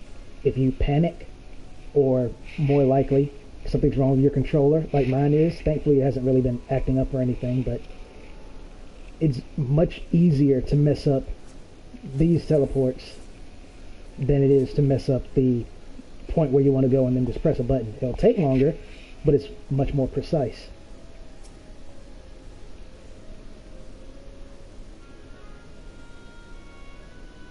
I wouldn't bark up that tree, dude.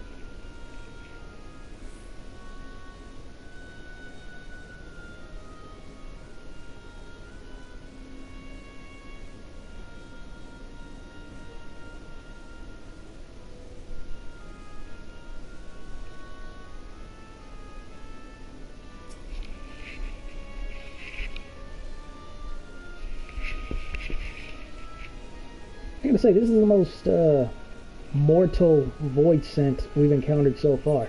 It's kind of interesting. Well, I mean, besides Zero, of course.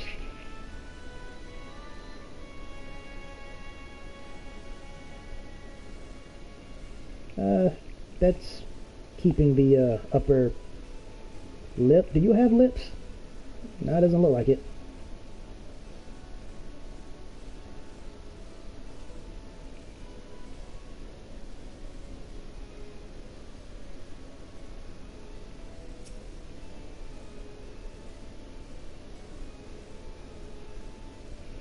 I kind of think that if you get hit by the gaze attack, it'll probably charm you.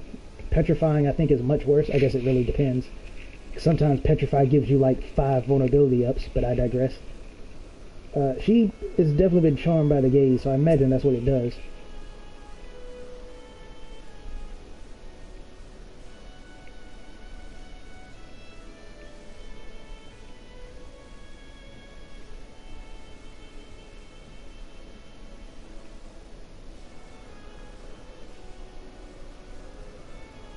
Yeah, that figures. Yeah, those things are probably going to squawk at me.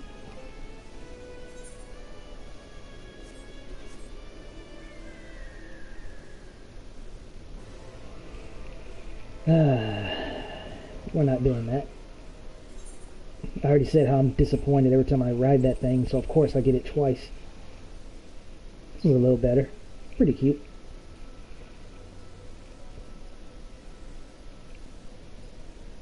And short-lived.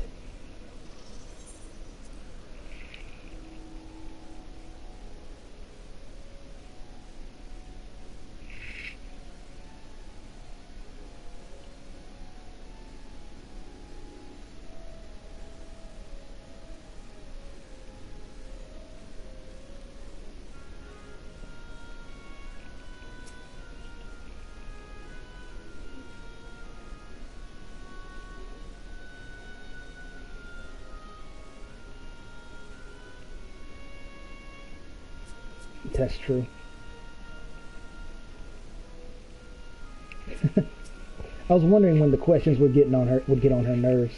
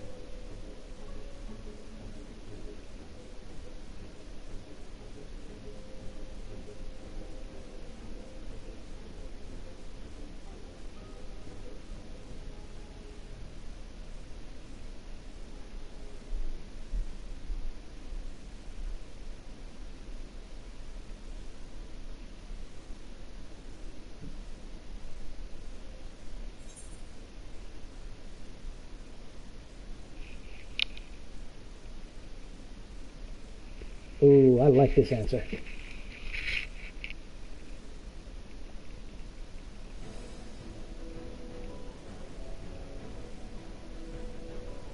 Oh, see, I wonder if that's because I'm a Reaper. I'm generally curious about that. I'm gonna have to remember to go back and view this cutscene as a different class. Because that's obviously a nod to the Reaper, which Zio is right now. Okay, good. So hopefully all of that did pay off. Or maybe it could just, no, because why would you say that if you never unlocked the Reaper class? That had to be specific.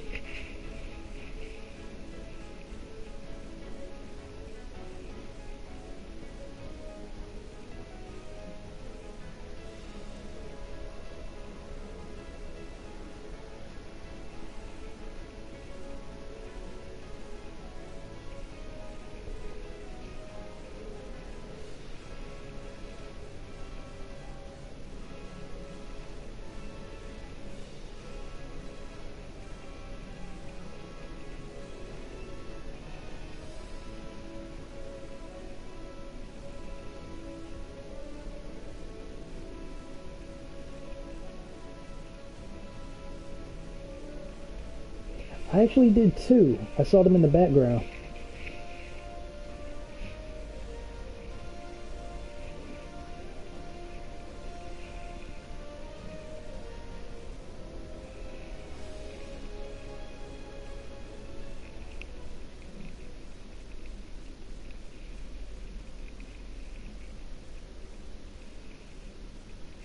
Snooping. I mean, I guess he proves useful as a scout, because I don't think he's much of a fighter.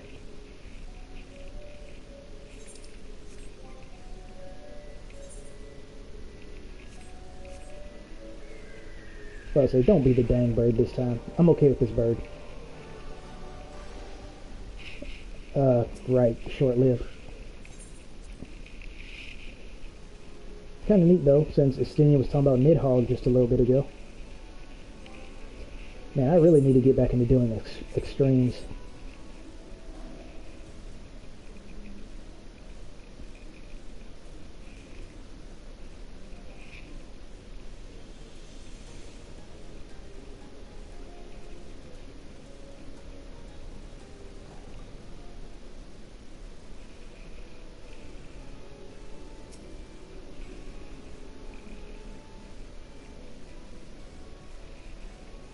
Yeah, true.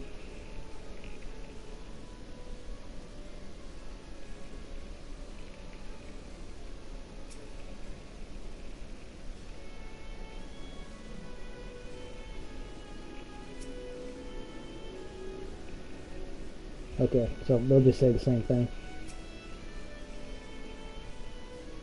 Yeah, see, I saw those things in the background, I just didn't comment on it.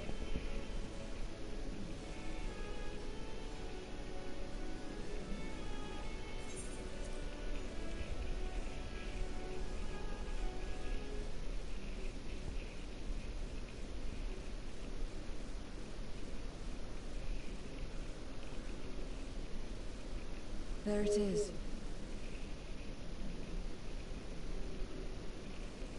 Oh, actually that makes more sense now. Because when I saw that creature originally, it looked like, well, Nidhogg really, because of the wings. So maybe that thing I saw flying around wasn't her. So, okay, fair enough, game. You didn't do what you did to Xenos' Reaper form this time. I accept that is my mistake. It's big enough to be a dragon, though. Jeez.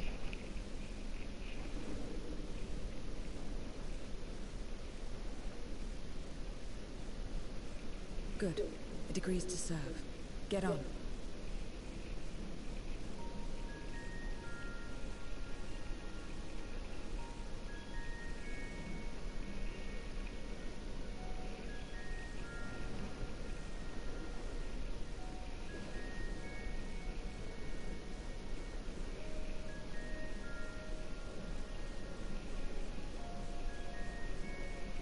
I like this music a lot. I don't remember where it plays, though.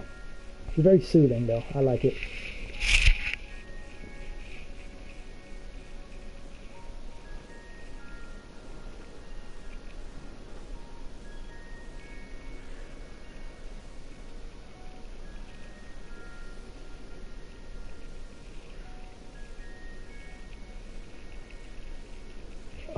Passage of arms. I recognize that pose anywhere.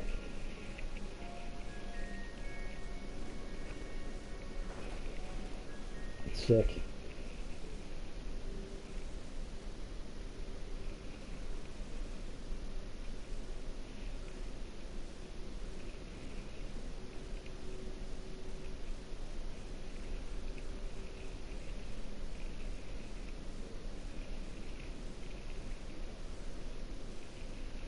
What is this place?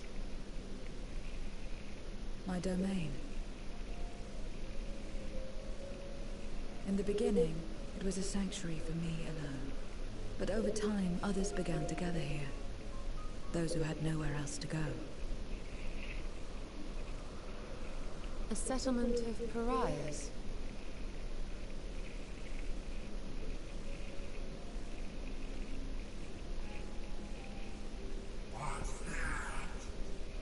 That dog just talked.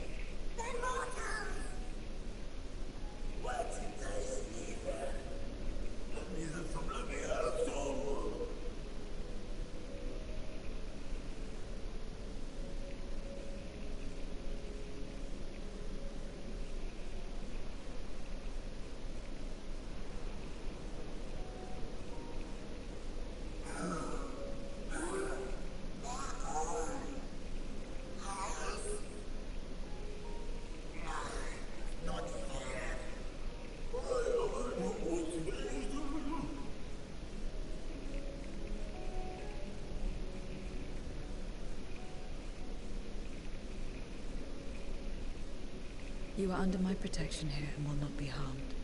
I give you my word. I feel safer with Zero than I have with, like, any companion ever.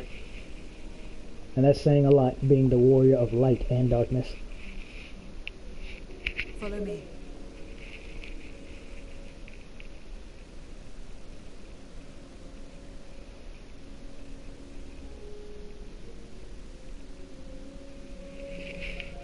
Whew, boy, man, what a adventure we've had to the 13th. I wonder how much longer we're going to be here.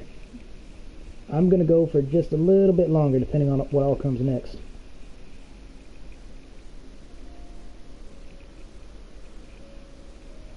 It's kind of interesting seeing these creatures, because some of them I never thought were void sent, like the Imp, for example.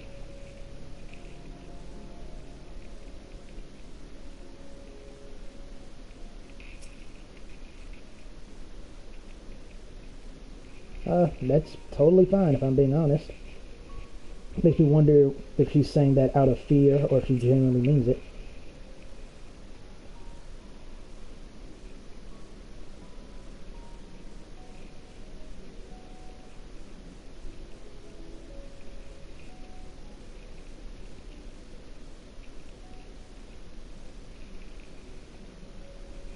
I wonder if this is supposed to be a not so subtle nod to Paladin being the star of the show for Endwalker.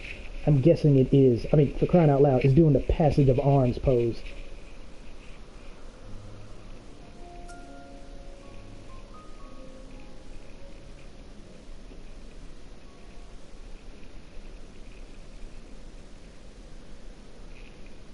How big is this place? It's fairly big. We'll go ahead and proceed with the mission. I'm sure I'll get to explore it later.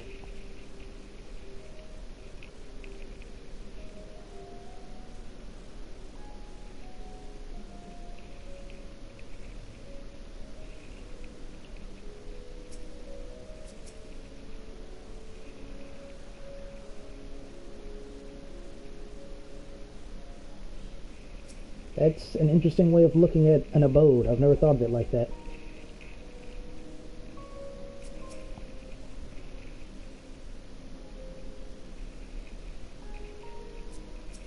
Sequester. Haven't used that word in a while.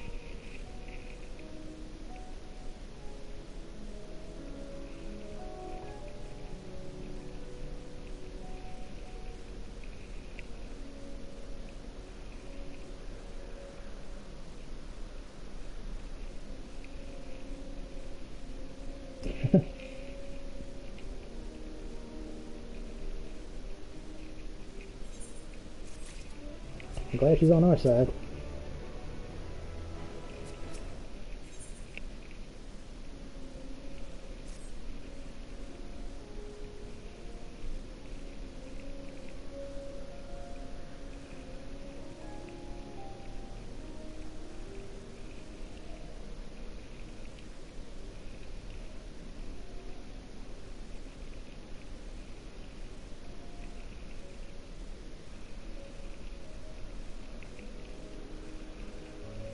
I just want to restate.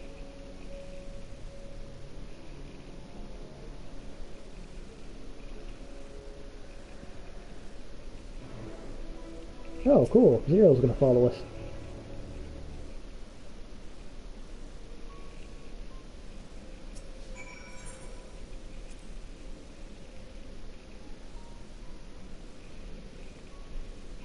What was I about to say? Oh, just to restate it, I'm glad I was wrong about the dragon, because I swear I thought it was her. So I'm glad they didn't do that. But can you blame me? Like I mentioned with the literal example I gave beforehand, they actually did that with Xenos. So you can't blame me for thinking they did the same with the dragon. Alright, Zero, what you got to say about your abode?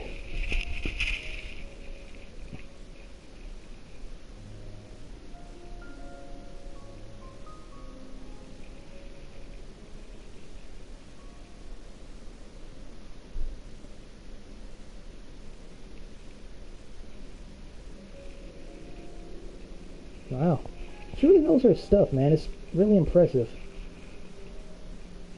A well-written, strong female character. Hollywood. Are you taking notes? Who am I kidding? Of course you aren't. Hey, there's a Stenian. Look at these two.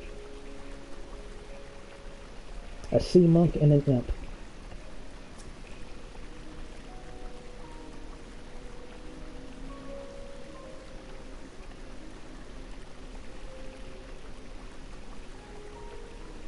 Yeah, it really gives you, I mean, don't get me wrong, not like I pity the void scent or anything. As far as I'm concerned, they are still pretty much monsters, but it does make you... Maybe sympathy and empathy aren't the same thing. I wouldn't know. That's not me trying to sound hardcore or anything. I already told you I'm not a very emotional person. I generally don't know. But it just gives some insight, you know? Because I always assume voice and just eat each other, and then that's the end of it. I never thought, like as Stinian pointed out, that the weaker ones will seek shelter. But by seeking shelter with the weaker ones, one moment y'all could be huddling together, and then the next moment they're trying to bite your neck off. And then in doing so, or you're the one actually doing the deed, you take the risk of losing who you are as an individual. The stronger you become, the less like yourself you become, until you just become an amalgamation. So it's really a lose-lose situation no matter what. It's a very bad hand. So Zero here is quite fortunate in that regard. And not just fortunate, but smart too. She herself stated that she meditates to help maintain her form, so it's not like being half human really saves her here, or at least not completely. So all in all, good. Very good.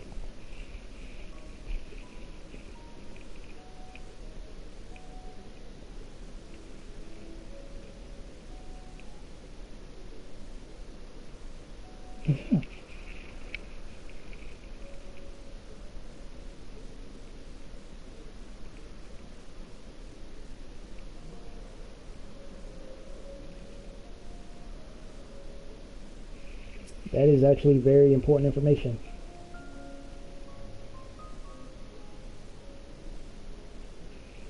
That's that imp is sadder than most of the force drama and theatrics that were going on in original Endwalker.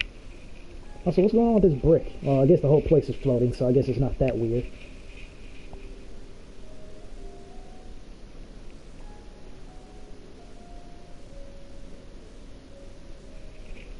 That's also really sad, because I didn't really think of it at the time, but if she went in to defeat the Cloud of Darkness, which she clearly did not do, then what happened to her? Well, we saw she was captured by Golbez, but beyond that, well, captured and partially eaten, but beyond that, we really don't know. I still think we're going to have to fight her at some point, or she's going to die in some kind of cutscene. I don't think she's going to come out of this completely unscathed. I guess it would be technical, she already isn't, again, being half-eaten, but you all get my point.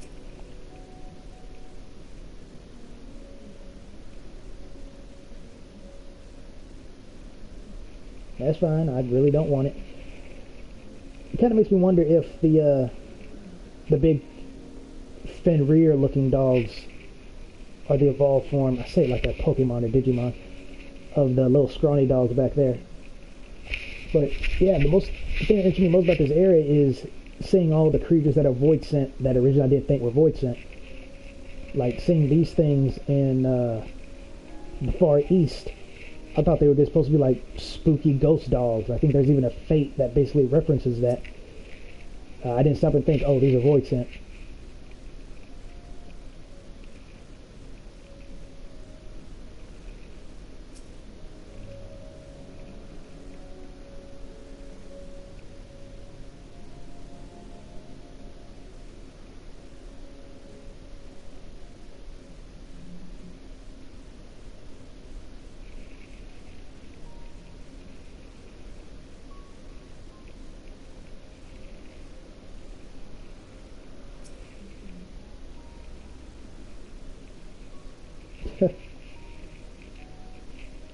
I see most of these creatures think with their stomach, not that that's all that surprising.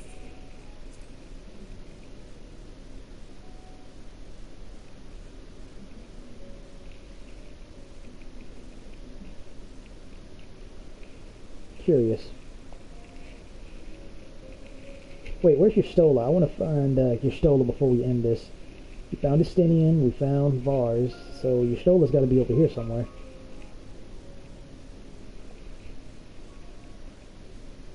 No, not over there. Where have I not looked? Zero, of course, has excellent cardio. There she is. I figured she was over in this area. I just missed her. Little gap.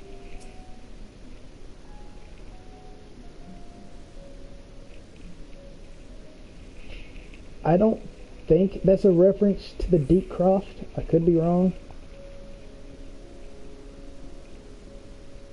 Oh.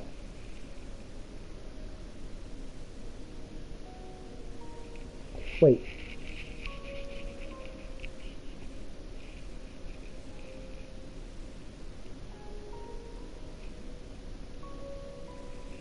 What is he talking about? I know all of the Void Scent require vessels, of course, but I don't remember that being in the story. So either I just straight up don't remember, or he's talking about some very heinous activity.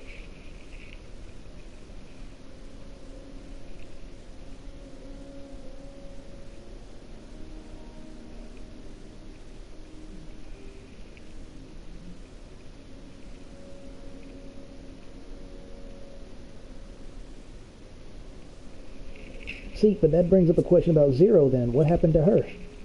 When Xenos forced that contract on her, was that not technically her physical body, or was she some kind of spectral void scent and didn't have one in the first place? Or maybe the contract went around that little issue, kind of like a loophole?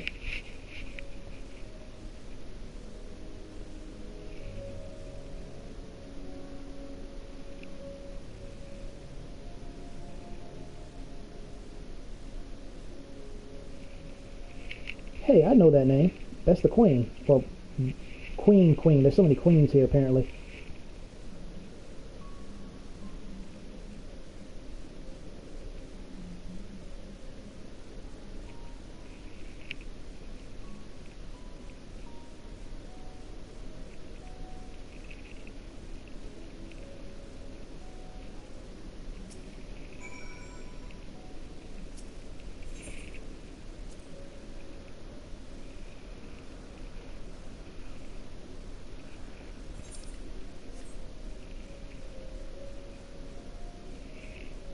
I don't think I missed anything. I hope not. Pretty sure I didn't. Yeah. Well, hold on. Just to be extra sure, I don't remember going up in this corner. I know the dog is over there. Yeah. And there's probably nothing over here, is it? Nope. Wanted to make sure there was no commentary point, for lack of a better term. Not sure really what to call these things. So, okay, let's proceed.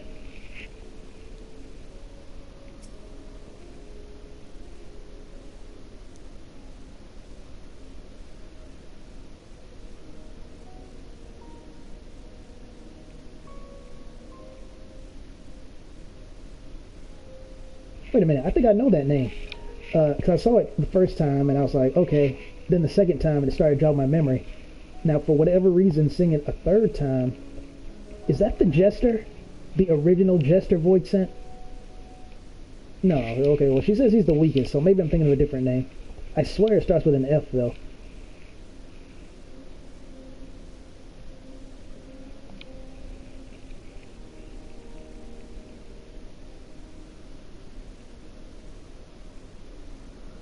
Oh, that's curious.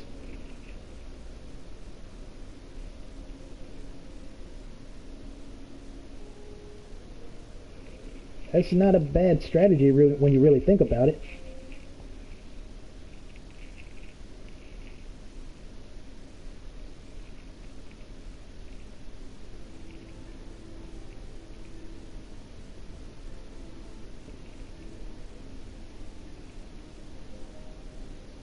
Not only did the mortals conquer Troya, they defeated Scarlione. I struggle to believe it. They're very small, my lords. They were aided by one of our world.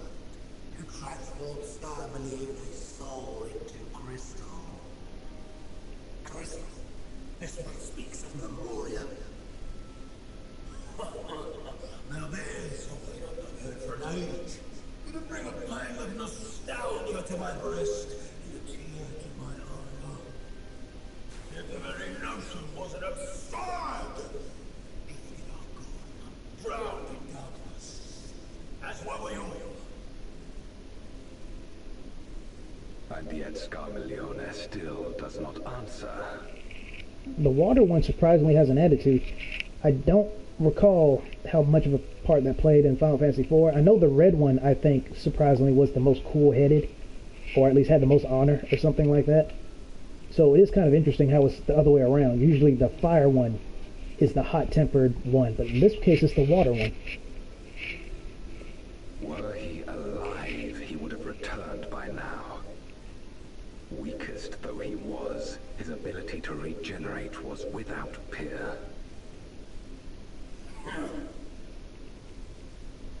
If this account is true, if a Memoriat has survived... Memoriat.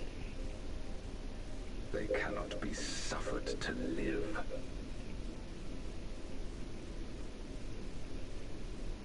Leave this matter to me, Lord Golbez. I, Barbaricia, shall strike down any who pose a threat to our plans. 'Tis true, you are a proven commander, well suited to leading an assault. And when I have succeeded, I would beg a boon of you. What do you desire? The dragon's ether. All that remains. The insolence. No place.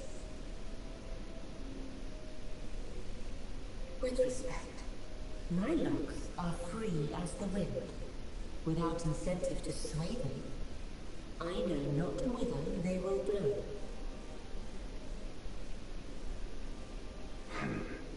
Boldly spoken. I trust you will not disappoint me. Upon this flowing hair and my immortal soul, I will not fail.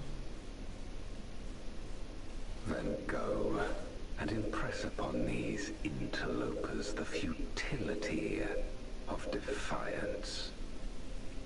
My lord.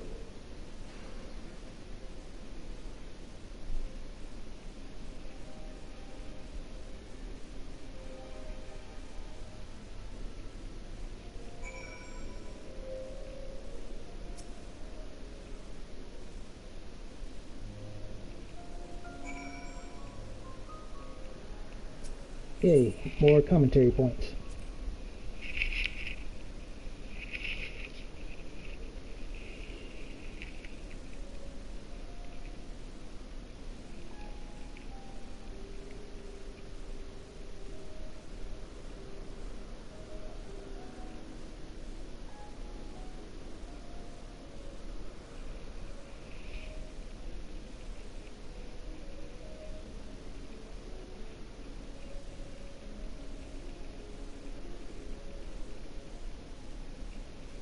Oh, you're one of these. It's kind of interesting he's a coward, because he's one of the more...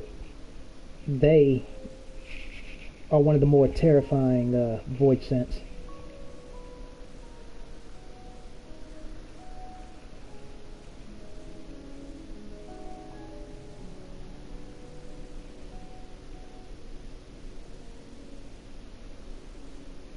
That wasn't suspicious at all.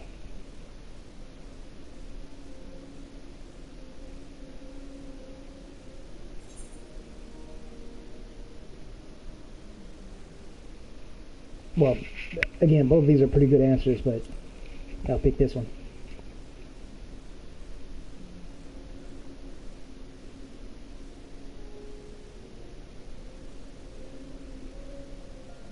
Ah, okay, so the second option was the right one. I figured they were the same thing.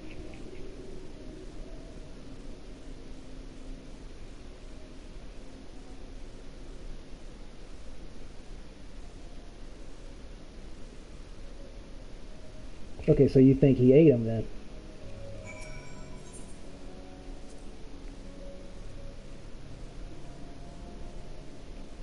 Okay, fair enough. Yeah, I thought the answers were one and the same. I didn't think about it hard enough. My mistake.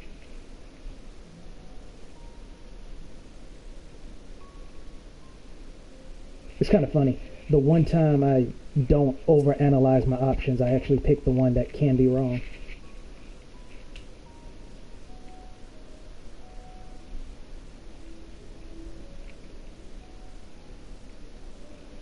I have an inkling.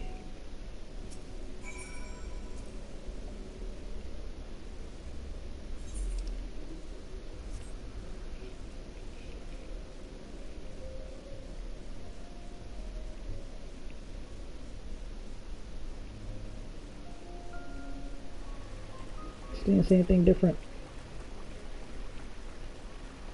Nope.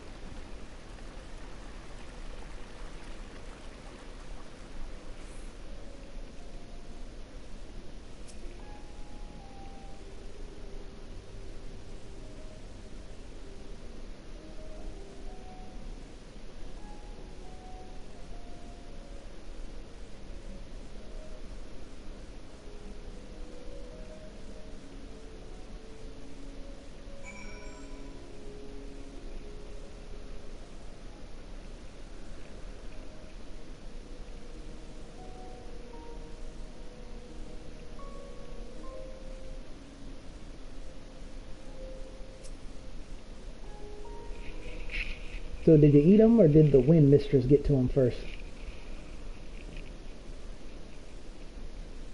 Or something got to him first.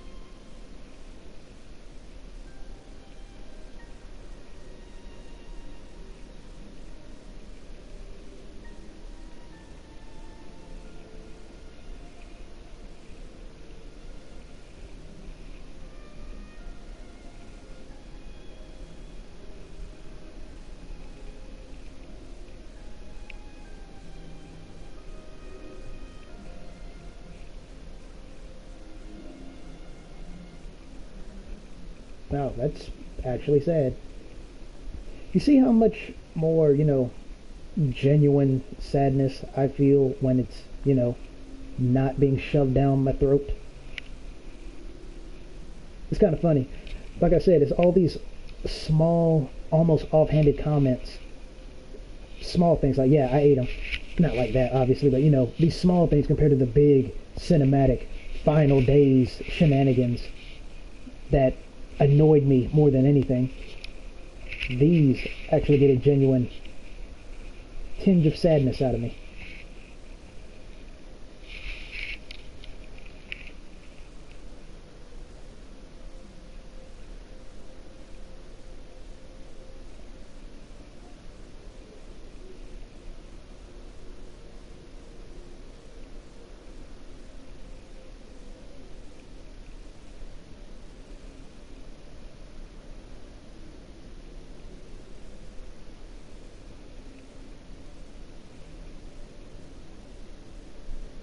I'm just digesting what she's saying here. I'm curious if she means you as in generally, or you as in this guy specifically.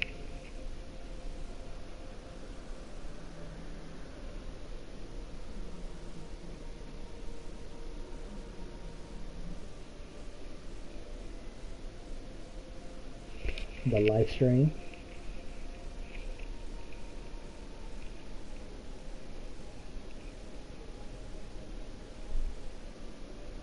Yeah, so he essentially didn't really go anywhere, did he? Yeah, so, see what I mean? Genuinely sad.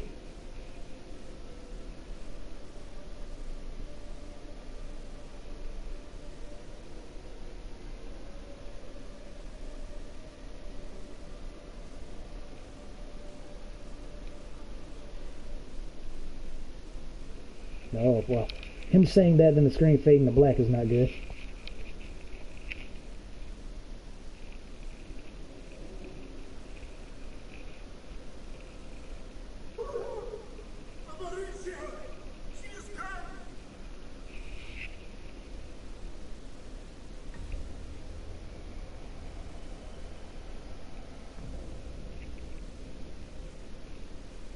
That's an interesting island. And she's brought her domain with her. The Archfiend's after you and yours, I shouldn't doubt. Also, I want to comment on something. I remember earlier I said how if this place is flooded with darkness, there should be no elemental energies like wind. Ordinarily, I would still stand by that, but I did completely forget the Archfiends have elemental powers, so I guess they're an exception. And then, of course, you do see, like, flowing water somehow. I guess, like Y'shtola said, light and darkness are different.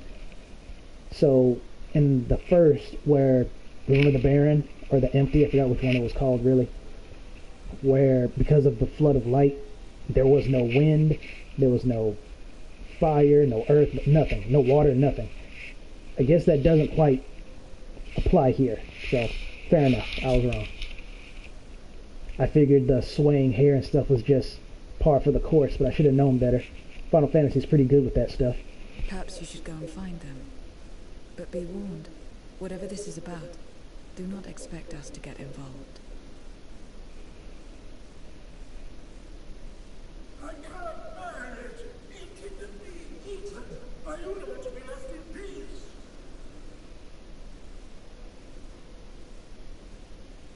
You and me both.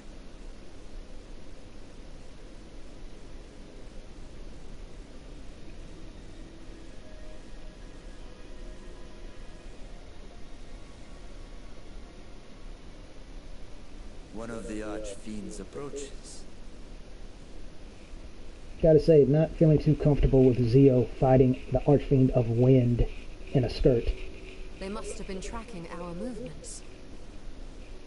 She's here.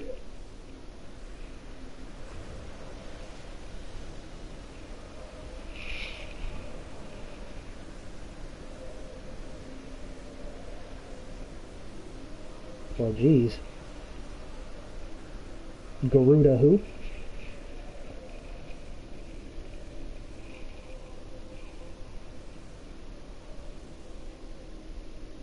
Excellent. You've saved me the trouble of traveling to Troya. So you're Barbaricia.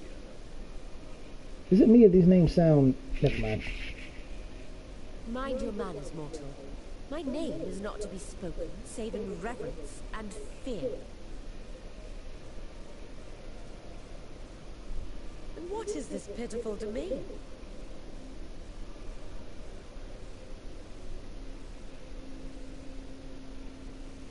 Pitiful wretches all. I will put you out of your misery.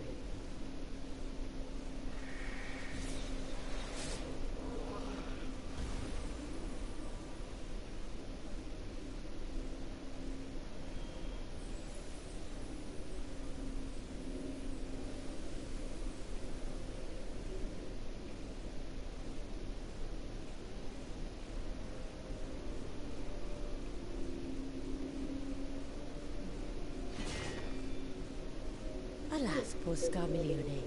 A good riddance. Felled by outsiders in pursuit of what? Pray tell. A dragon. One who crossed to this world thousands of years ago. Know you aught of it? A dragon, you say?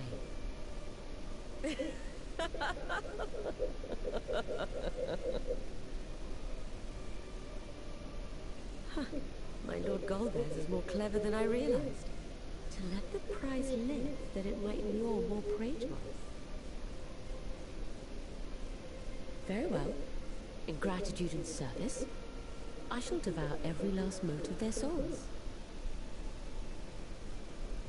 Where is she? Where is Ashdaya? Huh.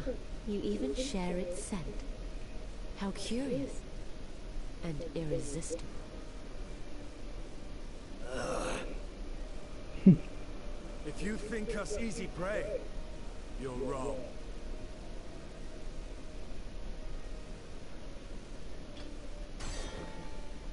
Unlike Scarmiglione, I need not skulk in shadow to claim what is mine. If you would know about the dragon you seek, then enter into my domain. You may flee instead if you wish, if the fate of the sorry lot here is of no concern to you. One way or another, I will have satisfaction.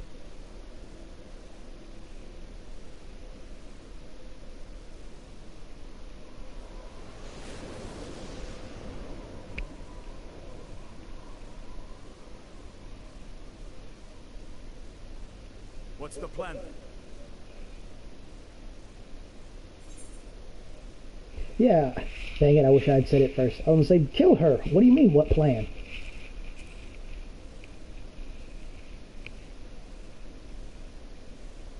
Indeed. Yet she will have the upper hand in her domain. We must be no less than fully prepared. It'd be really nice to have a mender right now. We find her and get our answers. Will you be joining us, Zero? You may be easily goaded into accepting her challenge, but my curiosity is not so insatiable as to cloud my judgment. Nevertheless, if you are desperate for my aid, you know my price. I shall pay it. So long as you leave me strength enough to see my sister home, you may take as much as you wish.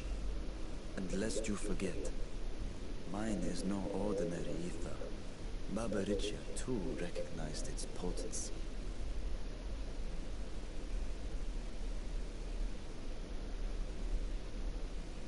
Very well. We have a bargain.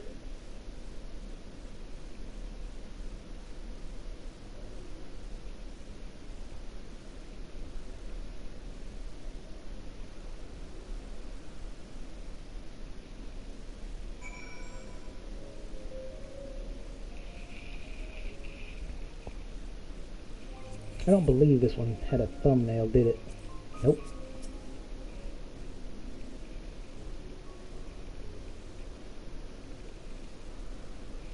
Yeah, smart.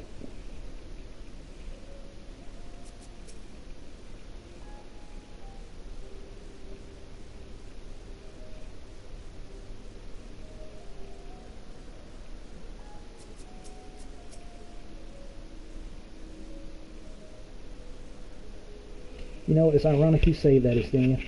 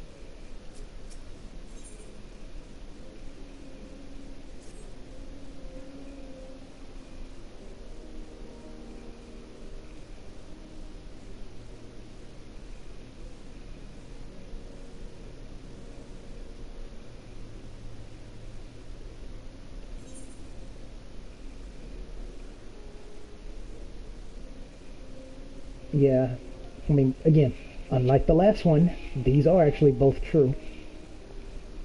I can only really promise to try.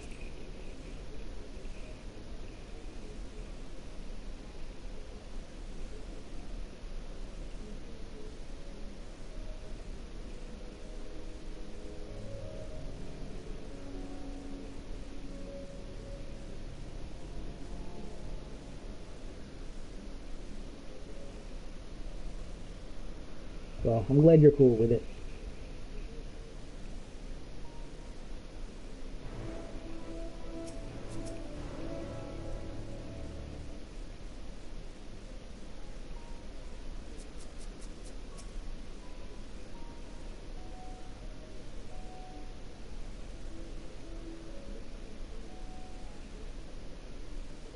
Yeah, see, okay, see, now that's kind of tying back to what I was saying earlier about how, you know, how do the elements work here? I figured there'd be no wind if it's pure darkness, which clearly isn't true.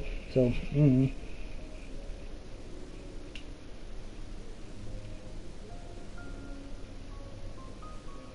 You really are filling the role of Raha right now.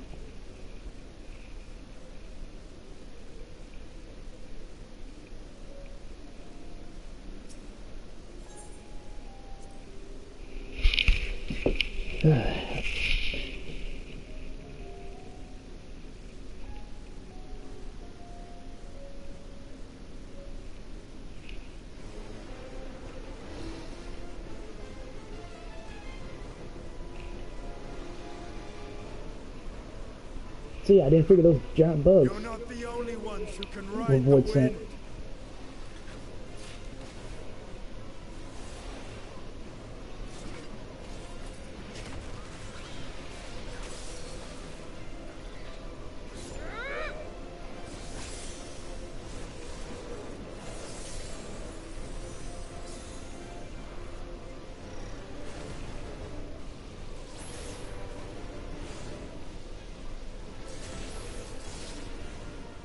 Leave these ones to us. I see to Barbaricia.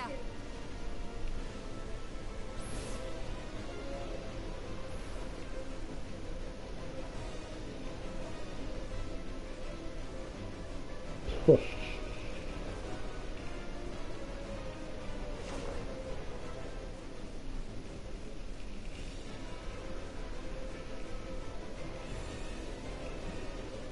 Oh, we're about to have a trial on our hands. Well, this is a bit embarrassing. Actually, not so. It's really not that big of a deal. We will take care of her later. Because I was expecting there to be like a cutscene or another dungeon. But, getting, I wouldn't say bored per se. Definitely not bored. But starting to get that itch to want to play something else. You know, Destiny 2, Xenoverse 2, something. So, I'm going to end the stream, but we will definitely pick this up. Probably not today, because it's not late, obviously, it's only 6:37, but by the time I'm in the mood to play again, it might actually be too late, so well, might have to put it off till tomorrow. But I digress. Thank you all for tuning in, for as long as you did, and I will see you around.